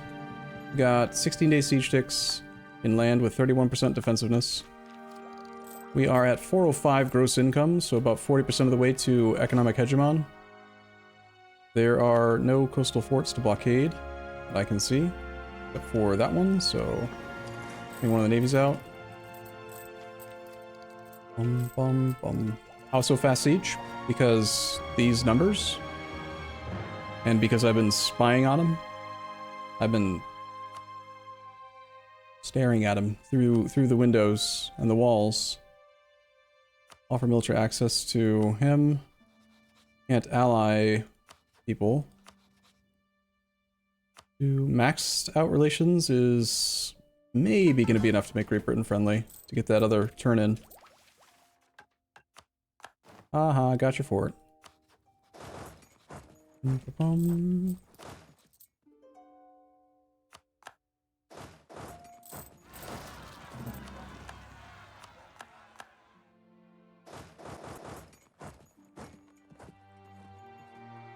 Those my rebels or his? His. Okay. Has an army. Who was the 3rd participant? Yarkand. Yarkand doesn't really matter. Just accidentally pathing through his troops and killing them. Over here we've got 16-day siege ticks as well. Those are not my rebels. But I don't have anything to do to help over there. Got a lot of diplomats doing nothing right this second. Let's spy again on Russia and on the Ottomans. Make sure that our own vassals are happy.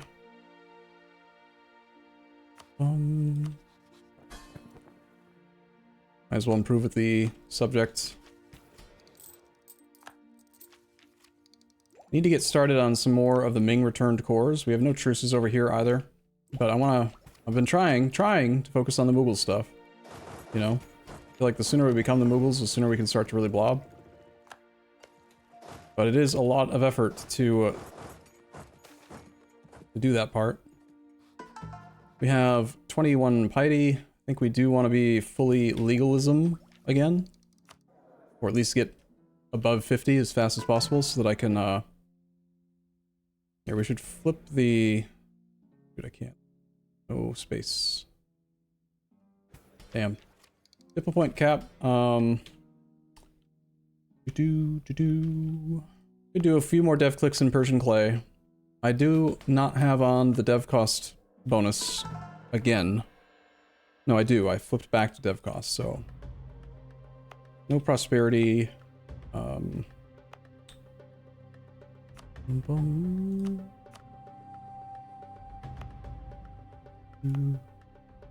Everything we own is the correct culture, so we can maybe do some dev in Shiraz.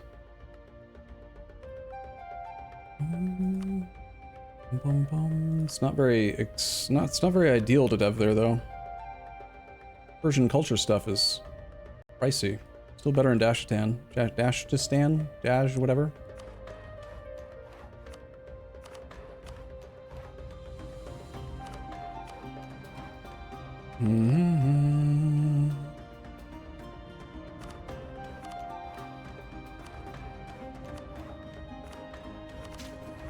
Not to mention it's coastal.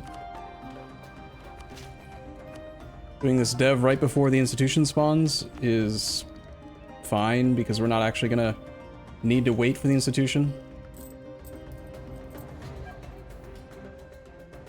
Okay, what was it doing? I have forgotten. So many subjects, so many different types of subjects as well.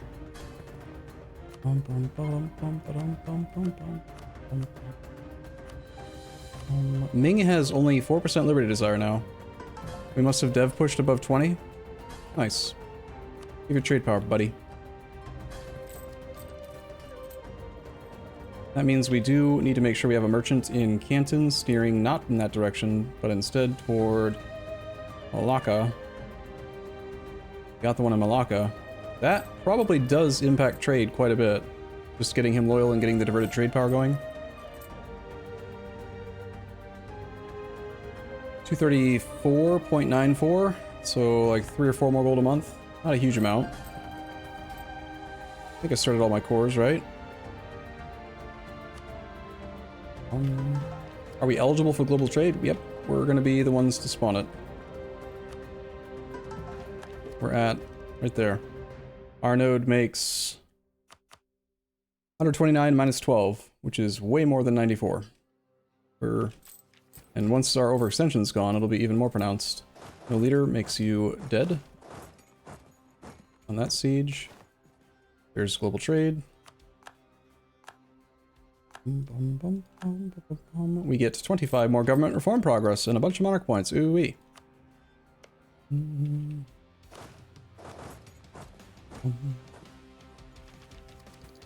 Cool. So global trade is one of the institutions that spreads just outrageously fast if you have been spending time upgrading your centers of trade. So we don't really need to do anything to ensure that it'll be present. Like our capital, for example, is going to be going at 7.72 a month. We could take the time to turn on institution spread. It's not necessary really, but and it only really applies to the centers of trade.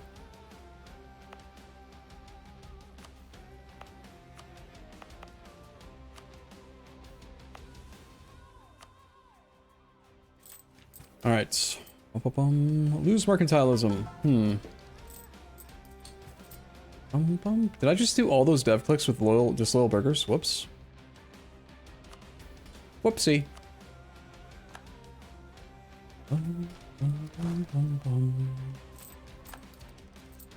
1444.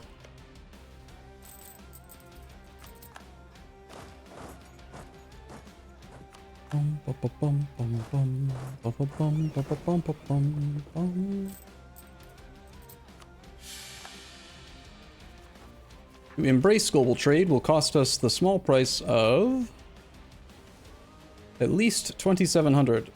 Quite a bit more. We're gonna get another merchant out of it. Neat. Gujarat, I need you out of the war. Soon. It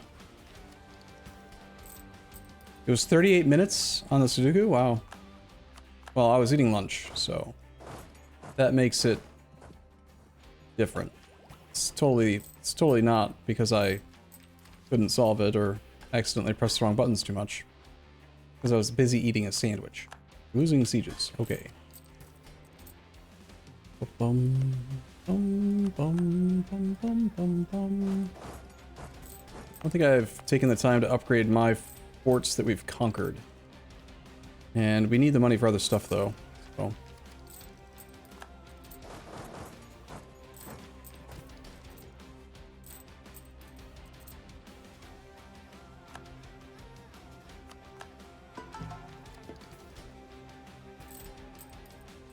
Unsieging our own land is at 27 day siege ticks. Is kind of slow.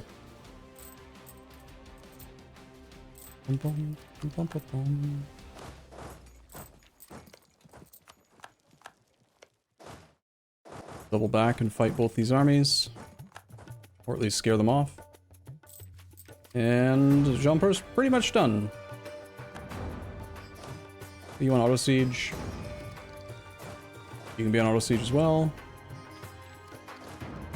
One last fort to siege in Mr. Gujarat. This is at 86 war score. And you see how valuable it is to just be able to, you know, innovative offensive. Look how freaking fast we can siege down every fort in a person's country and then just have 86 war score, and then they're just like, okay, I guess we're done now.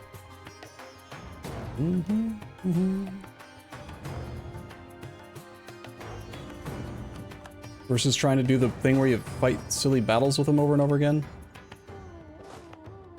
And waste tons of manpower. And you don't get tons of army tradition and just sit at 100 army tradition all the time.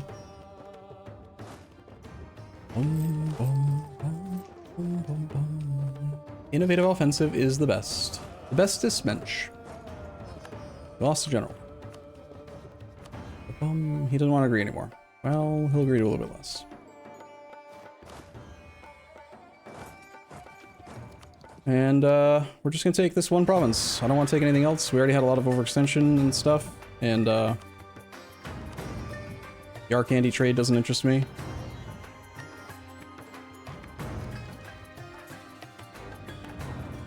We are temporarily... Oh, I guess this... They're gonna be the wrong religion soon.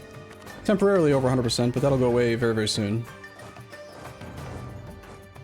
I don't think this is not allowed to be a trade company. I want to upgrade Seraf's Center of Trade to a world port, and we want to upgrade a monument. I can't remember which one it was now. It's not that one, it's not that one, it's not that one. It's this one. This one's a good upgrade. Land Force Summit contribution and some more governing capacity. Then there's this one to level 3 for another 1% missionary strength versus heathens. This one we don't want. This one I can use, but it's just prestige. So I guess we're just looking at either this one for 1% missionary strength or Bangkok. And I think Bangkok's probably more impactful right now.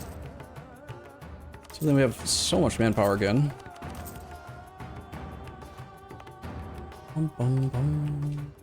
Vassal Force Summit contribution is pretty convenient.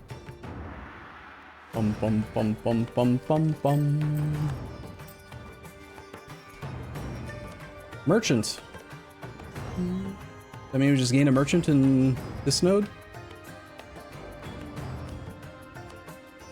In the North Indian Charter. Yeah, cool.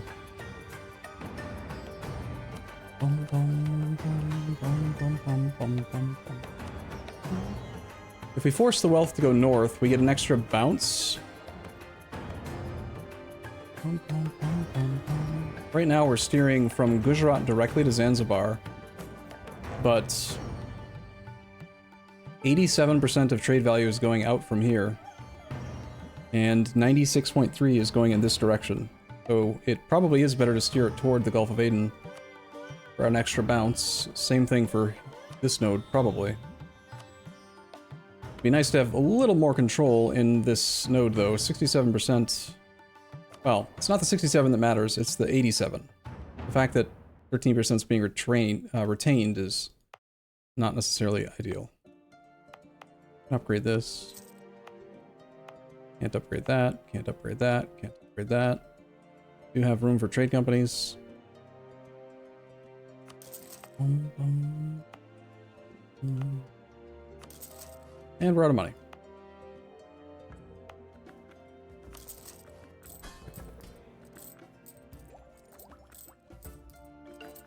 Got inflation. It's fine. We've done this. Gain trade efficiency and global trade power for 25 years. Cool, sure, fine, whatever. Can we ally Great Britain yet? He says no, because I've allied his rivals. If I weren't allied to France, we would be at... Maybe we can do Portugal and Great Britain instead of France.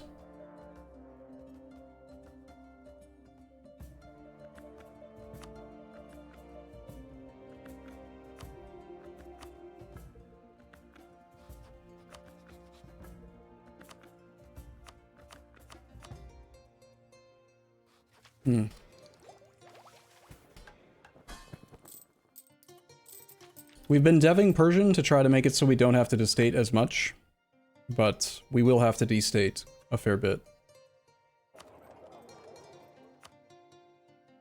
Alright, trade income is at 205.98. Merchant just arrived. Just went to 274 now.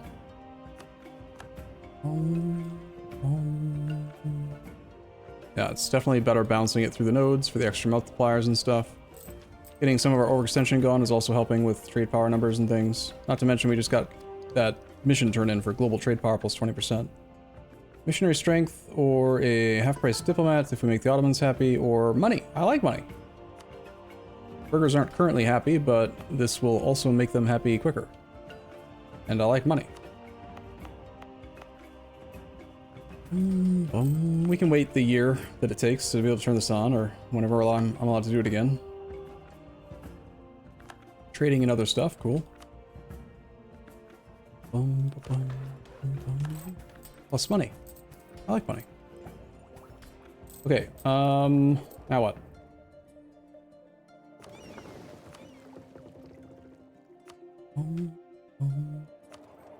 As our penalty from overextension goes down, I think we're wanting to move most of our fleets into Malacca. And it would be nice to have a little bit more trade power in this Indochina whatever node thing, but we're going to be way better off waiting for our permanent claims from forming the Mughals. So that being said, I could still get regular claims on full states to hasten it a bit. So the Mughals, what are we waiting for on the Mughals? We need this province cord. We need to be ready to destate and be prepared for our land force limit to drop like crazy. I can still get another chunk of Persian culture. In June of 1602, we can attack Ajam again. We can attack for Sava. It's not a lot more dev, and really it's just going to save us admin points. Some of it would require us to fight freaking Russia. So,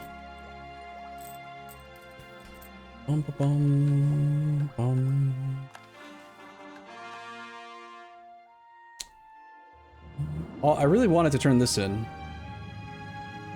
I wanted these two clicks. We've got only 108 months left on this era, so for 15 years we would be able to benefit from harsh treatment costs minus 33. That'd be enough to probably help out with absolutism stuff. I wanted to get this one turned in and this one turned in, but those aren't going to happen. Strongest trade power in Hangzhou's opinion of us is at least 150. Well, if we make... Oh, interesting. So because we're diverting trade, Ming's... Huh. Well, we also don't have enough trade power on the node. We should return some more cores to Ming, I guess.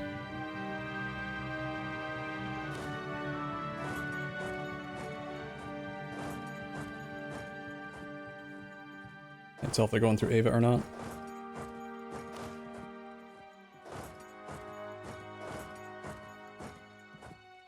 Bum, bum.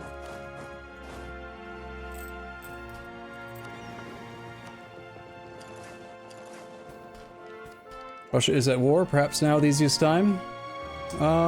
They're fighting against Manchu. They're on tech 16 to our 16. They've got 147,000 troops. Our army is strong, but like fighting Russia and having to go siege his forts to get enough war score for some clay is not something I really want to do right this moment. Does informing Mughals cause you to lose a bunch of claims? Oh yeah, I think that might be a thing. I think you're right. Let's just do it though. I want to get to the point where we can make Swahili Persian the dominant culture. And then take a backup save and just click the button and see what we see. Missionary strength is 8.2% now. Not quite as fast in Noop and Oyo. Noop and Oyo. It would be nice to get that extra 1% from this level 3 monument here. That's quite pricey. But it's a flat 1% against all people. But I actually think I want the AE impact minus 10 more.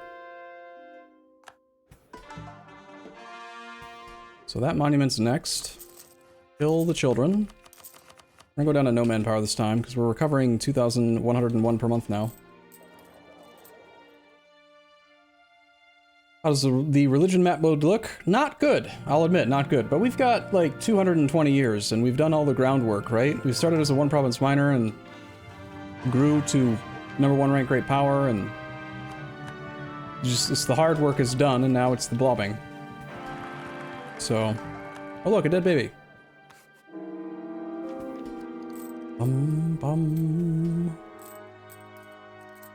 Great income up to halfway towards economic hegemon.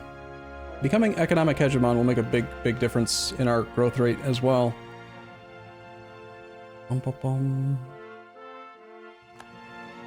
Although stacking siege ability from the military one is pretty good too. 4? Halfway done.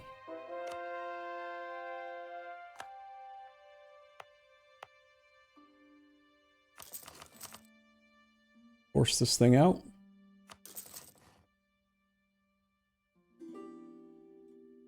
We're waiting on our last core of Central Doab, and then we should be able to form the Mughals, assuming that no one lied to me over the last 6 days of gameplay.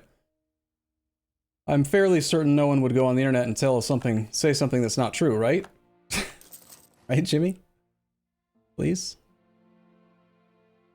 Persian primary culture, or have our culture be in the Persian group and have that be our primary culture while owning the correct requisite provinces should be all we need to be able to click the button to form the Mughals. Manpower to half. Get stuff. Do admin dev. Build a manufactory. Let's do this one, and I'll just try to not go to war for a bit. And if I do, that's fine too.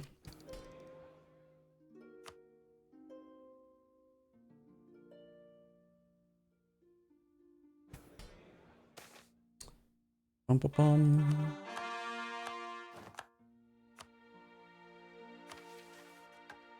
New world missions, sure.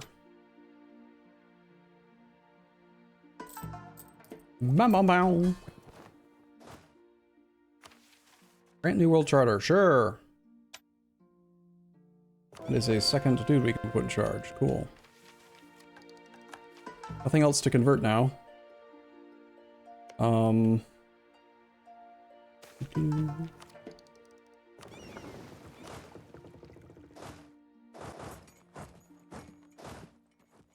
Do some drilling while we're waiting for this. Did that monument finish? Yes. Alright, so now we have another 10% aggressive expansion impact. And we can spike that up to 50% when we need to for big peace deals. This one is valuable, so I think we're going to do that one next.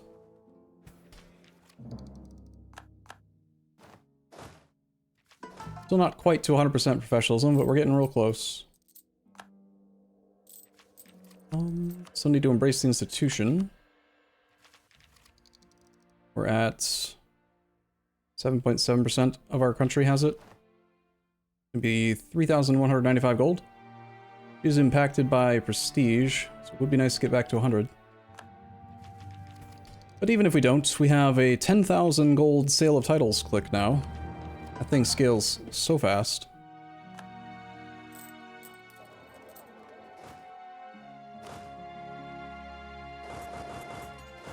The province of Master Pate. My, how much we've grown. We have a modern army. Oh hey, we actually managed to get our army naval tradition and stuff above 75. Because of the extra world port or something. Neat. Monarch points. I like monarch points. Admin Tech 20. No Western country can be ahead of us. This one we're not going to be able to do, I think. This one I don't really care about too much. It's just temporary trade power. Well, it's trade power to the end of the game, but... I would like this one. Which is why we keep on trying to get these dinguses over here to ally us. Alright, if I weren't allied to France, we could ally Portugal right now. If I were allied to Portugal, that would not piss off Great Britain. If I weren't allied to France, I would be at negative 48 reasons. I could remove a province I marked as vital interest to get rid of 10. If I insult France after we... I'll do it now, actually. I might be able to get Great Britain to flip to friendly. And then we could get that mission turned in.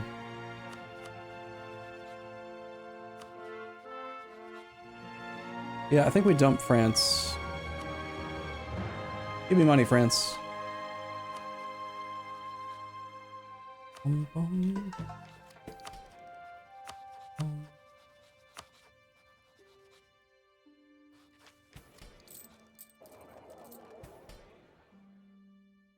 We're done? Almost. 83%. And he's friendly. Nice. Move more towards legalism? Yes.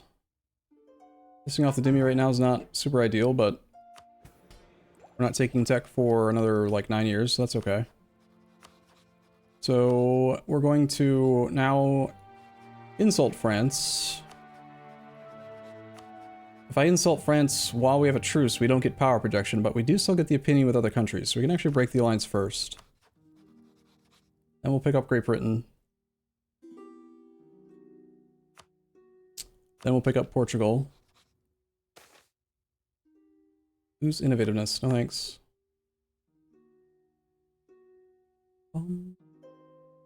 Portugal's our ally now. You're above 150. We need 150 with you. Sorry, France. Really nothing personal, but I have a mission to turn in. In this great game we play, you are a mere pawn. We need another 7 opinion with you, so we'll offer military access, and that should be the mission turned in. This will get a lot cheaper if we just wait a little bit. It spreads so fast, but I'm lazy and I'll probably just click it soon. Mission? I did it! Big PP! We have big friends, yay! Also, we're the Lion King, ooey. Now we're ready to form the Mughals, ooey. Let's embrace global trade. Let's offer global trade to somebody. Let's give it to Great Britain. Crap, my monarch points. I'm gonna make a backup save here.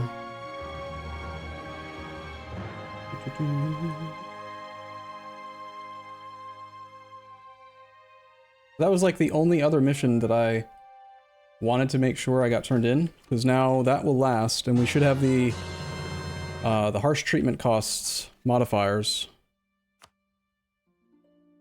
Innovativeness plus regional hegemon for 25 years, and the next age bonus will let us get from, hopefully we get to 10 innovativeness plus the 33 plus 50%. We can have 93% reduced harsh treatment costs for the next era. We can now found the Indian company as well, get another merchant, and gain 300 ducats. Ooh-wee. Merchants can go places and do things and stuff.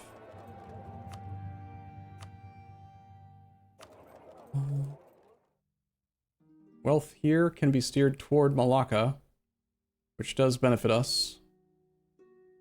We do have some share. Oh, let's get the guy there. As far as the military points go, I don't want to take the tech early right now if I don't have to. Is true one tag still possible? Yeah, probably. Especially if we end up going religious ideas, because that stacks with enlightenment, and enlightenment plus religious culture conversion, assuming you also have adjacency and 100 innovativeness, lets you get to like 85% culture conversion costs, which is only relevant. You're asking about one tag. I'm thinking about if I were to do one tag, I'd probably have to culture convert everything to make it worth the effort, you know? Like, if you're gonna do one tag, true one tag, you might as well culture convert everything while you're at it, right? Yeah, we talked about moving our capital to Australia. We did form a colonial nation, which we would have to release and then annex if we wanted to do one tag. I don't think I'm gonna go for one tag, because the only reason we were trying to avoid and considering one tag in the first place was because we thought that our colonial subjects would not allow us to convert provinces that other people had colonized. And because they would be using the Ibadi, the Dhimmi estate and turning on the local lack of missionary strength thing. But crown colonies specifically don't get colonial nation, they don't get estates at all. Don't have to worry about that. So, I have a backup save. We're just gonna do for science here. It's super painful, but kill the states, kill the prosperity, ignore the numbers, don't worry about it. Bum, bum.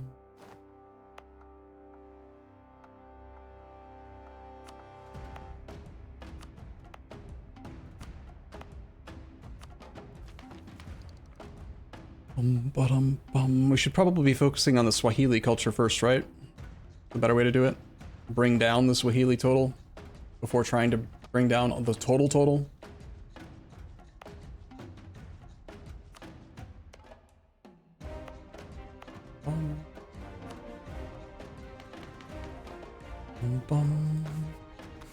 Persian is now 20%, but we need it to be at 50.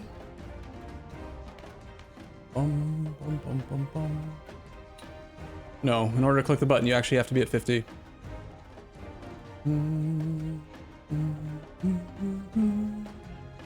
So we were looking at our total state dev.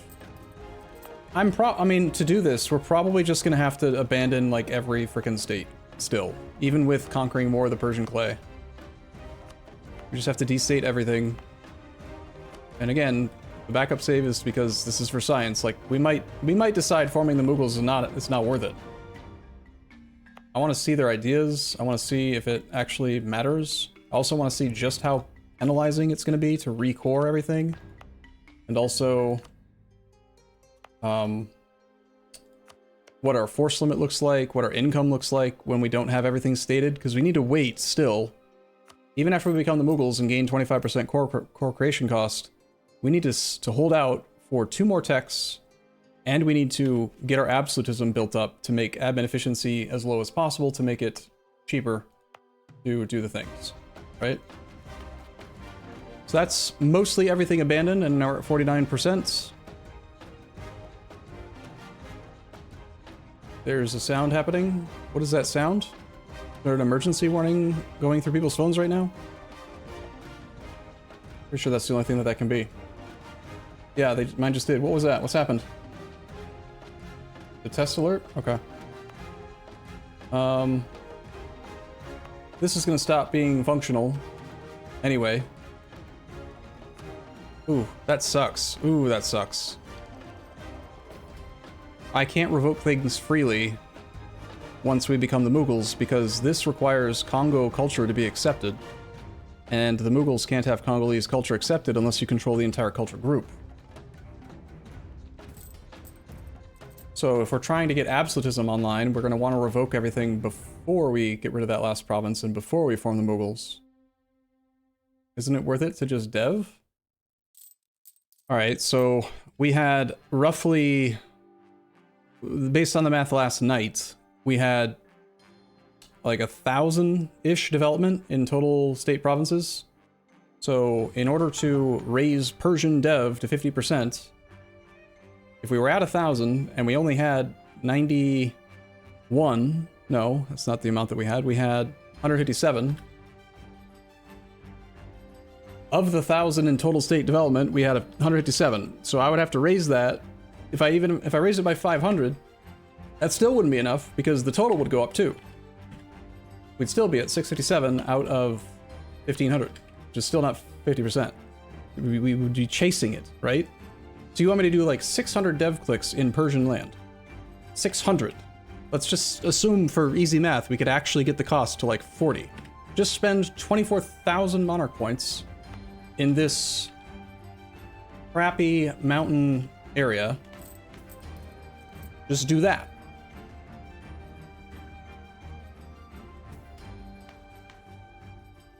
Oh, why not dev right now? Oh, that might make sense too. Each individual culture is accepted when it's eaten, but the bonus comes when you eat the whole group. Okay. Well, I guess we need to murder the rest of Congo fairly quickly then. We still have 7 years before the thing, so... Okay, in that case... we're fine to abandon the state as well. And that should allow us to accept Persian as primary. And that should enable a decision. Bum, bum, bum, bum, bum, bum. Bum. Delhi needs to be in a state, and we need this core to be done. So we delete the trade company, which means I wasted some money, but that's okay. Make it in a state, which actually we can... Interesting, the trade company investments got instantly deleted that way. It's still in the trade company, but... Wait, I thought we tested this, and they didn't go away. Huh. Alright, well, let's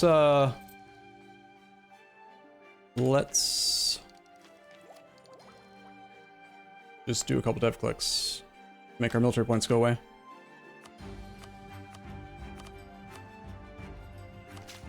And then let the game run for a couple more days.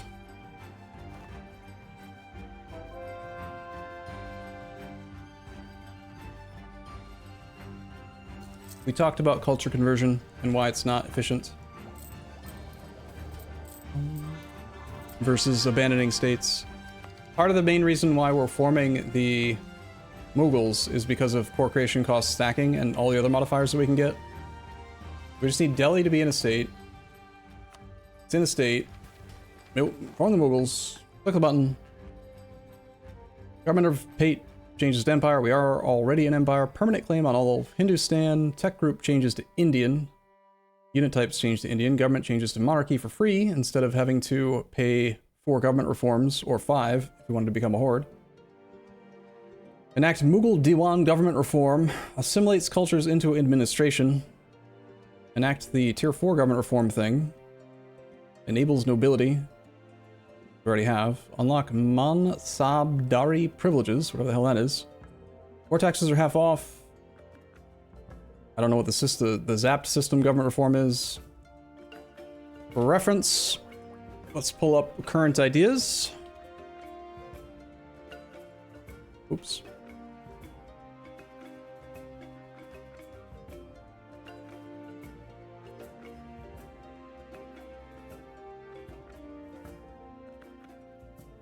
Compare eco? Yeah, I'm gonna do all that. Don't worry. I'm familiar with doing comparison checks between countries. Pate. So we have Swahili ideas.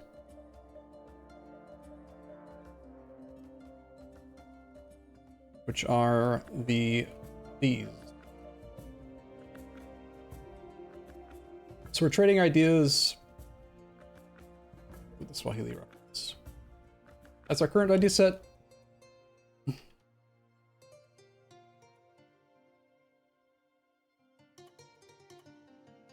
And we're trying to determine if these... God damn it broke. If these are worth all of the potential pain that we're about to go through. So that's where we're at right this second, because our naval force, our land force limit dropped down to 100.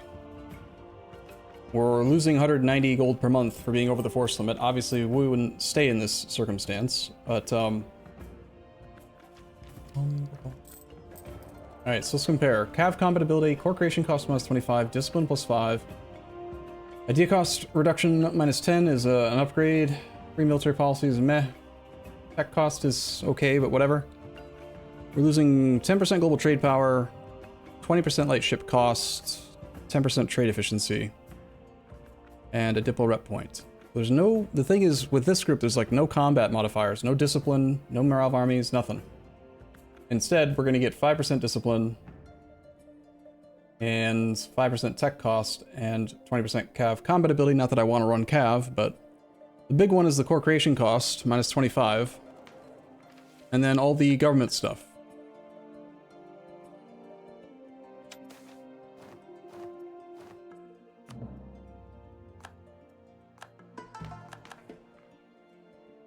We've got access to this, efficient tax farming, land acquisition for an extra 5% core creation cost, so it's actually more like 30% core creation. Gain manpower based on the size, probably, and development of our subjects. Does this cost something to click? I feel like it should. Is it like admin points, diplo points, mill points? It's not saying in the tooltip. Liberty desired subjects minus 15, diplo rep plus 1. Let's take a look at our government reforms, because we should have shit tons available. We're an Indian sultanate. Is that what it said we were supposed to be? Is the Mughals reform on tier 4? Wait, what? I thought we were supposed to be something else.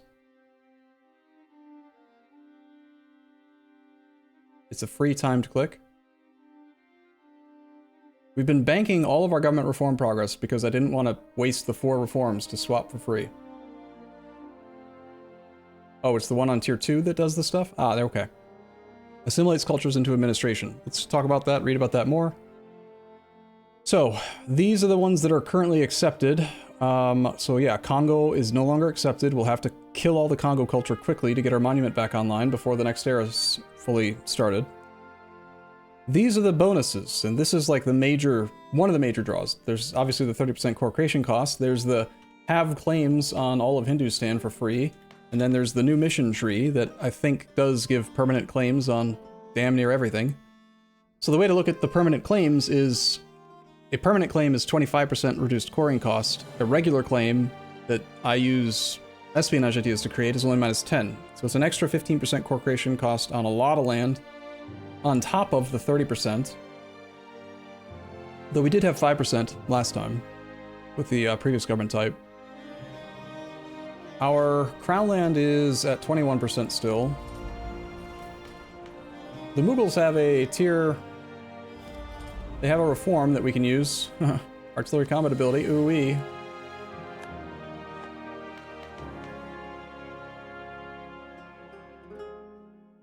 I understand that somewhere in this mission tree there's another source of permanent... Not absolutism, what's the other one? Permanent admin efficiency? Probably toward the bottom. Bum, bum, bum, bum.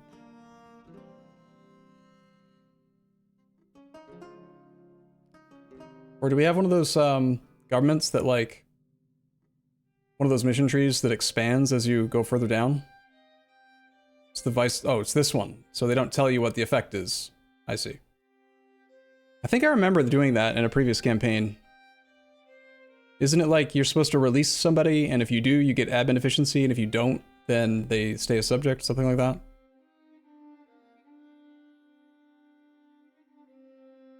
I mean, it's a lot of permanent claims. Now, of course, our capital is here,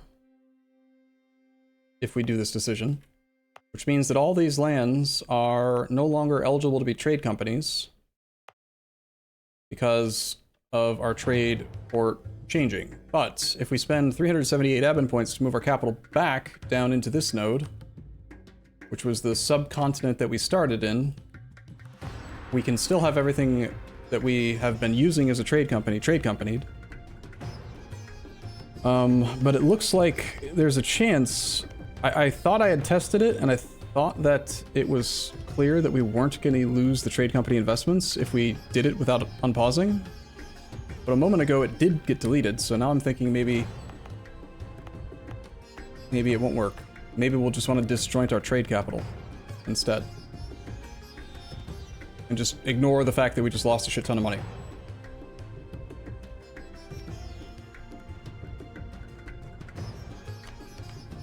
Let's take a look at all the different government reforms we'd be able to do. How's governing capacity right now? Totally fine. Of course, because we destated everything. Disabling call diet's not something I want to do. We don't really need reform progress growth anymore, probably. We have access to the monarch power tribute from tributary states. We're not eligible to have tributaries, are we?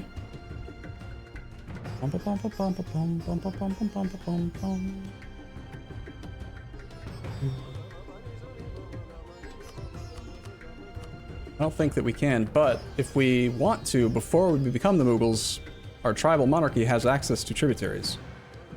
And if we did those before we become the Mughals, they should stay our tributaries, in which case we could then turn this thing on and actually benefit from the extra monarch points from tributaries. That turns every single tributary, it treats them as if they have 33 more dev than they do. So even if a subject has only one province and it's, 3 dev, you'll still get 1 monarch point a year out of every subject. And you can get up to 10, I think, at most. And annoyingly, if they're large enough to give you the max, it does nothing.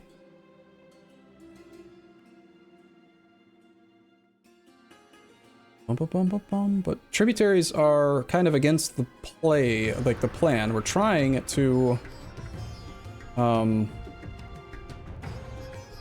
convert everything. We don't want to make people tributaries. Tributaries you can't force religion on, you can't attack them directly, you gotta break the relationship at some point.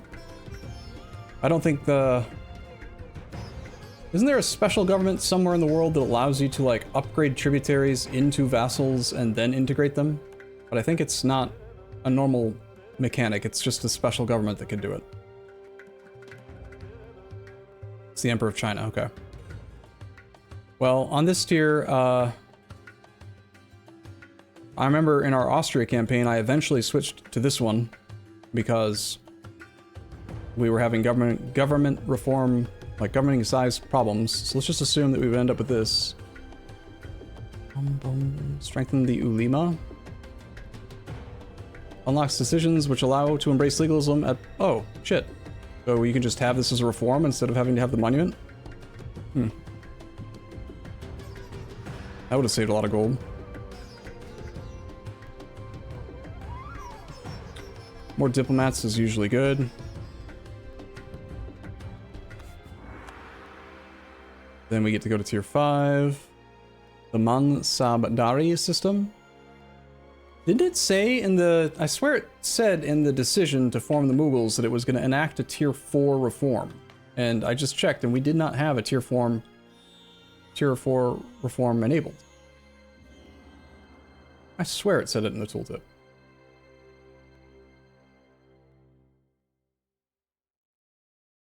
I don't know what the Mansabdari privileges to the nobility estate is. War taxes minus 50. Is that the one? Oh, it said it enables? It doesn't... Oh, okay. I thought it meant that it turned on. But it's also not on tier 4. It's on tier 5.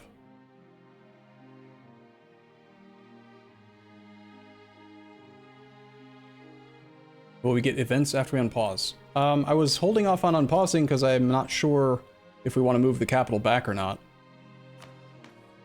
Let's test and see if this is indeed free. Ah, you can only do one at a time. That's what it is. Right. I remember vaguely. Okay. Still, money's... I like money. Let's assume that we don't care about the trade company lands and we just want to...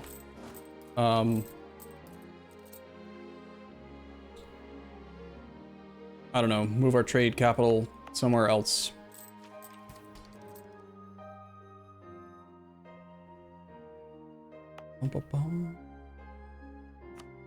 So if we keep our capital in India, we could trade company everything that we had in Africa.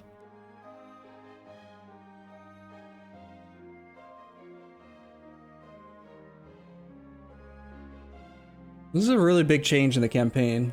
I gotta also make sure that we're still eligible for the achievements. We're done comparing these. One faith is still eligible, and third way is still eligible. So yes, this is allowed.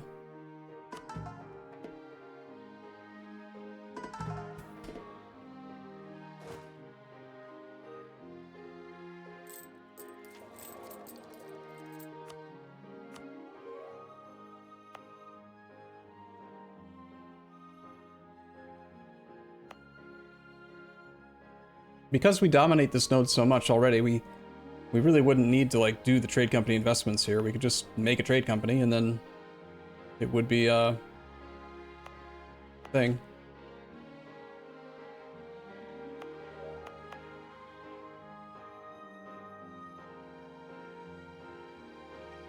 Move capital to Persia. You want to trade company all of India? Saves a lot of admin points and only having to do half cores in India instead of full cores, but we're gonna get permanent claims in India, and if I'm not mistaken, India is good, relatively good land for developing. Like, good, really high value trade goods are common in India. Not desert, not mountain. There's a lot of hills, which is not great for dev cost, but... and jungle's not great either, but...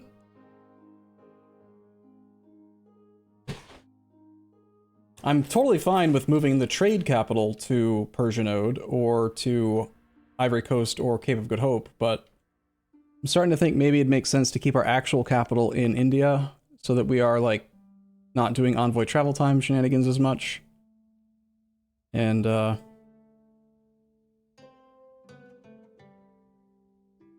there be an issue with autonomy? There's definitely going to be an issue with land force limit. That's what's, like, right now, the only thing that's affecting economy... We should let the game actually run for a month before knowing for sure, but 180 gold a month for being over the land force limit, and 66 gold for being over the naval force limit, because we have no trade companies. But if we establish all the trade companies in the places again, and then pay diplo points to move our trade port, I don't actually have good control in this node.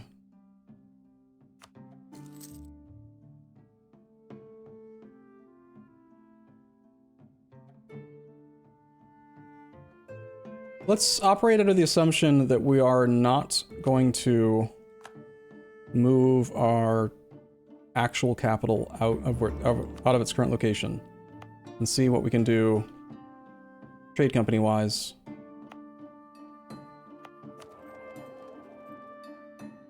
The trade company wise down here, we would lose our gold income.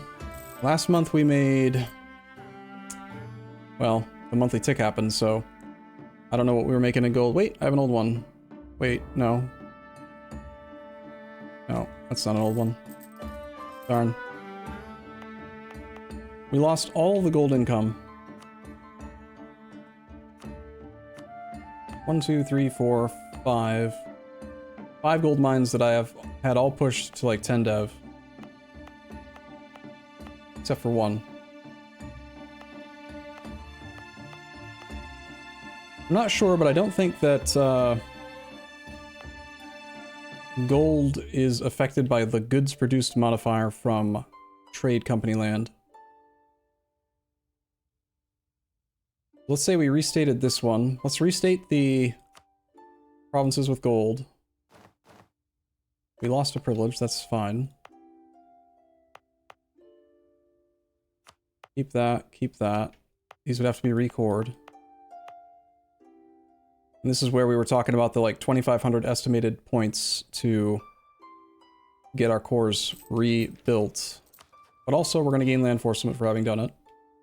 And then everything that's not a gold mine, that has a center of trade at a decent level, like these two states, for example, if we were to trade company them,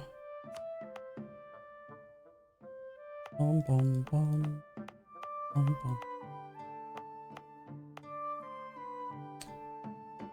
Bum, bum, bum, bum, bum, bum.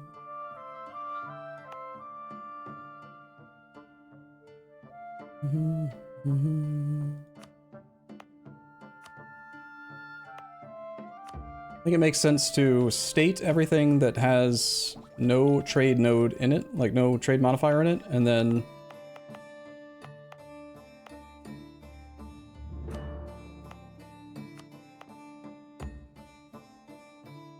I want to see how much I can boost up goods produced.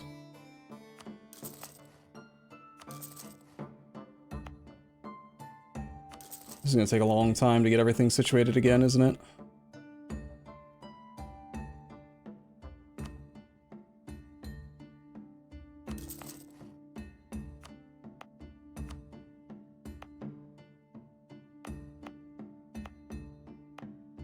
Do we destate Master Pate? No, that would just cost 7 points.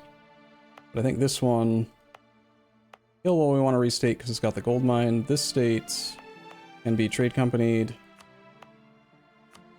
The goal is to try to get as many merchants as we can. And also increase goods produced.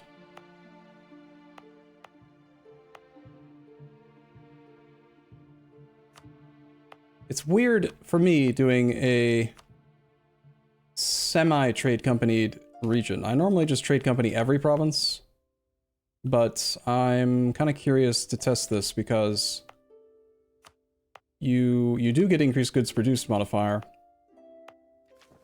And if you want to micro it, like getting just enough land owned to get your merchants and then stopping can potentially give more overall value. Now we're losing 30 gold a month, but our collection from trade is incorrect. Missed the center of trade in Zanzibar. Zanzibar is part of the state where the gold mine is, so I don't want to add it to the trade company. You can't have a province added to the trade company and also be a state. So if we want 0% autonomy in Kilwa, then it's, you know, either leave this at like 90% autonomy, but not a trade company, or because it's coastal, I might as well make it a trade company, and then I can at least get the naval force limit and land force limit out of it from its manufactory or regimental camp or whatever we had built in here. I assume we had built a regimental camp there. We've also swapped to the Mansabdars. We did lose the Dhimmi. That's notable. Even though we're Ibadi, we don't have access to the Dhimmi. Interesting. I didn't expect that. Does this mean that when we create new subjects and force them to our religion, that they will or will not have access to the Dhimmi? We can get them via decision. Oh, I see. Lose 4 stab. Lose access to the Brahmins and instead get the Dhimmi. Brahmins... Oh, that's right. They give weird modifiers. They're like, kind of like Biolima, but not. We also don't have access to the actual burghers. All of our burgher reforms are gone. So all the merchant modifiers and ship trade power costs and diplomatic advisor cost. There's probably comparable stuff in here, like the Janes, this thing. But we really don't want to assign much because we're going to have absolutism in like 7 years. There's the private trade fleets. So if I wanted to min-max, we could turn on all the burger monopolies before clicking and get a bunch of cash.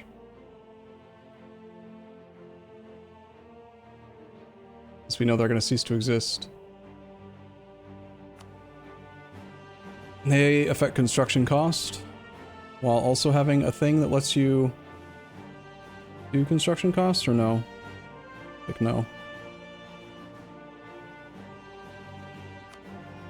Bum, bum, bum.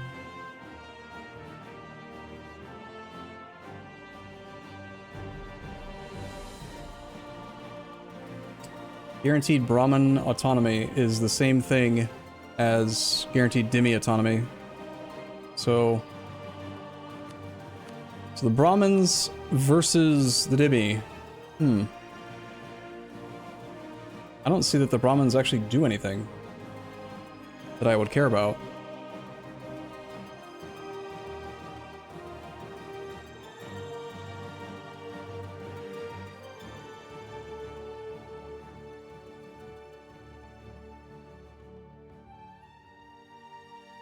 Born in the Fire Nation, so he gains +1 fire pip. +1 fire pip? Pip. We're not talking fire value. We're talking pip. Every owned province in a thing which is not Sinhalese gets dev costs. We can get a guaranteed land leader fire pip. Can't gain monthly military power on top of the nobles. You can only have one active at a time. Cossack force limit. Cossacks? Are you sure you don't mean Rajputs?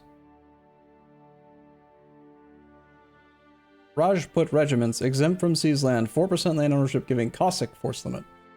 Huh. You sure?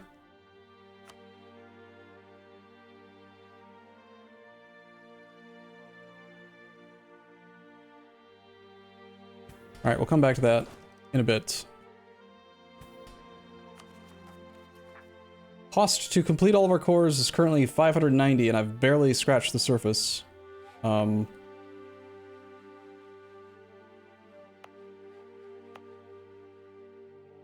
So if there isn't a center of trade, I'm wanting to turn things into states. But not do the cores, because that way we get at least some. The autonomy is not actually going to go down to 50, because we did abandon the half cores to be able to form the Mughals. Once we can actually afford to core everything again, we can get the autonomy down to 0, and it should remember the internal autonomy and take it to 0 right away. So highest priority would be provinces that have regimental camps. We could actually do it based on that. Look at the map mode, find our regimental camps, and then make sure that we're full coring these.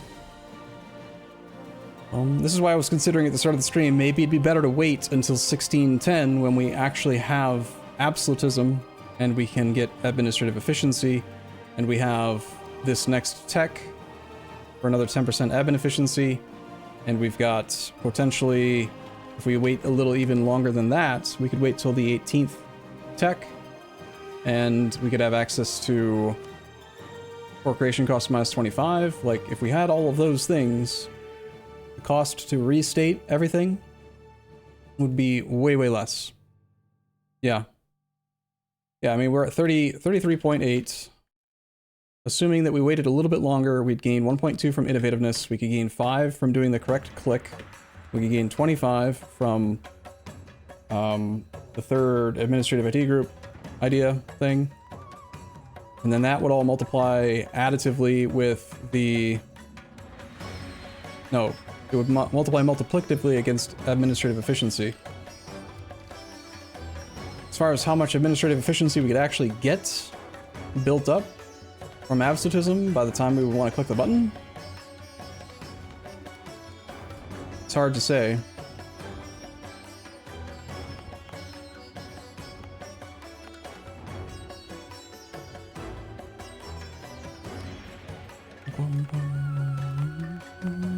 Some of this land did stay in a trade company.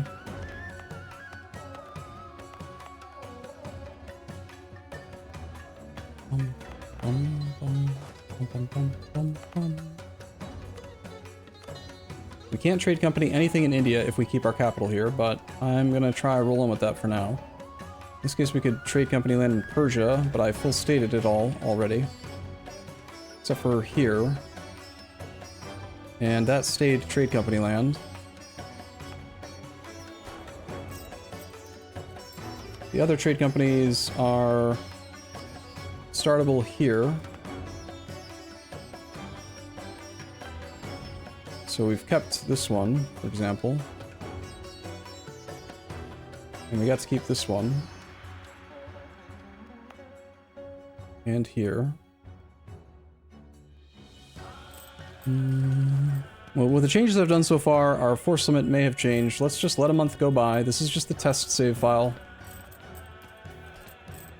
I think our trade income is going to go to the pit. It's just going to be trash. 181. We lost the effects of East India trade route. That means we also lost a merchant. Was that a triggered modifier or a... That was from a decision. Right. Still have so many things to look at. Shit.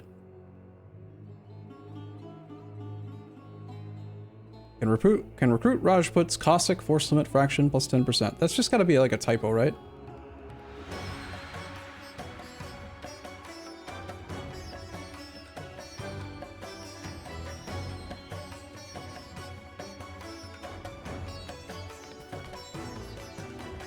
Well, let's turn on the Rajputs and see if they actually mean Rajputs or if they mean Cossacks. They do mean Rajputs. That makes sense. Rajput regiments have 5% bonus to morale. Reinforcement cost minus 50 instead of plus 50. Interesting. And regiment drill loss minus 25. We can go to tier 6. General... That's... Monthly favor growth, Diplo rep +1, improve relations. Royal decree for a little bit more max absolutism is pretty weak overall, in my opinion. Honestly, I would probably take Diplo rep and other modifiers ahead of it.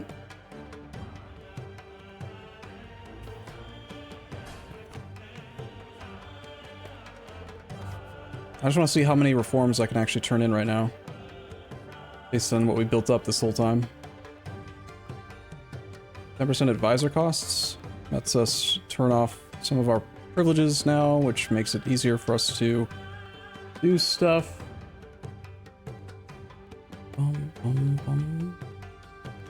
And have higher higher administrative efficiency cap. We get to tier 8.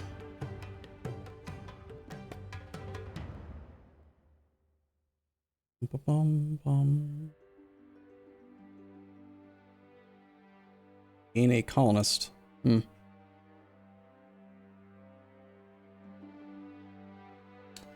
guys know how on tier 2... Wait, we actually don't have access to Puppet the Nobility, do we?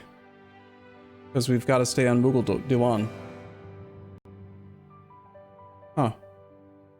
Well, you know where... When you normally have Puppet the Nobility, it says seizing land doesn't trigger noble rebels. That blocks all rebels, actually, from all estates. Does it work like that anytime one of the privileges says this? Where was it? Look. No. This. If I take this one, seizing land from the burghers does not trigger particular rebels. We don't have the burghers. But it does work that way. I mean, the last time I remember using Puppet the Nobility, it definitely worked. I'm gonna try this. So we have no burghers, but in theory, let's piss somebody off, like the Rajputs or the Brahmins or whatever. Here are the Jains. Wait. Shit, I can't test it because I don't have this active.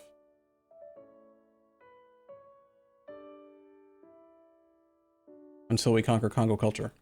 Alright, I'm gonna do a little bit more for science. I'm kinda getting distracted. This is a big change in the campaign. I'm gonna melt the save file and I wanna just cheat a little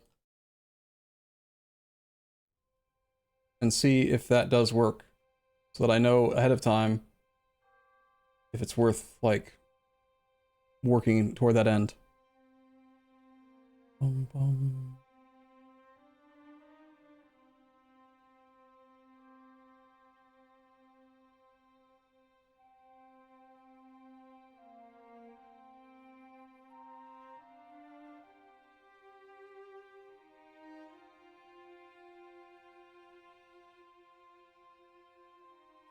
We have a melted save file now.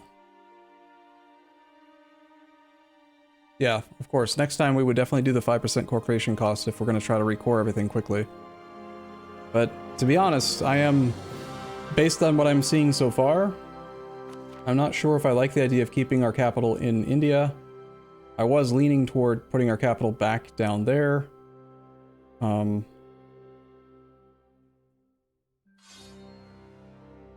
not sure. Not being able to do trade companies in India makes it a lot harder to get the trade value to, like, flow around easily the way that we would want. Does anyone know the command to culture convert a province directly?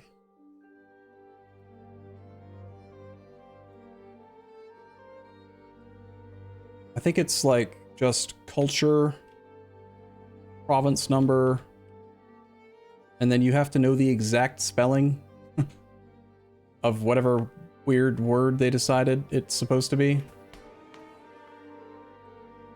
Here, how about I make it like a con?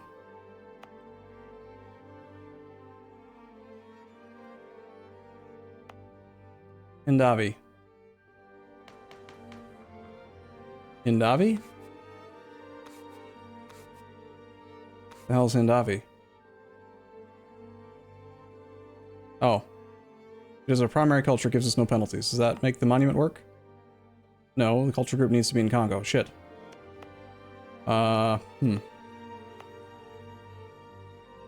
Is it just Congolese? Nope. See, I'm not spelling it right, so it's defaulting to something else, to my primary culture. Shit.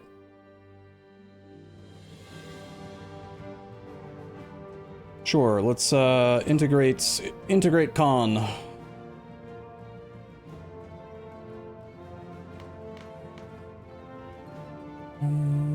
We have 55%. That's to get this bonus. To get regular Congolese accepted is now true, but now I need to fix what I fucked up and make it properly Congo. You can just cheat with time, I guess. I don't know the command and I don't know the name.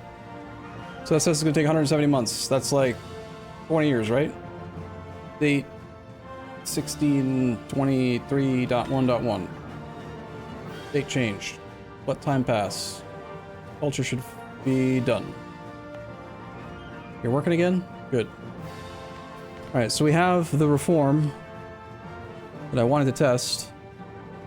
Curtail the burgers. We don't have the burgers.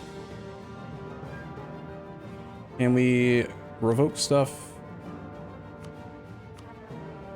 without making rebels? Yes. Confirmed to still work in a bugged state. If you have a single estate that says does not cause rebels, even an estate that you don't have. Remember, we don't have the burgers. We have no burgers. Having even one of those will make it so that we can easily revoke all of the stuff we need in order to get absolutism cap built up quickly. Okay, seizing land.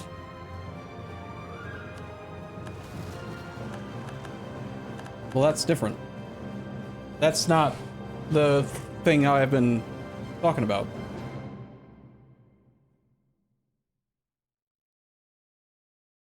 Alright, seizing another estate's land. Okay. We're not getting rebels from the Brahmins. We're not getting rebels from the Rajputs. So it's just from using the seas land interaction. And all states which are exempted from seas land. That's a different mechanic. That's not this one. This is seizing land from the burghers does not trigger particularist rebels.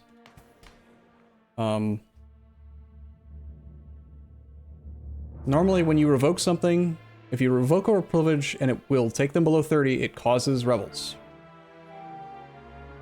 And that is what changed when we don't have the thing. Here, let's test this. We'll go back to not having Congolese as an accepted culture to turn off the monument bonus. No. Not the monument bonus that's the problem. It's okay. I'll return a province to Congo. There. Now I don't have all of Congolese culture, so it's no longer accepted. Unless it already has been assimilated. Do you just have to own all of the land for a single moment? And it stays accepted? No. Yes? What? What is this? We hold 10 provinces out of 11. We need to hold them all to assimilate. But it has been assimilated. So I think it does still work. Interesting. I'd have to reload the save file to test it again. There's a command to skip time. Yeah, you just say date. Just date, year, month, day. You can skip to whatever date you want. Monthly tick, sure. Congolese is still assimilated. I guess they never assumed that if you were playing as the Mughals and you conquered all of the land of a culture that you would ever lose land of that culture again, which is a fair assumption, to be honest. But once it's assimilated, it's just assimilated forever. Anyway, okay, that answers my question.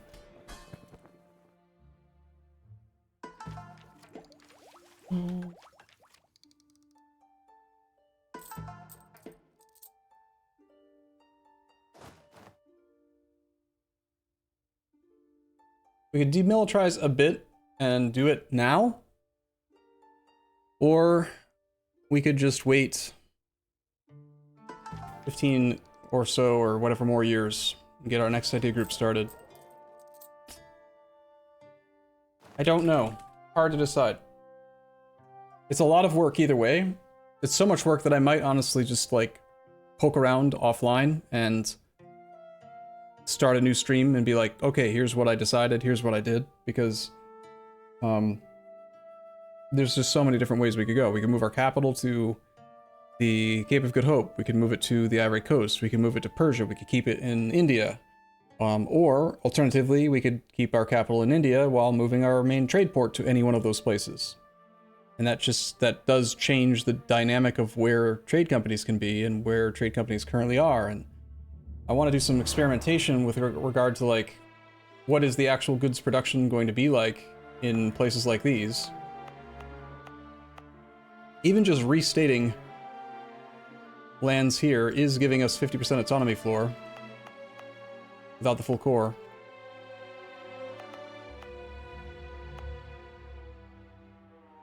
Yeah, goods production in gold mines is not being infected, but goods production in non-gold mines.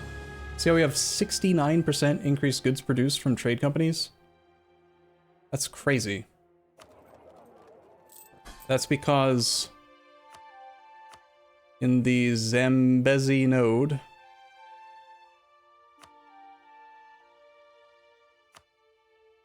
also known as the Zambezi Charter, sorting by name is doing a fantastic job of not really sorting, but kind of sorting. It's just got the Hindavi thing in the front, you know? Okay. With, yeah, 69% control of this node, just by giving away the 2 states. So all I did in this node is we have 2 states that are fully trade companied, and then did the trade company investments. So the total provincial power in the node is mostly owned by the trade company. And that makes it so every other province in the trade company gets this outrageous 69% bonus goods produced, except for gold mines, for some reason. Nice, nice, true. It's a lot more work, but it is better. I swear in the past, when making trade companies in India, the goods produced bonus would only affect other countries, not your lands. But like if Portugal had a trade company in a province and you had a trade company in a province, your trade companies would impact each other. Something like that, but it must have changed, obviously, because it's not working that way now. So like this state has... In this node, we've got a trade company thing in this province, which is giving us goods produced here at 46%. I mean, that's like twice as strong as having prosperity in terms of good production multiplier. But it's so much work to go through and set up all the states properly, you know? But I think that it would probably get us to economic hegemon faster. Can you guys see where I'm going with this? Do you know what I'm thinking?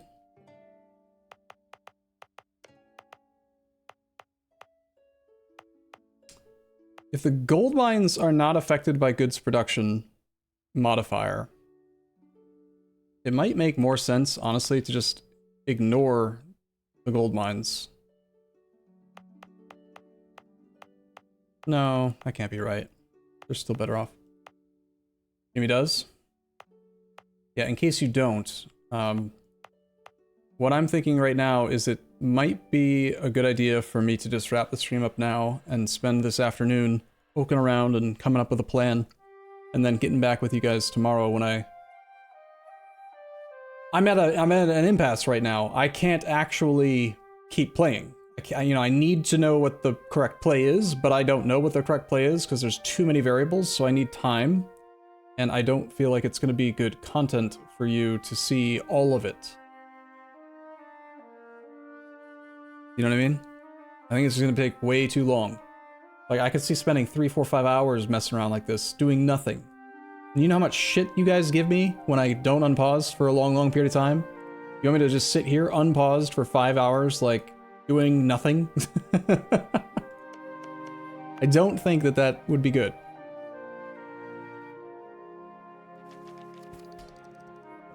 I mean, I've got to get all the estates figured out. I've got to decide what's the most important. I've got to decide if I want to take the time to revoke all of the shit before doing it. I still need to decide if it makes sense to... here, let's just go... I want to reload the actual save and talk about another thing that's like a big part, like, that might make sense to do. Now that I know we have access to the bonus monarch point generation from tributaries, and we have, as a tribal monarchy, the tier 1 reform that lets us make tributaries.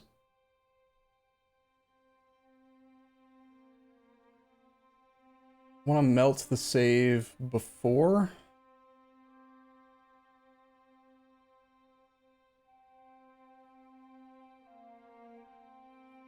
I don't need that. I've got bottom and chibi is now basically bad. I'm gonna rename this to something else. It's gonna be bottom of chibi first.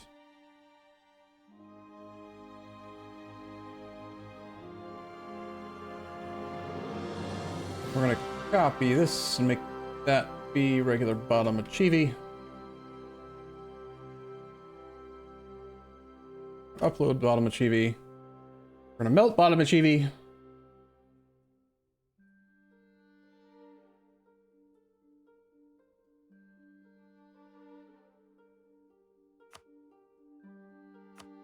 So this should be back when we were Pate.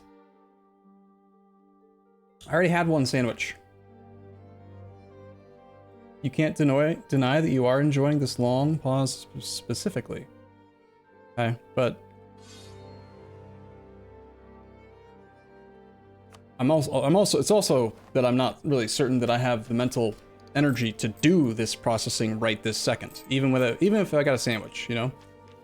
This is before we did the click, any of the clicks. We still have all of Swahili culture doing its thing, right? And this is the melted file. This is not Iron Man compatible. This is just like a test state still. So, here's the thought. What if we spend 50, just 50, of our government reform progress right now, and then we offer to establish as many tributaries as we possibly can. And then when we form the Mughals, we can have, let's see how many of them, right? And then each of these will provide a minimum of 1 monarch point a year. That's an extra 1 monarch point a month. And the ones that are bigger will provide at least 2 or 3.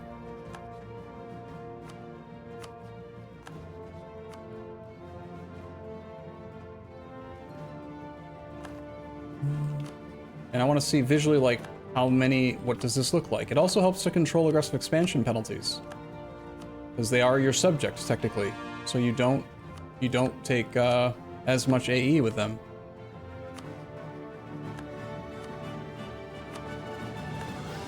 And I'd like to confirm, if possible, that we don't lose tributaries.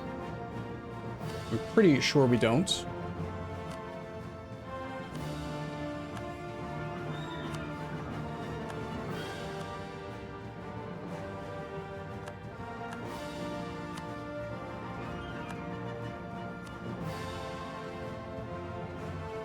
So that's that many tributaries.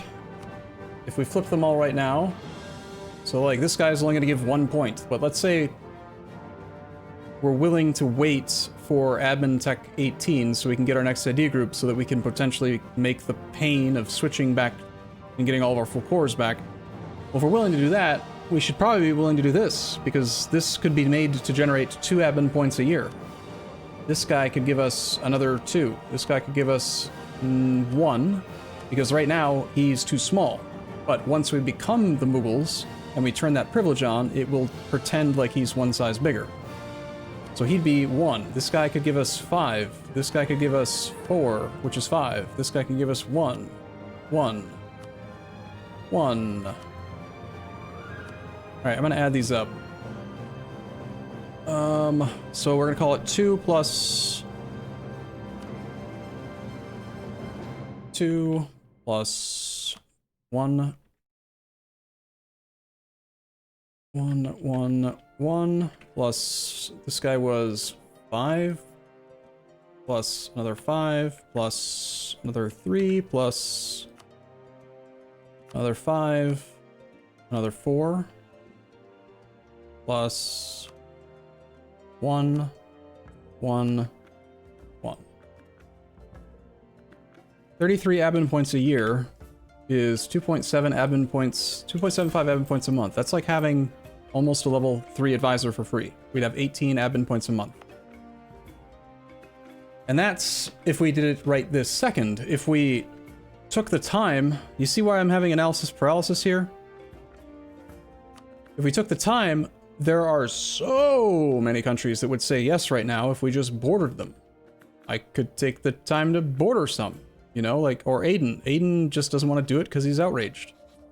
We could spend the next 15 years or whatever waiting for Admin Tech 18, establishing a massive tributary system. And then when it comes time to get rid of the tributaries, it's a 5-year truce.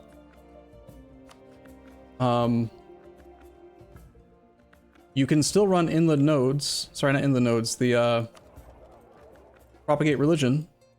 So for certain regions, we'd still be able to convert them over time, even while they're tributaries. You could have done Bengal if we had done it in another order. He's mad because...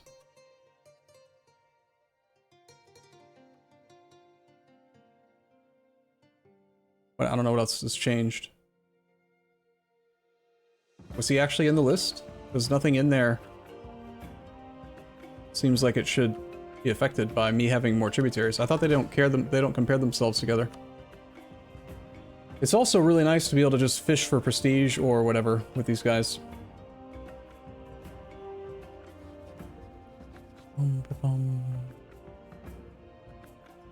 Oh, you think it's because of once your subjects' provinces, maybe? Or maybe we got caught spying on him while I was retracting diplomats or something? That did covert actions, probably. At our size, we're pretty darn good at improving relations.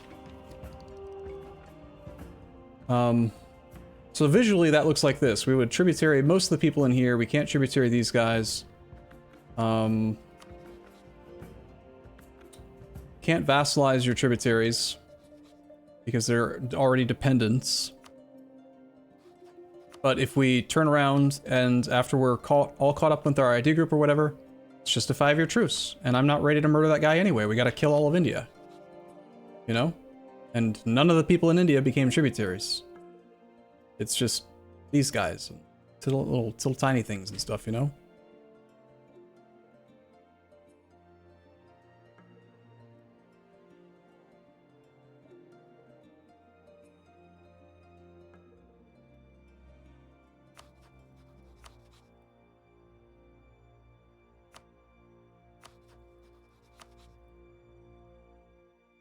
Outraged is the only reason here, and he's pretty big.